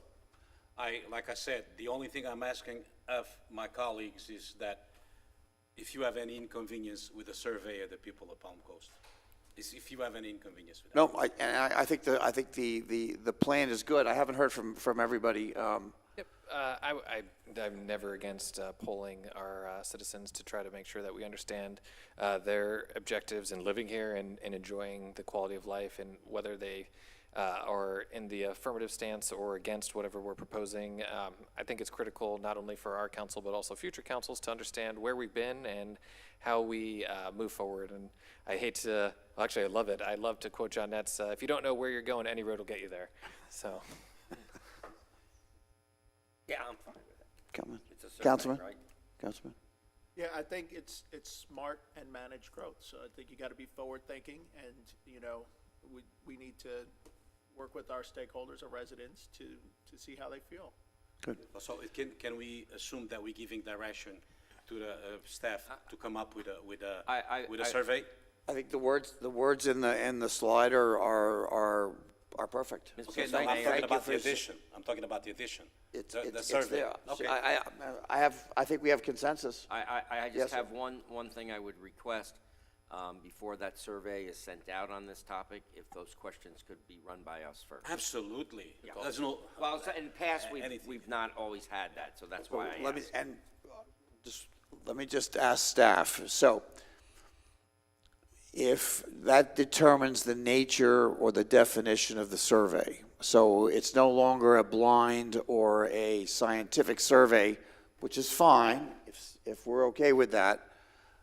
Did you want to make a comment on the definition of the survey? Well, it would be an open survey, but I did want to communicate the timeline on this. So we're here to just talk through the priorities, and then whenever they're adopted on May 3rd, then staff would start executing any type of Okay, so. action. So remember to bring that up, the type of survey that you think would be most Actually, appropriate. I have had meetings with staff regarding it. They know exactly the direction I want to take it. And like I said, we have to approve as a council what type of questions there are. And if there's any thing. One thing I don't like is loaded questions, and so we don't want it. And we want to make sure there are simple questions, okay, that will actually let us know what the people of Palm Coast thinks. And may chiefs fall where they may. If people don't agree with me, they don't agree with me. Agree to disagree. That's what it is. That's the way I see it. Okay. To be honest with you, I thought that was going to have a little more resistance to that, but thank God my colleagues, agree with that. Thank God I appreciate you actually seeing through what I'm trying to do. Very good. My intentions is, by all means, not to hurt anybody, not to hurt any business or anything out there. It's just for the betterment and the quality of life. That's the only thing. You know what I was prepared to? Today, I was prepared to show everybody this, I swear. A can of sardines, and my colleagues proved me wrong again. Thank God, you guys are good.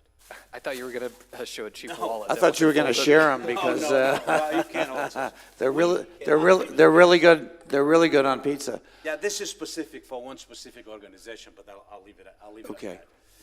So your slide is well done. So you don't need any additional comment from us. No, I would just add that we would not take any type of action on this until it's adopted through SAP at the May 3rd. Just as was requested. That's fine. I'll be Very talking good. to you regarding the Okay. questions to bring over here. Good. Thank you. City manager, comment? Yes, please. I apologize for interrupting, but for council's pleasure, there is a component of the EAR process that involves public comment, neighborhood meetings. Jason DeLorenzo, I thought would be a benefit to council before we move forward, just to give a quick. Please, absolutely, yes. Don't talk about my sardines. No. Good afternoon again, City Council. Yeah, as a comprehensive plan update is going to include, the hiring of a consultant that's going to do a series of public meetings to gain input from the public on all elements of the comprehensive plan, including the housing element. So sometimes those include actual physical planning out of areas, giving the citizens an opportunity to actually put pieces on a board. We'll see where we get with that consultant when we go to do that. But the housing element, and specifically the mix of single family and multifamily, will be part of that discussion as, yeah. So will this be in a charrette type of format? You had such great success before that allows, Vice Mayor, allows the people to come forward and actually speak their piece and get a very good understanding of what things mean. One thing, I agree with you completely, and I'm as happy as a peacock after this thing over here. Okay. Happy as a sardine. A sardine. Okay. Not canned sardine. All right, thank you. Thank you. City manager, does that, okay. Okay, moving on to a next slide and our next pillar, which is civic engagement. The current priority is, in the spirit of the Arts District, to create an arts program with community partners for original blue and white neighborhood entryway signs to transform them into art in public places. We heard to keep the priority and to add 2 objectives, which is program proposal should focus on enhancing the visual appeal, focus on a modern, easy, classy to read, and pleasant to the eye style, as well as evaluate the process and address funding sources for this project. And this was something that I had requested, and if I may, just real quick comment about it. I felt that the current signage regulations and ordinances that have been in place, and thank you to staff for providing me with the signage normalization and all the different criteria that we have for our signs that had last been gone over in 2012. And I think it might be time that we, as a council, reassess how we want to display the entranceways to our neighborhoods. I think the old signage here, the current signage is awesome, and we maintain it at an incredibly high level, but there might be opportunities to have more art involved in these signs. And you know, I walk around City Hall and I see the aluminum art pieces that are very cool and they don't fade as much. I just think it's an opportunity to kind of brighten up the entryways into our neighborhoods and maybe revitalize the thought that Palm Coast is, you know, a little bit younger and more hip and just more forward-leaning. And this is a perfect canvas for us to be able to do that, in my opinion. You know, it's funny, I was just talking with Matthew Mansell today. Remember the conversation we had about those signs that we had to put on 195? And they had those aluminum letters behind it with the lighting. My comment was simply beautiful. Yeah. That appeals to people coming in. Yeah. That's very beautiful. Yes. Okay. And regarding the Arts Center, my friends, Arts Center, it's a form of education. Yeah. And everybody knows how I feel about education. Okay? And I'll repeat it once again for our newcomer. If you don't invest in education, you're going to be investing in hospitals, rehab centers, and things of such. So, once again, a complete agreement. Excellent. The only comment I would make, this goal is an evaluation which ultimately will come back to us with a cost associated with it. I like everybody's comment. I'll always be the one to look for, okay, what will it generate? And it may be a artistic or a philosophical or a cerebral benefit. It may not actually generate a revenue stream. But what I would ask is that we look around the world at signage that is current and modern, because I know there have been very high-level artists that have done some very special things all around the world, and we don't maybe just try to upgrade, if that's the direction of City Council, what we have, but we think outside the box as well. What would really most benefit the city, and what would give us a return? In other words, in my mind, the question is, what is it going to, how does it directly benefit the tax-paying resident of the city of Palm Coast? But the slide itself is fine. I agree with the goal. I think this is an investment to save.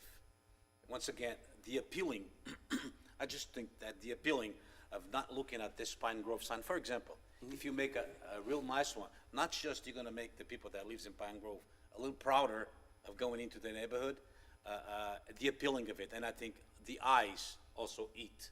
And people coming to Palm Coast to look into moving to Palm Coast, to the greatest retirement city in the United States, I think if they look at a nicer one, and I just gave the example that I spoke with Matthew Mansell today. It's funny how different and how more beautiful just one sign could make a difference, and that's what I'm saying. Is it going to cost us money?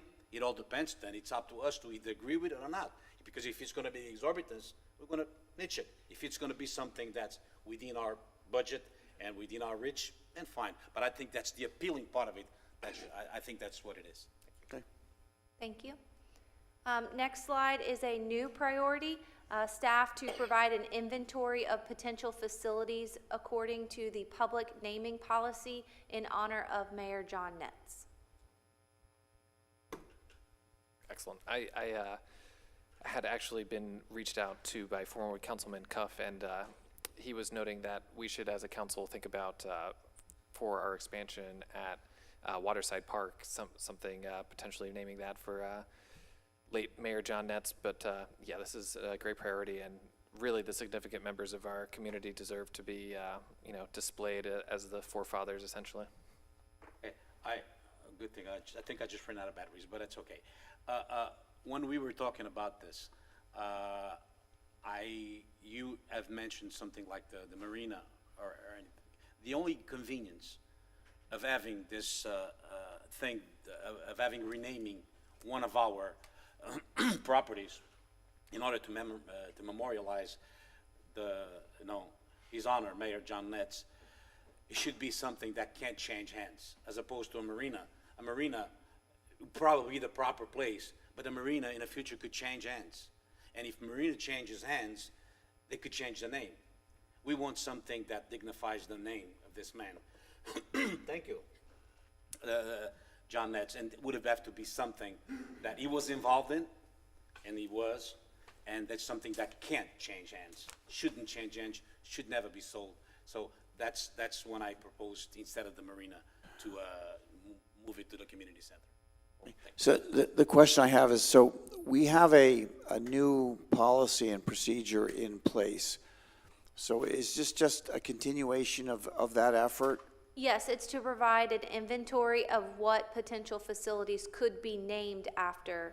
So we're just updating a current policy and procedure so that we have all of the information to do it, like the Vice Mayor says, to the best of our ability. Right, staff would provide you with a listing of what facilities could be renamed in honor of Mayor Nets. And you know, the best part of that is John was involved in so many things that it's applicable pretty much across the board. Okay. Oh, what are you saying? Oh, We're fine. Very good. Okay. You have the direction you need for that? Yes, sir. Good, thank you.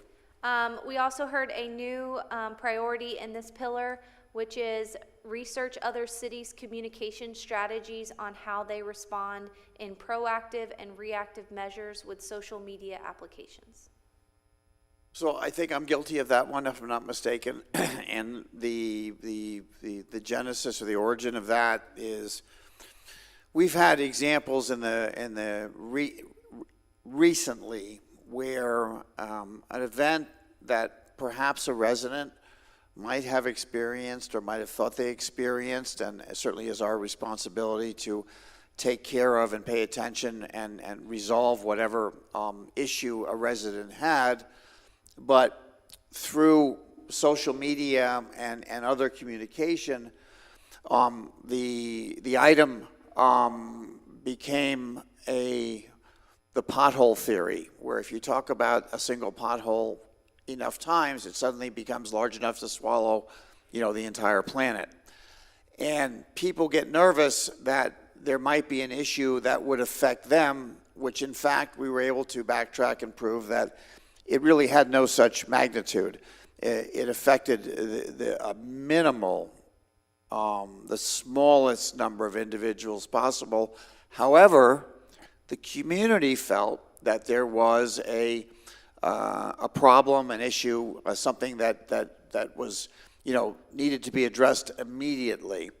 So my thought was, I would, over time, like city staff, to have a process, a protocol, a policy and procedure, and consider being more proactive in social media communication to make sure that the city doesn't fall victim and spend taxpayers' money to resolve problems that don't exist.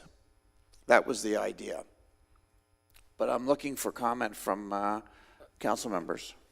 I'm a little confused. Yeah, I know, I'm sorry, I apologize. So, can you give us a real-life sort of?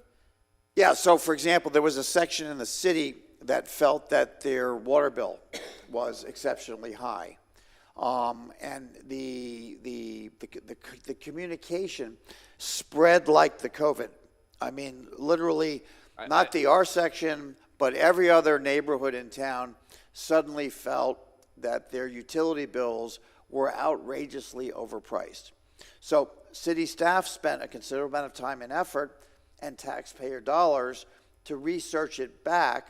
And it turns out that there may have been, a broken meter or something at an individual's location, but the amount of time that city staff spent to back it off, whereas if social media could have addressed the issue perhaps and spread the word, hopefully as equally as fast as it did on its own, we could have saved taxpayer dollars. So that's an example. I'm kind of like, I assume this is something that must have happened on a website like Nextdoor or something, right? A social media site. I don't know. It was on, yeah, But throughout things. How would we use social media to actually To provide factual information on what the issue was, without, anonymously, without identifying individuals or whatever. I will sometimes see the county on social media. Yeah. And engaging the public on social media. Yeah, I'm looking at it more informational. So if we've been able to determine that a problem that's being talked about is either not a problem or not at the magnitude that social media is allowing it to rise, that we use our communications department to intervene and let people. Like to monitor, to get ahead of the issue? It's like, Well, to get ahead, yeah, yes. like, you know, but hey, only, my water bill is through the roof, and where do you live? I live on such and such street, and we should be keeping an eye. Okay, let's check that street out. Let's see if there's an issue. well, I mean, that's an obligation we have to begin with. Right, but but now, I if mean- we're able to determine that one person was involved and not 1,000 people, that we're able to communicate out to all the neighborhoods that the city has investigated, and this is not an ongoing problem or a significant issue to the city. It's a delicate, it's a delicate problem. The city should never and will never be engaged in trying to spin or to create a narrative. That's not what I'm saying here. I'm talking about just releasing additional factual communication so that people are better in the know. That's my good point. with Is that? Yeah, no, Okay. now I see where you're headed with it. I Okay. could understand what you're talking about, but let's say, for example, Facebook. I also had an email regarding the rates were pretty high, and I asked Denise if she would be so kind and have the appropriate department respond to the person. Turns out that I think that the person had a leak in the house, and then they created a problem on Facebook. The only thing that concerns me is that once you go to Facebook, guess what? You're going to have plenty of questions regarding that matter.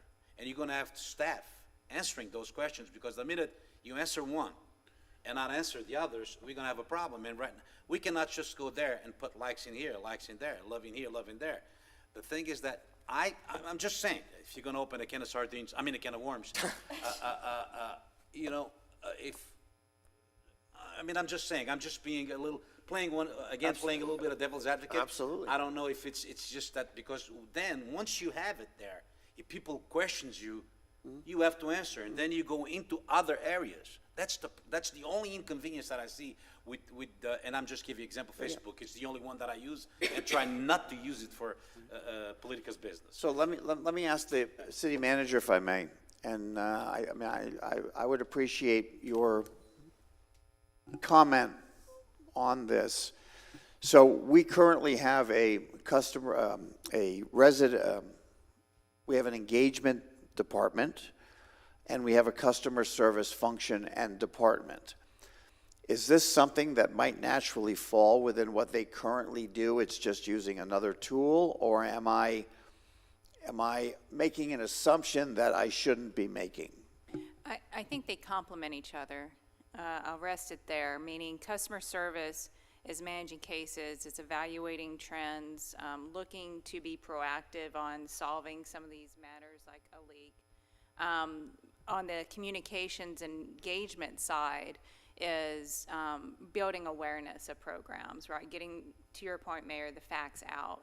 And they work in tandem many times, where if there's information that is being delivered through social media channels, Brittany and her team will actually engage customer service and say, okay, what's the facts behind this so we can share it? So there's a blend and there's a complement at the same time, but they do function differently in a lot of ways. So, Vice Mayor, the idea of researching other cities, let's see what some others do, and then it can come back here and we can decide, is it a can of sardines or not?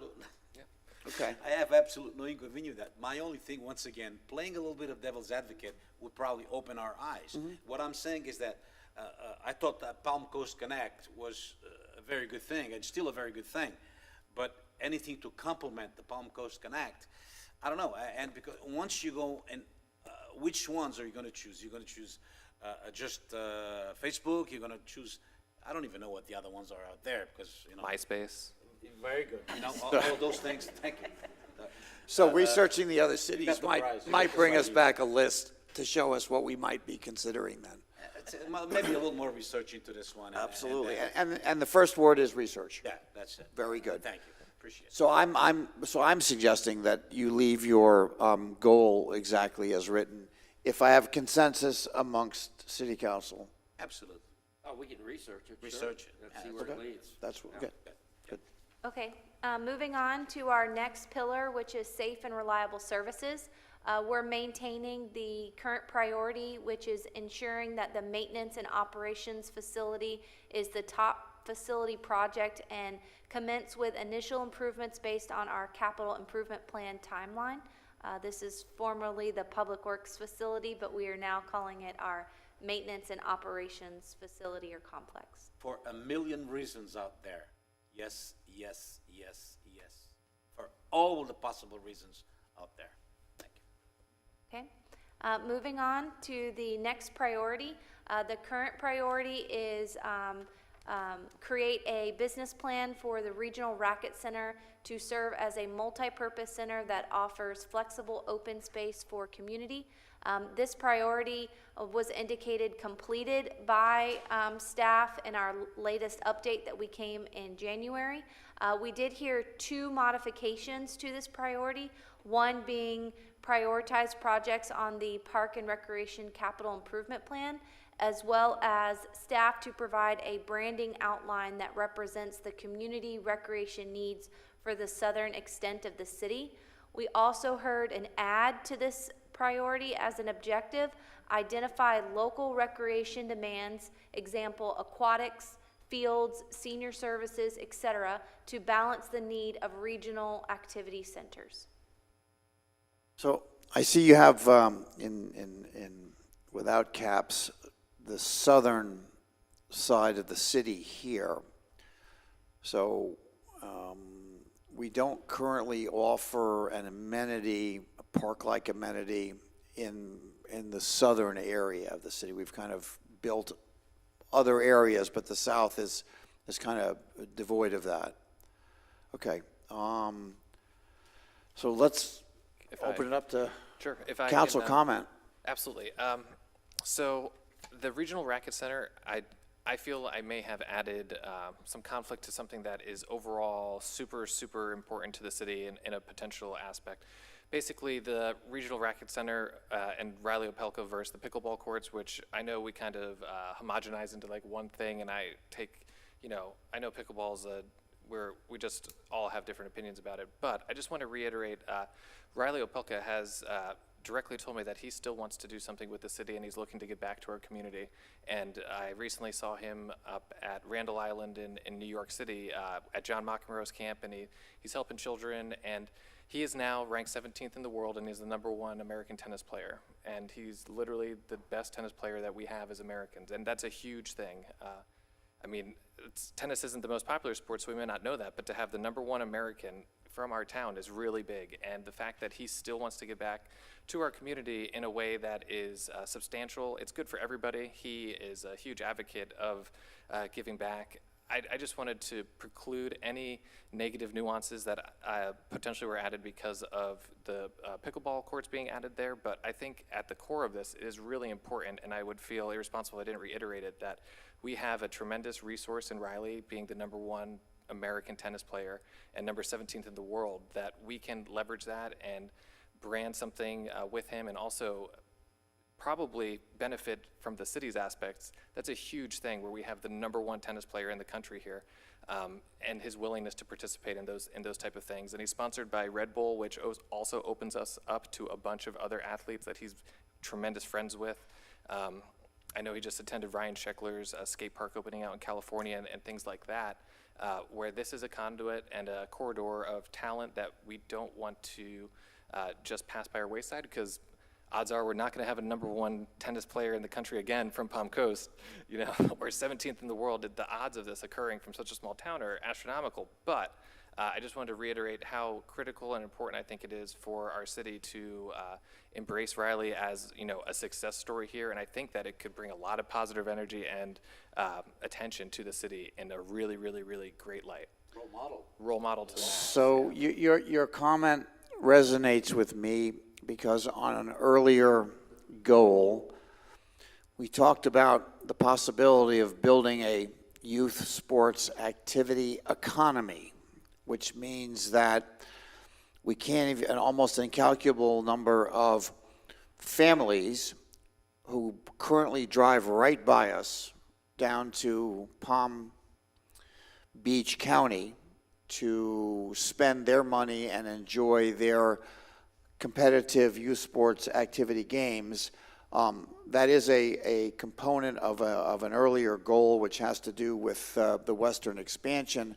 And what we're talking here is being able to balance that, because I see we're specifically mentioning seniors. So we're very attentive to the fact that there are amenities that should be prioritized to fill the needs of our, senior residents. And I see that that's been incorporated here. So I appreciate the balance that all of this offers in creating these new economies and ultimately, revenue streams for the city. Expense is an issue, and obviously they will or they will not fit in a budget in a period of time. Either if it's not today, then maybe tomorrow.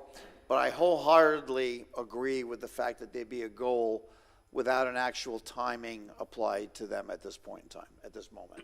I think, Mr. Opelka, it's not just a role model for some of our kids.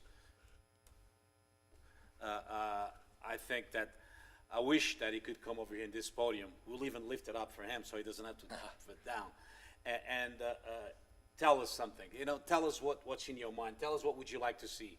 And I promise you, Mr. Opelka, from here, I'll take you to lunch, and will not be sardines either. Will be some decent steak, because you probably eat a lot. But you want to know something, Mr. Opelka? Come and see us. And if you can't, for whatever reason, send your daddy, who's more than welcome over here, because he's also a good Palm Coast. Tell us what's in your mind. Help us up to help this town. Amen. Thank you. Comments? Yeah, I think the prioritizing our park and recreation list is very important. I brought that up. And I'm looking forward to seeing a business plan. Good, obviously. Okay. Is there any additional direction you might need at this time? Up. I'm in a good mood today. Did you have something else to add, Vice Mayor? No, I said, which direction? I said, up. Okay. No, I think we have direction, and if we're wrong, then whenever we come back in April, we can make modifications there. Very good. And obviously, you incorporated the word aquatics in there. Very important. Yes. Very good. Thank you. You're welcome. The next priority was a continued initiative to seek opportunities for the community center to relieve parking pressures through the following approaches. We're maintaining the evaluation of utilization of the community center playground, basketball courts, and tree area for additional parking, as well as conducting a detailed analysis of city-owned land and facilities in the vicinity of the community center to determine optimum use value. In addition, we heard an ad to add to this priority, which was repurpose Fire Station 22 to preserve historical value and expand visitor awareness of Palm Coast. I think I also mentioned this one. I don't know if anybody else did mention, but that the firehouse that's next to us. Eventually, we're gonna need a new firehouse. I mean, there's no way around it. That one has no conditions for anybody to be there. So if we're gonna take basketball courts I don't know. That's part of what we're trying to do. Keep the kids, and that's taking from the kids. We can't take from the kids, or even adults, okay? But don't take from the kids. So if we going to build another, this may take a little time, but if we're going to build another firehouse, that one we could destroy, if I may, and use parking lot for that. Okay. Comments? Well, I think that's an interesting trade-off, to just level that firehouse and make that the additional parking. I mean, you're gonna have to give up something if you want the parking, right? So, Unless we go vertical. And we need, Unless you go vertical. and but- we're gonna need a new firehouse anyway. And Mayor, if I will, I believe you'll hear some of that in Carl's CIP, 10-year CIP presentation, where the community center additional parking and the fire station are kind of in line in the budget process. And just enlighten me, the firehouse was built when, approximately? I don't know. Was it the first 70s? firehouse? Yes. 70s? Historic records show it always just was.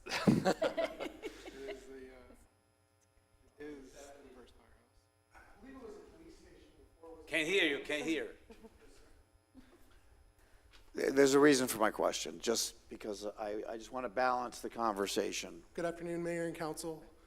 I believe it was a police station before it was a fire station, but the fire department, the first volunteer fire department, was established in 1973, and I believe the station was there then. So it's my understanding it may be the first municipal construction that was made in the city of Palm Coast. I just don't want to lose sight of that. Whatever decision we make, and maybe there's a workaround, but I just want everybody to be aware of that at the same time. Thank you. Okay. Thank you. Moving on to the next priority, which was work with community partners to identify trade skills needs of the Flagler County Flagship Program and determine the feasibility of constructing the Long Creek Nature Preserve Nature Center through a combined community effort that benefits students' career paths. We did hear that this priority could come off the priority list. And here's one for the new guy. Put you on the spot today. So I think it's important that we have conversations about what the needs are in our community and how we are working with the school district to meet some of those needs. So I don't know that I would feel that it's something that we want to remove. Okay, that's a comment. Anybody else want to comment? I just think they're probably removing the turtles faster than what we could put them in.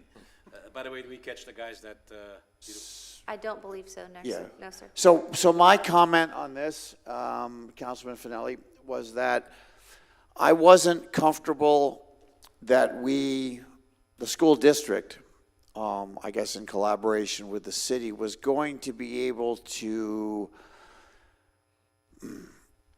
move enough students through this particular flagship in lieu of a different flagship. This one's off campus, it's away, there's a lot of moving pieces to it. You know, the merit is great, it makes good sense. I was concerned on how productive it could be. You know, in terms of efficiencies and productivity, the concept I love, I get that. But can we actually turn this in? How many students do you, and I'm not asking you this question, how many students can we really get to move through this program? Because there's a finite number of flagship programs that the school district, I mean, I have some experience there, can actually manage. And our input is limited, I think, from the city side, because a flagship program is really school district as opposed to city. I guess we can make the property available, but then you think about how many kids can be, you know, managed and directed through the program. I guess what I really wanted to do was relook at other opportunities within the city that would give students that opportunity for civic participation, and perhaps in a natural way with the natural environment as well. I just wasn't sure this is the one. I hear you, and so this one is speaking specifically to the Long Creek Nature Preserve. Right. And the partnership between that. Okay. I was not reading it all the way through. I understand what you're saying now. And Mayor, I think we heard your modification to that, so we can bring that back in April. All right, I appreciate that, thank you. Sure. We did have a new priority in this pillar, which was on high-value service contracts, provide adequate quality control and ensure contractual compliance. Okay. So that's me. We are currently involved in at least 2 very sophisticated, very important, and very expensive contract negotiations. One being waste removal, the other being public safety in terms of the sheriff's office. I really believe that the city has grown to a size that we require the best expertise we can possibly find to not only negotiate these contracts, but then to be responsible to monitor and ensure that the service level that is written into those contracts is realized by the residents. So I'm suggesting that the organization chart, which is not my or our venue, but would be the city manager's decision, focus on individuals, not taking them from other departments just to fill this temporary process of negotiating contracts, but that we actually have an individual or two, and the budget will determine the timing on when this is even possible, whose job would be to be responsible for fulfilling the residents' needs at a service level and making sure that we get it at the best deal possible. I just believe that requires a special expertise that you can't tap somebody from a department and say, hey, you know, do the best you can on this. I'm not willing to settle for do the best you can. I really want it done expertly. That was my thought behind the idea. But my question is that would you hire, would you have the city hire an expert, contracts expert, if I may call it that, or would you outsource it, or would you have it in-house? If the finish line is the same, however we get there for me, I just want it to be a focus. Whether it's an employee or whether it's subcontracted now in favor of an employee down the road, to me it doesn't make any difference. I think the monitoring and ensuring that the service level that's dictated by the contract is done is what's important.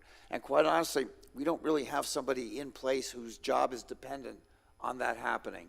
So however it's done, and subcontracting may be a very valid way to go, in a future step, staff would come back and say, this is how we think we could achieve your goal. I concur. I think some of these high-value contracts the value of them is so high that we're doing a disservice if we're not actually ensuring that the contract is held within compliance and to the standards that the level of satisfaction that our taxpayers who are end up paying these contracts expect. So specifically something like a waste hauler, something that's multi-million dollars over the years that directly impacts how our residents feel about Palm Coast is critical. So, yeah. And these contractors, if I may, or in-house, I think they would respond probably directly to Denise, isn't it?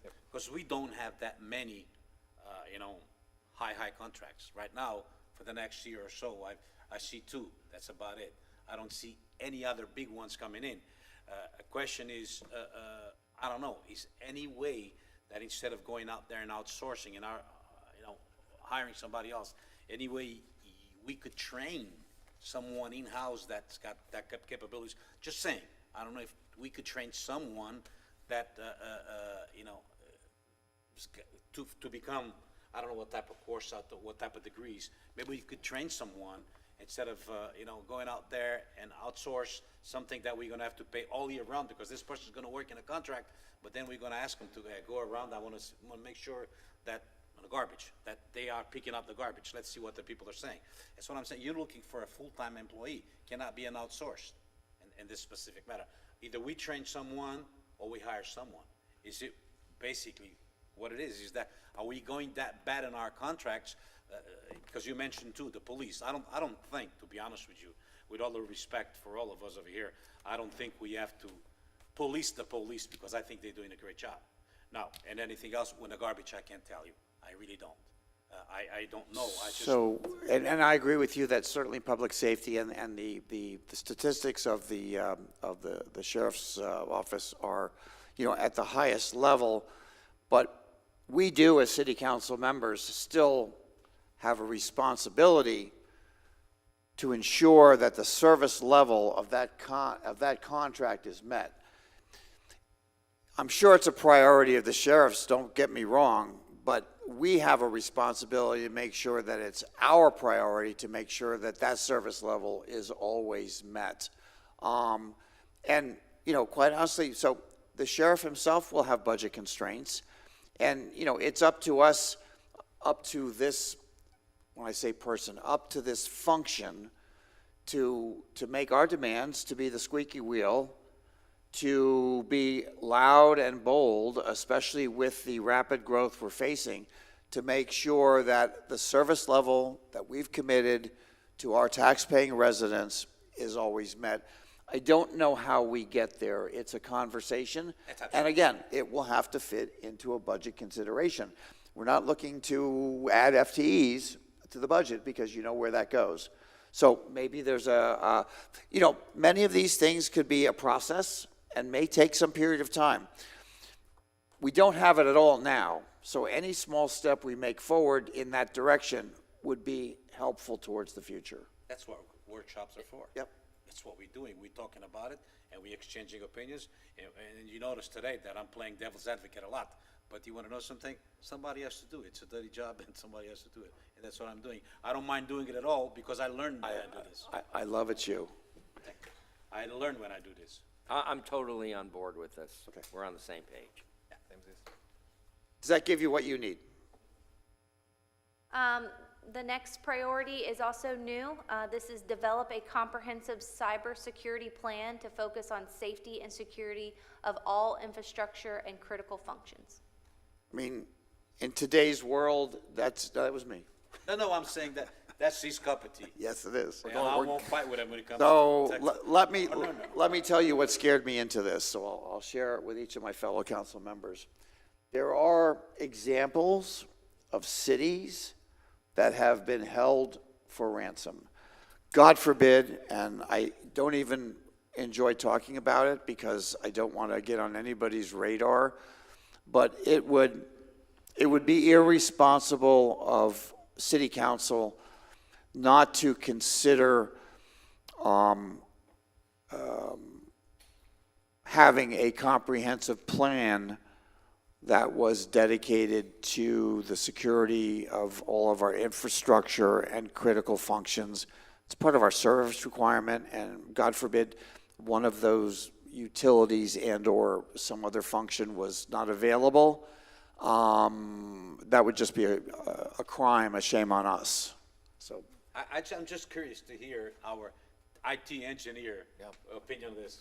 I mean, we could absolutely defeat all of these cybersecurity attacks if we go back to pencil and paper. I mean, that is an option. We could do that. I'm kidding, no. But it is critical with the fact that we have our own utilities. It is of the utmost importance. Yeah. Okay. Okay. Our next priority is current priority is evaluate city fleet for electrification of vehicles, and we heard a modify, which was coordinate with FPL to provide electric vehicles fast charging stations across multiple locations in the city. Okay. And that was just what I spoke about earlier. Yeah. I just have a question on providing these locations across the city. Are you talking for public use or? Yes. So would we put this on a pay-as-you-use sort of thing, or are we sucking up the electric bill? So I believe that would be provided in a presentation for the analysis on this priority. I think the original proposal was that we would incur the cost, but the cost was in like the hundreds of dollars because of the level of usage and energy. But something where it's pay-as-you-go is feasible for me too. The real kicker is that these are the fast chargers, and these are the ones that people actually want. The other ones were like the equivalent of plugging into the wall. I mean, So this is the Wawa, dude?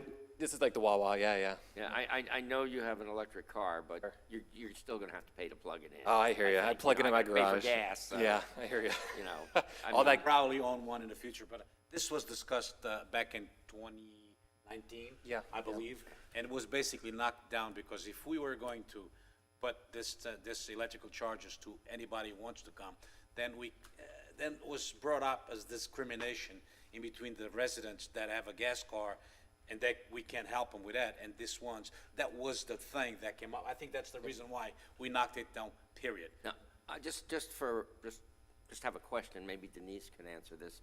We still have electric chargers out here, right? Yes. And weren't they part of the deal of building this building or something? For the energy certification, the LEED certification? Yeah. Perhaps. Yeah, I'm just wondering, at what point do we put a credit card machine on these things? Or do we keep paying the bill forever? Sure, thank you. First question was it associated with this facility? And we did receive LEED credits points for that because we're in a LEED certified building. It was treated as a pilot study. We would monitor the utilization. Originally at the installation, we were trying to encourage folks to visit Town Center, and it was, from a pilot standpoint, it was charge-free. Pun intended, I guess. But we have been monitoring it. Now staff is looking at the utilization. Is it unique users or is it a routine user? And we are evaluating actually charging a fee for that at this time. I would suggest a modification, but test me on this. So you use the word coordinate. Man, I would love to see the word collaborate with FPL and find out what FPL would be willing to donate or invest in our community. Since we are their customer, our residents pay a ton of money to them. How many of those stations will they put in for us? Because the other thing about having these stations is not just about the car, it also puts us on the electric car map. Yeah. So when somebody is driving past us in Flagler County on 95, guess what? These stations will automatically, am I correct? And I don't even have one of those fancy cars. But it will automatically appear on their map, which might induce, people driving by to say, hey, let's stop there because they got fast ones. I would love to see us twist the arm of FPL as they have twisted our arms before to help us enjoy the future. And the good part about these ones too are they're non-Tesla chargers. So at the Wawa up here, it pulls a ton of people off the highway. They're not for Palm Coast, but as we move into the future and there's different options for people to consider, that the charging network for those options is very sparse. So this would definitely help supplement that.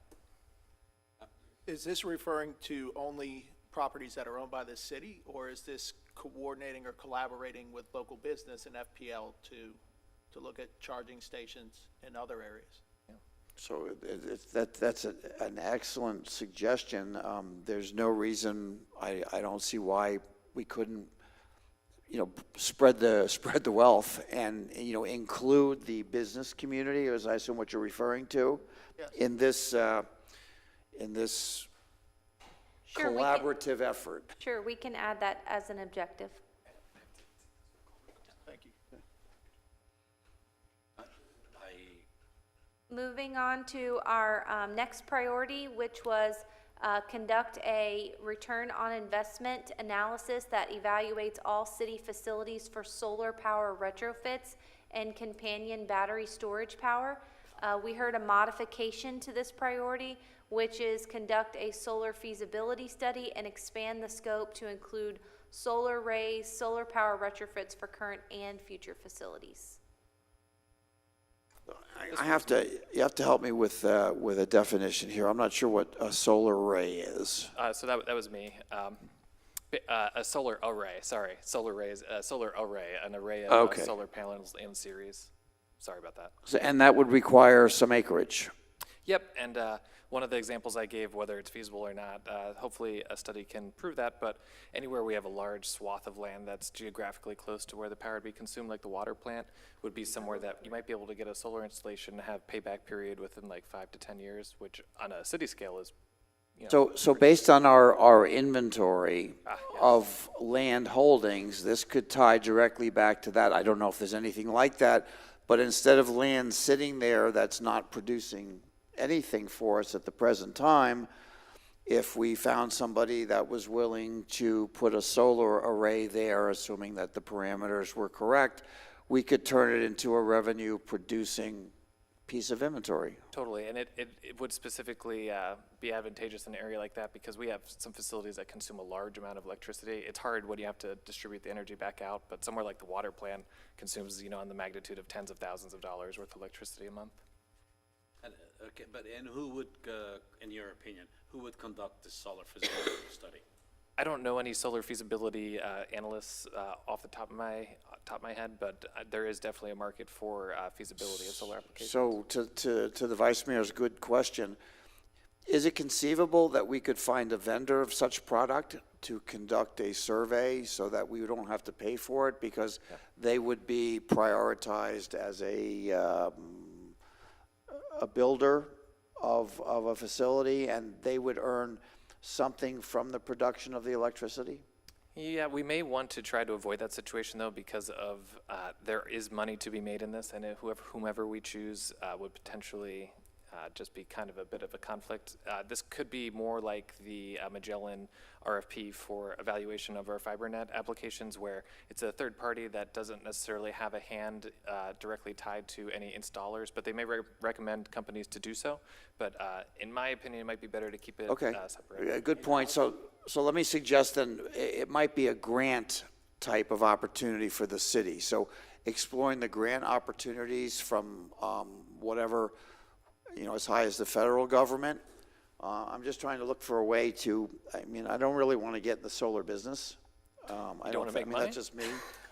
at an expense in terms of infrastructure and upfront costs.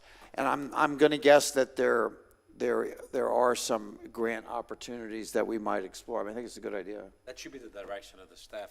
Find out if there's any grants, and once we find out if there's any grants for that, then come back to us and we'll make a decision on that. FPL offer rebates or incentives for us to move in that direction? So part of your feasibility study, I'm not sure it belongs here, but you have the notes. Right, we'll add that as an objective. Okay. Good.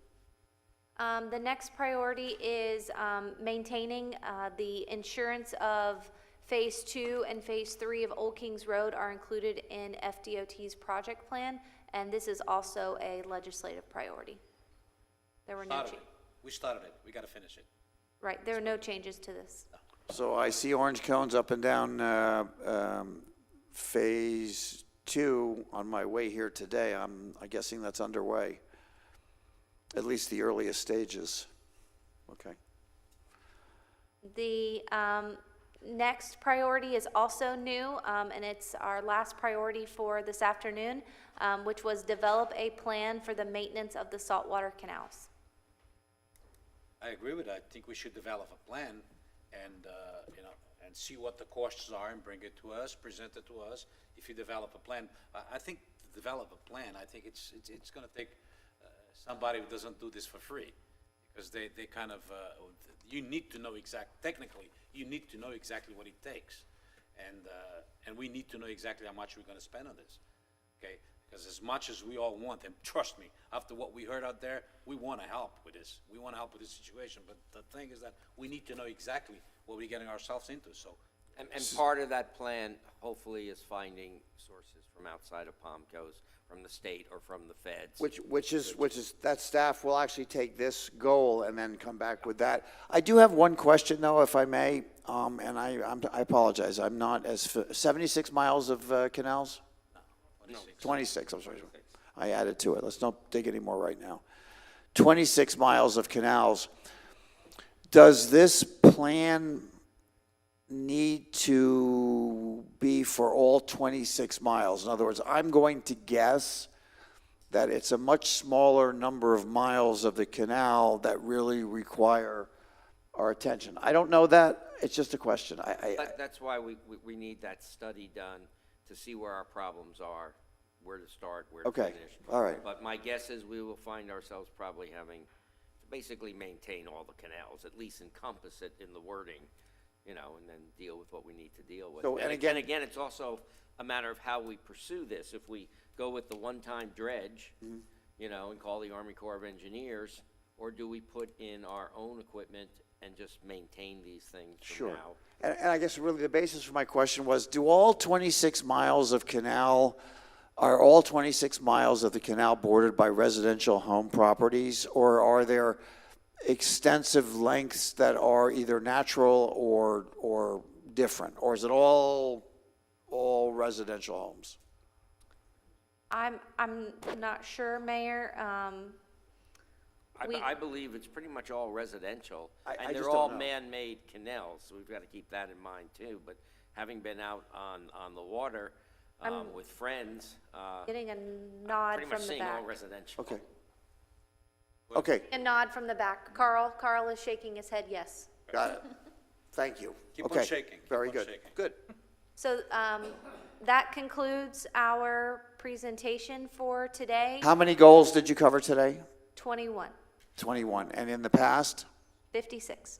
So, again, I want everybody to realize there was staff had an intention of reducing the number of goals, which today happened to be from 51 to 26. And here's the reason.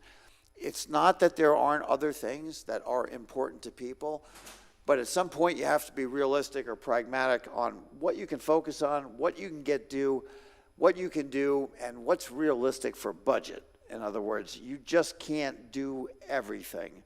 So these seem to be, again, the 26 which were championed by your current city council. Not that we can't walk and chew gum at the same time, but this makes it a lot simpler. Yep. Okay, let's just concentrate more on what's more important. Not the other ones are not important. These ones are simply more important. I thought you were going to say walk and chew sardines at the same time. No, but they're still here. They're looking at me. They're looking at me. But, So just to summarize, we will be back to you on April 26th to further discuss and review everything that we heard today. And then the following action would be the adoption on May 3rd. And that concludes our presentation.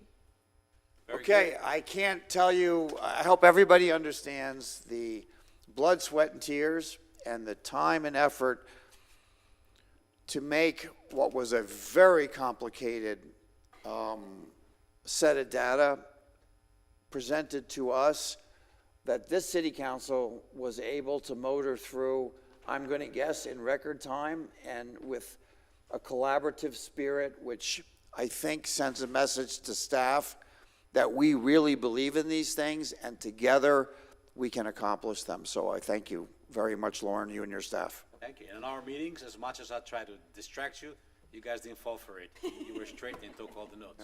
Lauren, Tim, Shelley, thank you guys. Thank you. All right, Mr. Coate, you have a presentation on the 10-year. So we've got everybody warmed up and teed up for you. So make it good because you're the end of the day. Get ready. Bring it home. Take us till 5. Ready, or the sardines are here.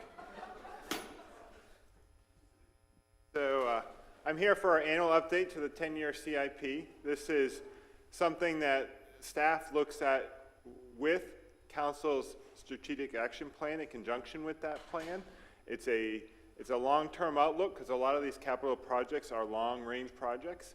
We take those council goals, objectives, and priorities. We also take into account growth, aging infrastructure, regulatory requirements, and other master plans and items that have been completed in the past and incorporate those into that 10-year plan. So this 10-year really is a priority of all those items put together, and this is really the time to look at the priority of all those projects in here. You'll notice in the backup that was provided for some of the funds, like the Park Impact Fee Fund, we included all the projects that were included as part of the impact fee analysis. So you can see what fits within the 10-year and then what projects fall outside that 10-year plan. But we'll go through it here. What I have in the presentation is a summary of all the funds, and we'll talk about the funds and some of the restrictions regarding some of those funds. But in the agenda packet is a more detailed backup. The summary here today will talk about the vision as well and what some of the goals that we're trying to do with those funds currently.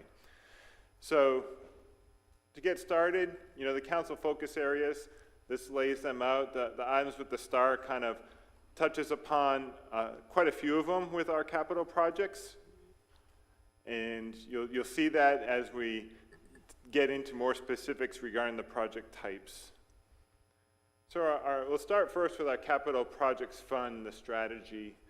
This one here was really to focus on our critical urgent need projects. Like say our buildings and parks, we have AC replacement, painting, carpet replacement. We have, some structural repair on a building, those sorts of things, safety items. Our IT infrastructure is critical. We have aging IT infrastructure that needs to be replaced, upgraded, expanded. So that is another critical item. These are things that we really cannot put off. So really we tried to say, okay, let's just keep in here in our 5-year plan, our 10-year plan, the critical items that have to be completed, not the wish to haves, the want to haves, the nice to upgrades. This is stuff that we need to do as we continue on.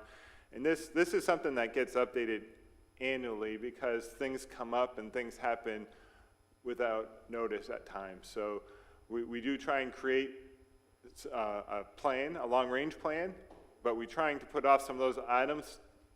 We may need to move those up as we revisit them annually and inspect our buildings or facilities or mechanical units. The other item was to maintain the priority of our maintenance and operations center, our public works facility. This was really the lion's share of this fund is moving that project forward, and our design is underway. We know we spoke about this at the previous council meeting. Our phase 1 construction of the fleet facility and the associated site work will be the first things that get constructed out there. We shifted all park capacity projects to the Park Impact Fee Fund. This is just a carryover point from last year. Just to reiterate, we used to fund recreation projects from this fund to help move those along faster.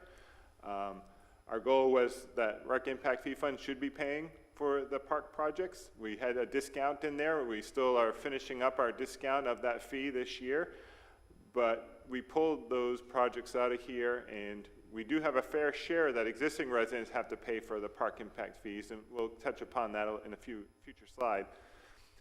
And so we do have some funding coming out for that. And we also utilize CRA funding for projects if they're located within the CRA. And maintain flexibility. We always try and do that every year as grants come up or conditions change, and we adjust and make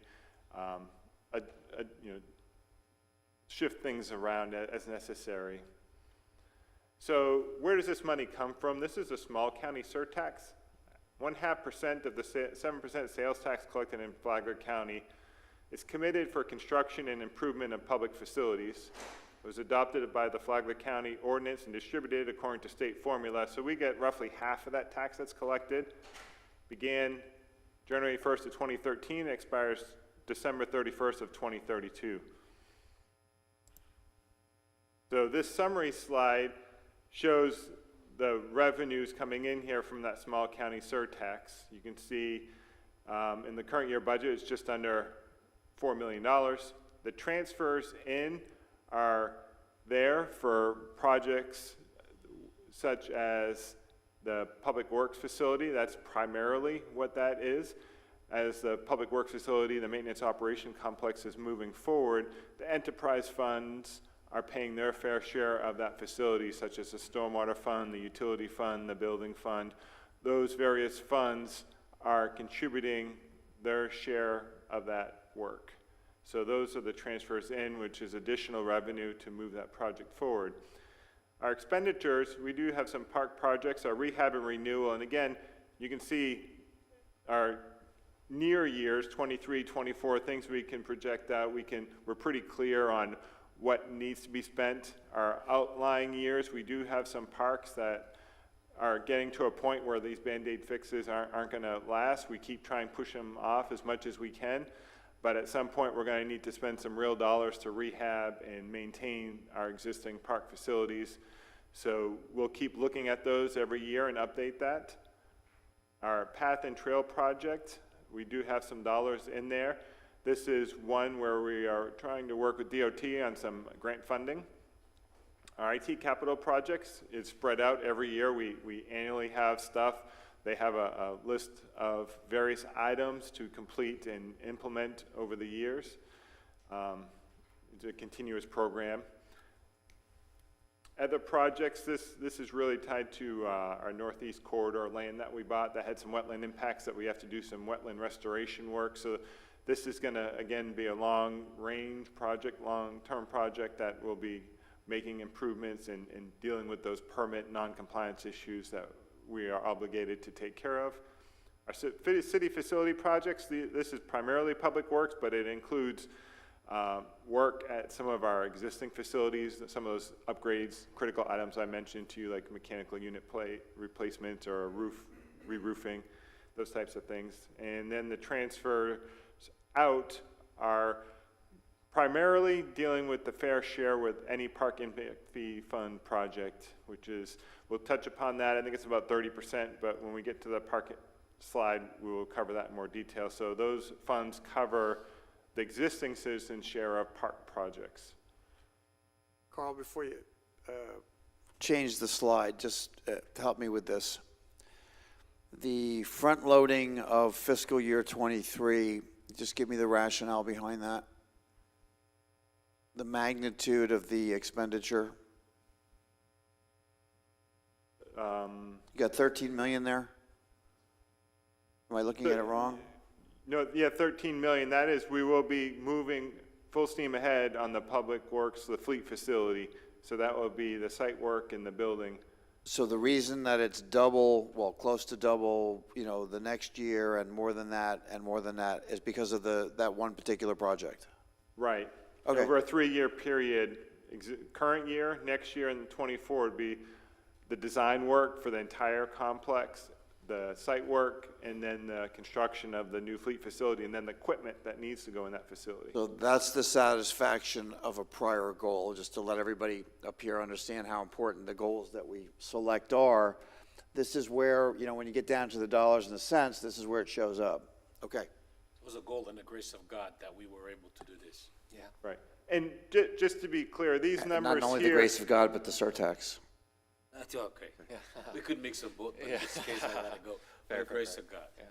And I want to be clear here that these numbers, we're looking at a 10-year vision, so these numbers are really more placeholders. These aren't fine-tuned numbers per se. They're more, this is at the priority level. Public works is going to happen first. So as we fine-tune those numbers and we get closer to those projects and what these projects are going to entail, those dollars are going to be revisited and the actual cost will get plugged in. But this is more about the timeline. Hopefully the sequencing works with the projected revenues, but this is more of a sequence of the project types in the order that they're going to be completed in. Thank you. So the Recreation Impact Fee Fund. So, you know, one of the things that's to focus on grant-funded projects and partnership projects, as well as needs due to growth. So, you know, if we can double up our dollars on projects, that makes perfect sense. You know, we have numerous projects in this fund where we do have grant opportunities. We have the Long Creek Nature Preserve, Lehigh Trailhead, Waterfront Park Water Access. We have the Racket Center, Grand Swamp Trail, and then we have neighborhood parks, which some of these are tied to the growth. Focus on critical needs and safety obligations. Obviously, expanded parking at the community center and Indian Trail Sports Complex are included here in our 5-year vision. And then Long Creek Nature Preserve remaining build-out. When we received grant funding from the state to purchase the property, and we are obligated to do certain items. We've done some of them, but we still have more to do. So that is something that's further out in our plan. It's a more costly initiative, the next phase. So to come up with those matching funds, this is more in our 6 to 10 year timeline of the plan, and include all park capacity projects and park impact fee fund. I've already touched upon that before, and using the CRA funding as well. So we're really trying to put the projects where they need to be, uses the funding sources where we can to help move the projects along. Is the match percentage similar throughout most of these, or is there a range of match percentages? They range. Like, I think the Nature Preserve, the Boardwalks and Overlooks, I believe was a 50%. The Lehigh Trailhead, they're covering almost the entire cost of construction. Waterfront Park Access was 50% for the water element. So it varies by okay. project and type. So the recreation impact fee fund in fiscal year 20, a study was completed, and the fee was determined to be $1,549. It occurs on October 1st, and it's indexed with the construction cost index each year. There was a discount that was in place that was going to be phased out. So currently, the current fee is, $1,374.06, the current fee that's being charged. It's restricted to growth-related projects, so we can't use this on any maintenance or rehab. It's only to add capacity related to park and recreation. So that's all that these funds collected can be used for, and it can't cover the full cost of those projects. It only can cover just under 70%. So that additional 31% or so needs to be funded some other way. So that's where we use the sales surtax, we use the CRA dollars, we use other dollars, grants, that if able, to cover that existing citizen match for adding capacity.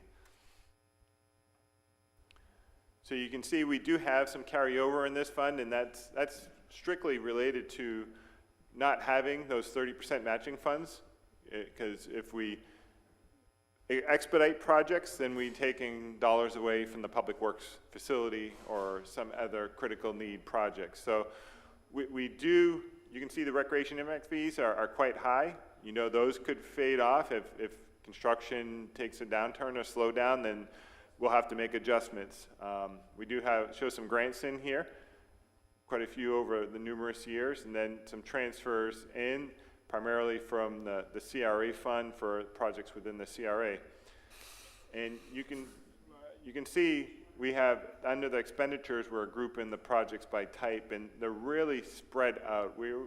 Our initiative here is really to spread the projects out over the entire community, to touch upon all different types of projects, and to implement the vision of the Recreation Master Plan. And you can see in that future column, there's still many, many, many projects to do. So our community parks, we have some dollars in there to do some master plan studying.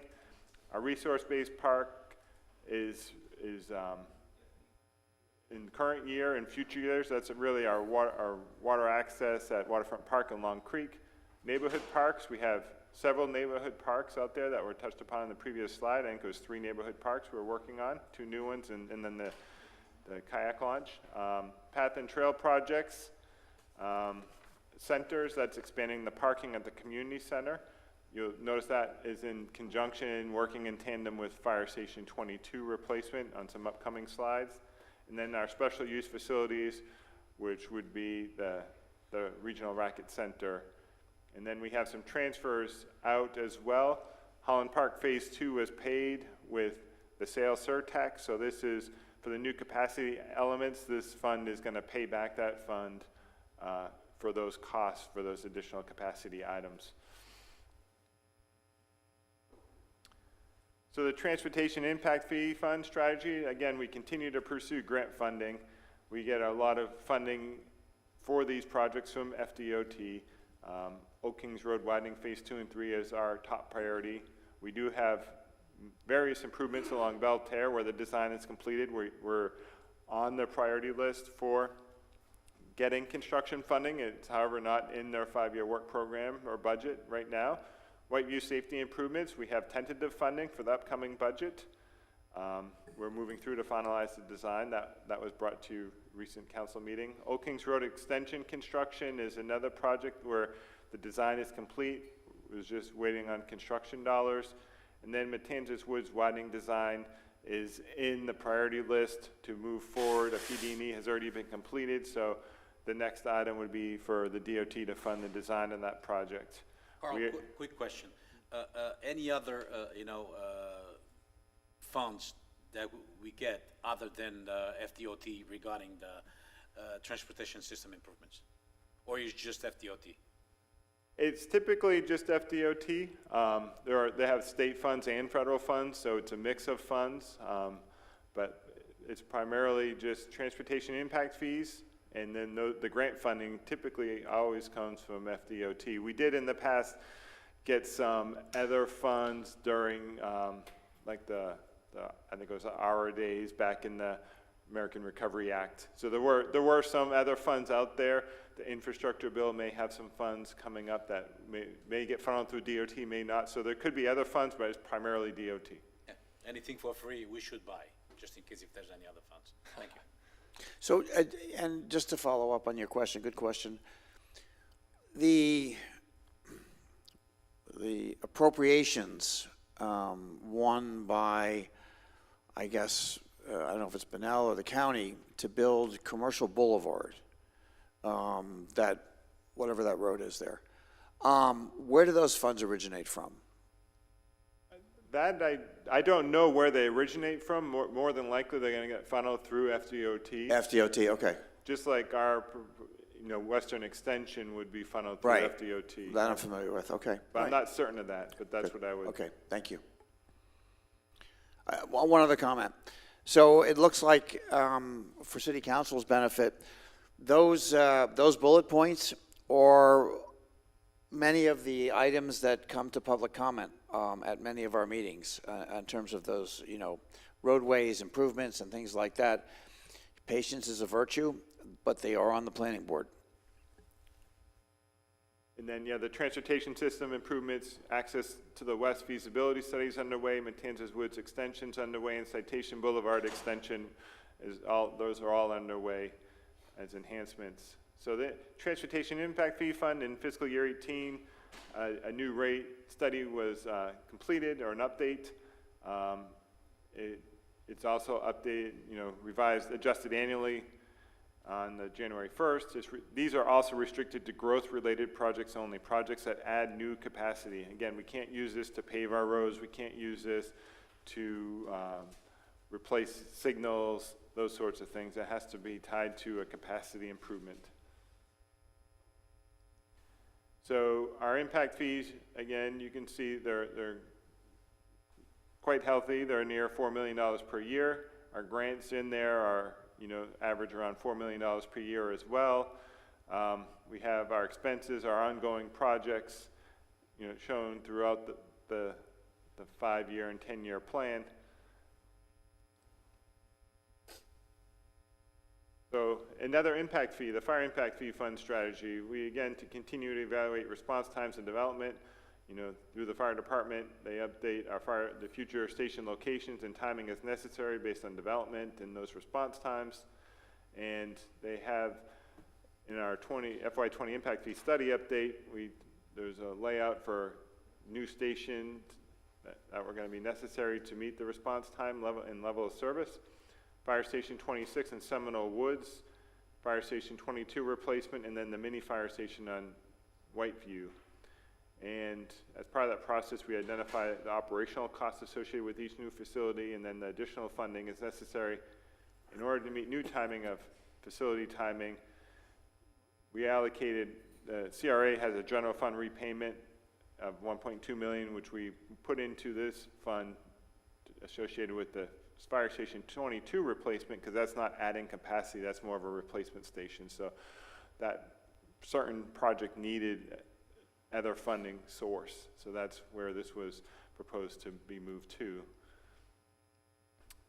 Right now, the impact fee study shows we collect about $367 per new dwelling unit and 59 cents per square foot for non-residential. Again, this is indexed as well, and those dollars can only be used for growth-related projects. And again, the existing residents are obligated to pay 9.2%. It's less than what we show in the Park Impact Fee Fund, but there is other funding that has to be brought in as a match to make any of these new capacity projects move forward. You can see here we show the sales tax fund bringing dollars in here, and then that transfer from the CRA fund as well. Then our Streets Improvement Fund, the strategy was really to focus on safety and maintenance projects. We continue the implementation of the continuous streetlight master plan. We continue optimizing and working on our traffic signal operations.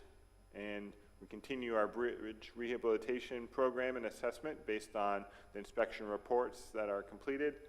Florida Park Drive is a ongoing project, and rehabilitation renewal of existing traffic signals and safety improvements.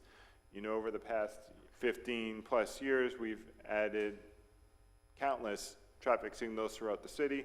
As those age, they need upkeep, they need replacement. At some point, some of those strain poles will need to get replaced to the mast arms. So that is a costly item that needs to be thought about and worked into our long-range plan. Our pavement management program, we are currently wrapping up our assessment. All the roads have been inspected, indexed, scanned. The information's all being compiled, and that plan is being put together. But we know, based on our previous assessment, that additional funding is needed for this program, and we're not talking small dollars, we're talking millions of dollars per year to maintain just our current road conditions. So we will be coming back to council with an independent presentation just specific to pavement management, just to talk about funding options for council to select one of those options, so we don't get, in 5 years, we're not $20 million plus in the hole in keeping up with our road improvements. So that will be coming your way. And it's going to be worse because right now, all the electrical cars, that they don't pay taxes in Palm Coast. Right. Well, when I get to the revenue slide, we'll touch upon that. Actually, the state projections update are down for what they told us for this year. So we're already projected to get less this year than what they had thought we would be getting. So one thing I want to make note of is we're currently deferring items just to pave as many roads as we can with our existing funding. We aren't doing entry neighborhood signs. We only do them if they're part of a project, a turn lane, those sorts of things. Parkway beautification, again, we're only doing them if it's part of a roadway project. Sidewalks and bike paths and pedestrian accommodations, all those have been put on the back burner. You know, we don't have funds to pave the roads, so all those items have been kind of set aside as not funded, as unfunded programs. Carl, just before you go on, I don't see, I see Florida Park Drive as a bullet point. I don't see Cimarron as a bullet point. Is that because it's still in the study stage, or? It is a study phase, yes. That's one that could have been added, a pedestrian feasibility study that is underway with our consultant. We will be working through that and having a public meeting coming up here and a presentation to council come June timeframe. So as a part of this process? As part of this process. Okay. It'll be more worked into your 5-year plan and in conjunction with funding for the pavement management. They're all interrelated, so. And then, I may be premature with this question, but you've mentioned impact fees a couple of times. When is the next scheduled date for review or evaluation of the impact fee? I believe the transportation impact fee is being done this year. And the park one is not done this year. I think it may show in the timeline So here. will impact fee come before us before we finish the budget process, or not? The transportation one, I believe, will come to you before you finish the during budget this process. budget process, okay. Yes. So the Streets Improvement Fund has 2 revenue sources. The local option fuel tax, it's currently 6 cents per gallon for fuel purchase in Flagler County. It's distributed per interlocal agreement based on road miles, and it's restricted for transportation expenses. And then the state revenue sharing, that's a portion of state sales tax and use tax collections and 1 cent municipal fuel tax. The state requires 22.64% of these funds be used for street maintenance. We used 45% of those fees received into this fund in our current budget. And this is one that the state has told us the revenues are projected to be less than initially given to us during the budget season. So we actually have less revenue in this budget than we thought for current year. Quick question on street improvement funds. Currently 6 cents per gallon on fuel purchase in Flagler County. Do we get any any Flagler County, or And then just it's Palm Coast? distributed across between all the entities within Flagler County based on the road miles within each of those But we don't get areas. 6 cents. We probably get about 2 cents. Yeah, I don't remember on the exact split. We probably, we can get you that information. No, But- I just wanted to make sure that wasn't a mistake. Instead of saying purchase in Palm Coast, it says Flagler County. We just don't get the whole 6 cents. Yeah, it's distributed. 6 cents is collected countywide, and then they distribute it based on the interlocal agreement based on the number of miles. So the county's collecting 6 cents, it's just which entities get how much of that 6 cents. So these are the revenue sources coming in for those two funding sources. We do have some grants shown in here. And current year budget, we did transfer some dollars from the general fund to assist with our pavement management program. Our safety improvement projects, path projects, beautification, you can see all those are fairly limited. Street lighting continues on, and in about 5 years, we'll have our major roadways completed, so that will just, at that point, just be an operating cost. Our bridge rehab program is at this point in time, just more of an upkeep maintenance item, where we're addressing the items before they become big items. Our traffic signal projects is an ongoing program. We are still working on piecing together a long-range plan, so we continue to assess our existing traffic signals and keep them operational. And then our street rehab and renewal, you can see those, dollars in here. This year we're at 7.6 million. We had some dollars from last year come into this year. But in future years, you can see those limited funds. We'll be coming back to you showing how much we should be funding to maintain our current roads and really give you more of a deeper analysis on the magnitude of the dollars needed for our resurfacing program. And then our last fund that we'll talk about today is our CRA fund strategy. We're obviously continue to develop innovation district events and programs, focus on transportation system, where we incorporate improvement projects from developers, traffic study update, roundabout safety improvement study and possible enhancements.